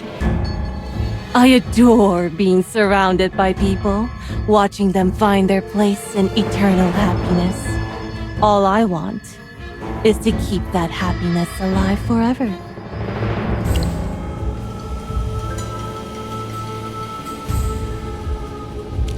Have you ever thought that your happiness is built on the suffering of others?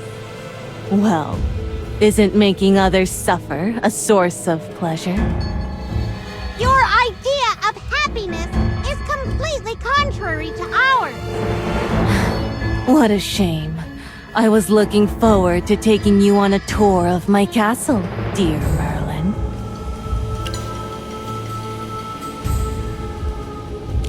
I must say, there's something irresistibly charming about your serious side. Just picture us together on the ice throne, basking in the sight of our subjects celebrating for all eternity. Why spoil such enchanting bliss? Quit deceiving yourself!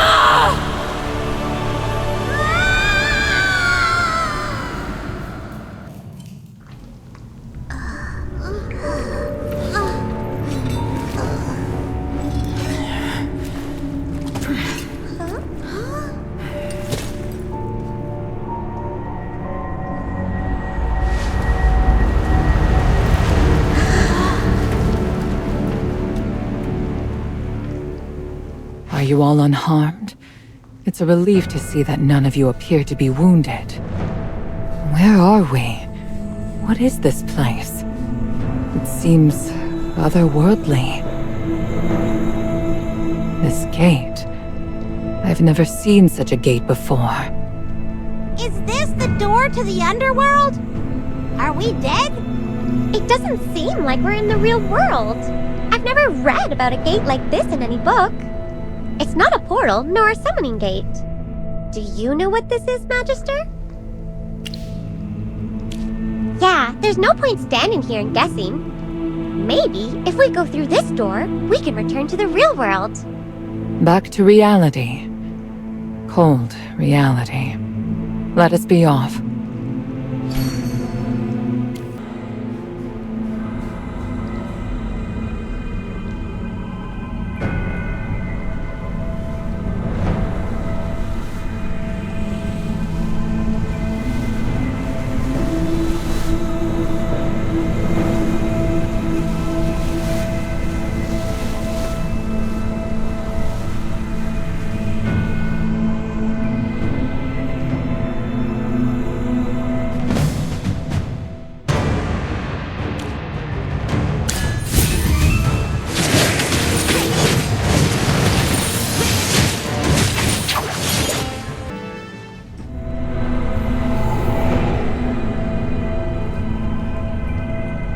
What precisely is that creature? I've never encountered anything of its like before. Doesn't seem to be hypogean in nature. It seems a little like a Graveborn, but very different from someone like Valka. Indeed. I can sense the essence of death emanating from it. Death? Are we already dead? Stop speaking nonsense, Chippy. Regardless, this is the only path before us. Let us move forward.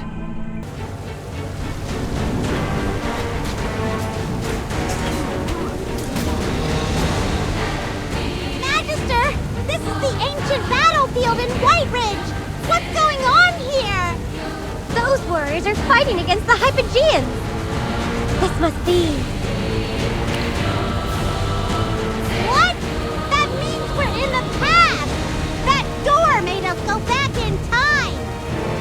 Who has the power to do this? Why did they send us here? Could it be Cryonia?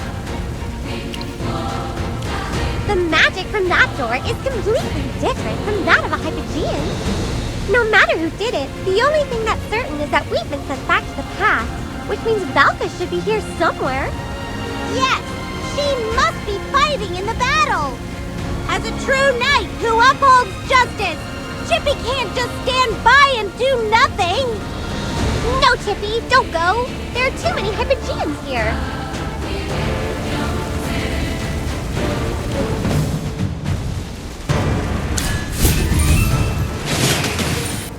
Watch out!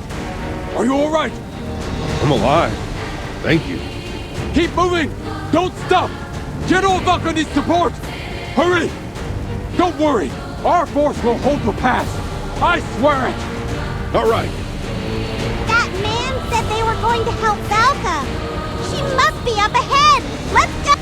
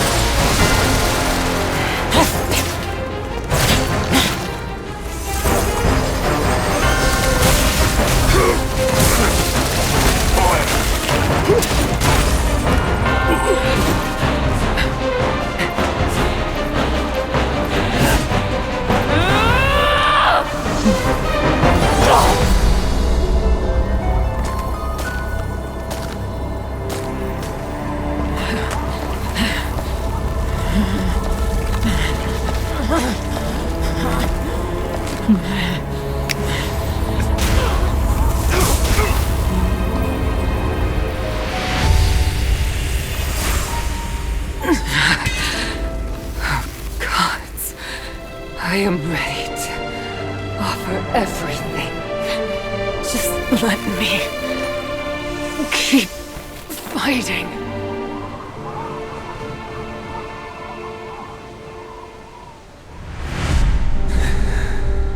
Death hurts, doesn't it? But which hurts more? Death or the curse of eternity? Lord of Death? You plead, and I grant you a choice. Embrace eternal slumber, or rise as a graveborn and keep fighting. But destined to be loathed and forgotten. Choose wisely.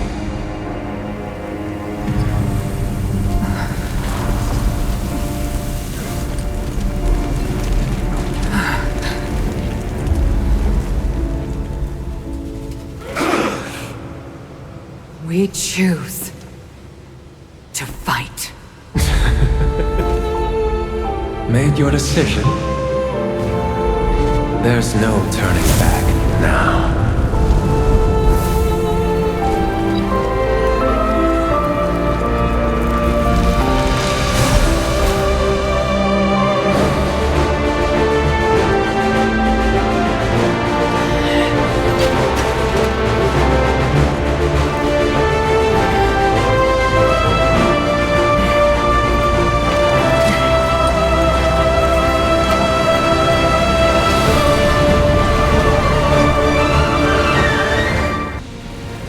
You're finally here. I had to wait quite a while. Oh, no, wait. Are you the god of death? First time. Come on. That's got to be some kind of bad joke. Ponder what's happening. That mind of yours isn't just for show. And I'm not some professor at the Lyceum who can answer all your questions. You'll understand sooner or later. Well, now that you're here, my current Merlin, I can finally hand over this sword to the knight who likes to make things difficult for me. What? Wait. You lost your memory. Interesting. Let me see. How should I put this? Never mind. It's far too bothersome to explain. Weren't you the one who chose her? I was just waiting for you to bring her here, as we agreed. What? Did you really think you're the greatest mage in history? It is an honorable title for sure. But a few short-sighted mortals decided to bestow it upon you. Speaking of which, if you weren't here, I wouldn't be able to give her this sword. I just want to get rid of it. I've been waiting for 2,000 years. Dura's power is quite a nuisance. Why are you always like this? Always making jokes at the most inappropriate times. Hello, Lord of Death, sir. Chippy here. If we keep chatting like this, won't Cry Anaya find out? Be at ease, little one. As the god of death, I do possess a modicum of power. Remember, what you choose is what will be.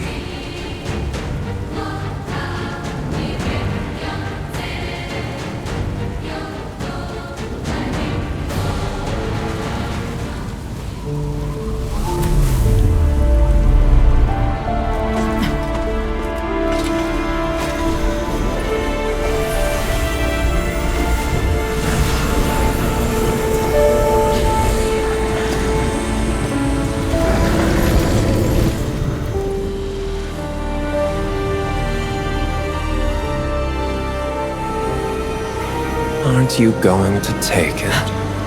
If not, I'll have to take it back.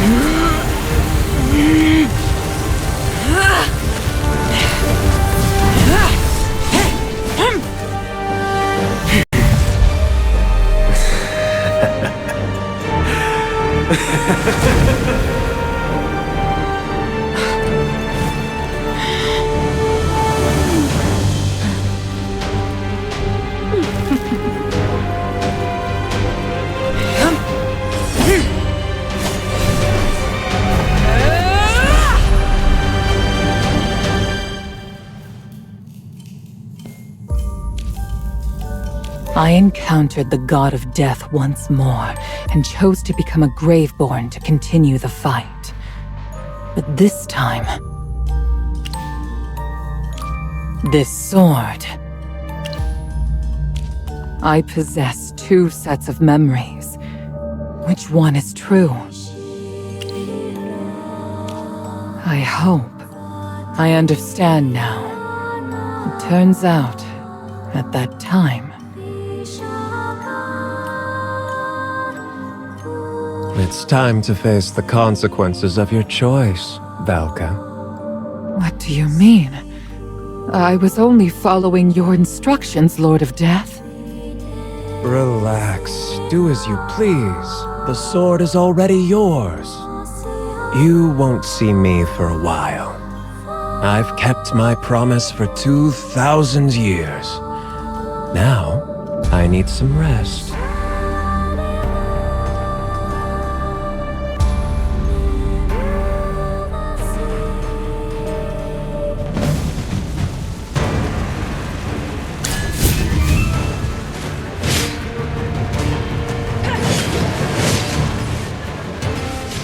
You're right, Merlin. I already know how the story ends. Yes, Valka! Chippy sees the determination in your eyes! You're not afraid of her anymore! Yes, given that my choice determines everything. And this time, I will still choose victory!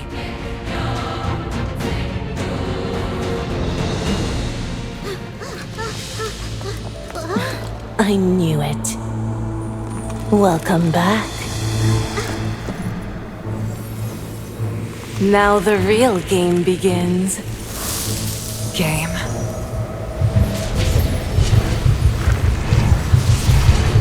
I'm in. Mark my words. Victory shall be ours.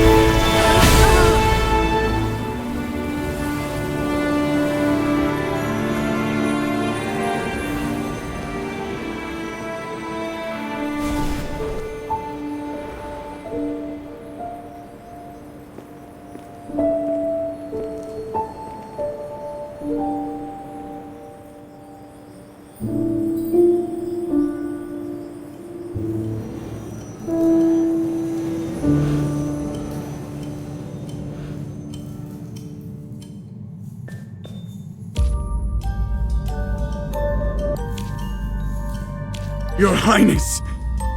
Dura above, no! I failed in my duty. When Her Highness asked me to go to the castle to get her gown, I should have refused.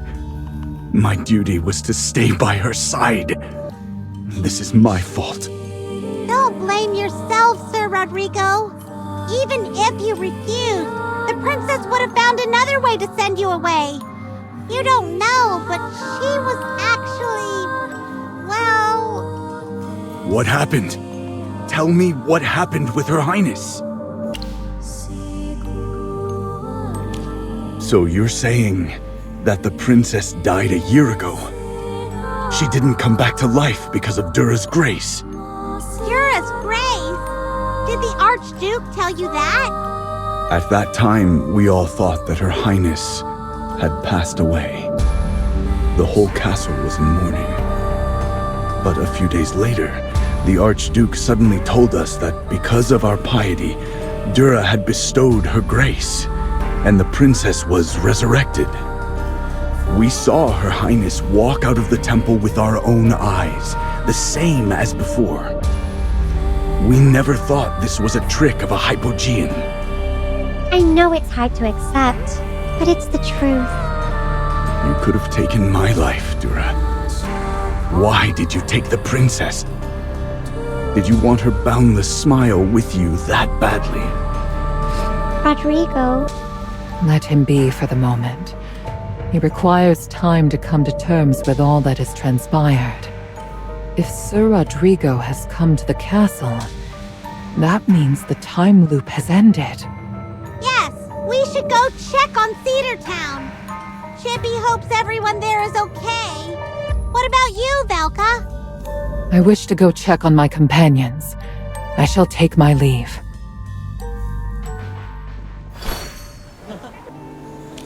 Oh, you're back!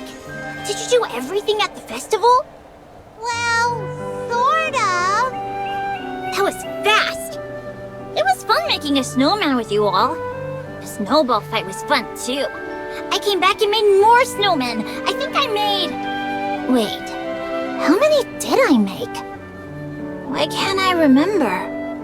You must be tired. Why don't you go home first? Oh yeah, I gotta get back. My mother said she made mushroom soup. I remember we were planning to go on an adventure. Yes, but we haven't prepared the food or equipment yet. Let's wait until after the festival. Oh, is the festival finished now?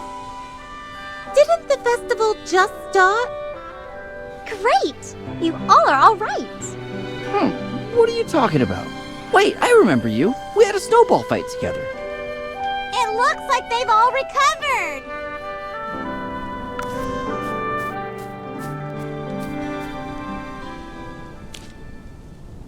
Did I make a heart on the ice? It's so strange. I feel like I've been standing here for ages. My feet are numb. Maybe I'm just nervous? Don't be nervous. Forget the heart. Just go propose. Shh! Keep your voice down. Don't let her hear you. My Kaya is the most beautiful woman in all of Hesperia.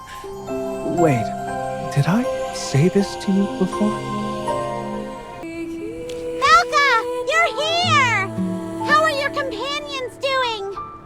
Thank you for your concern. A handful of them detect the changes in history, while the majority of them are in a state of confusion. Perhaps this is their destiny. Yet, I believe they will all take heart in having vanquished such a formidable foe. It may seem a bit absurd, but I wish to behold my past self. I've never set foot here throughout these many years. I've never looked the statue in the eye, nor could I face the respect bestowed by others. They called me a hero. What a heavy title to bear. I deemed myself unequal to what history has made me, and thus I have spent 2 millennia like this. However, because of you, all has changed. My choice. Thank you. I have at last proven worthy of the title and the honor the people have shown me. Henceforth,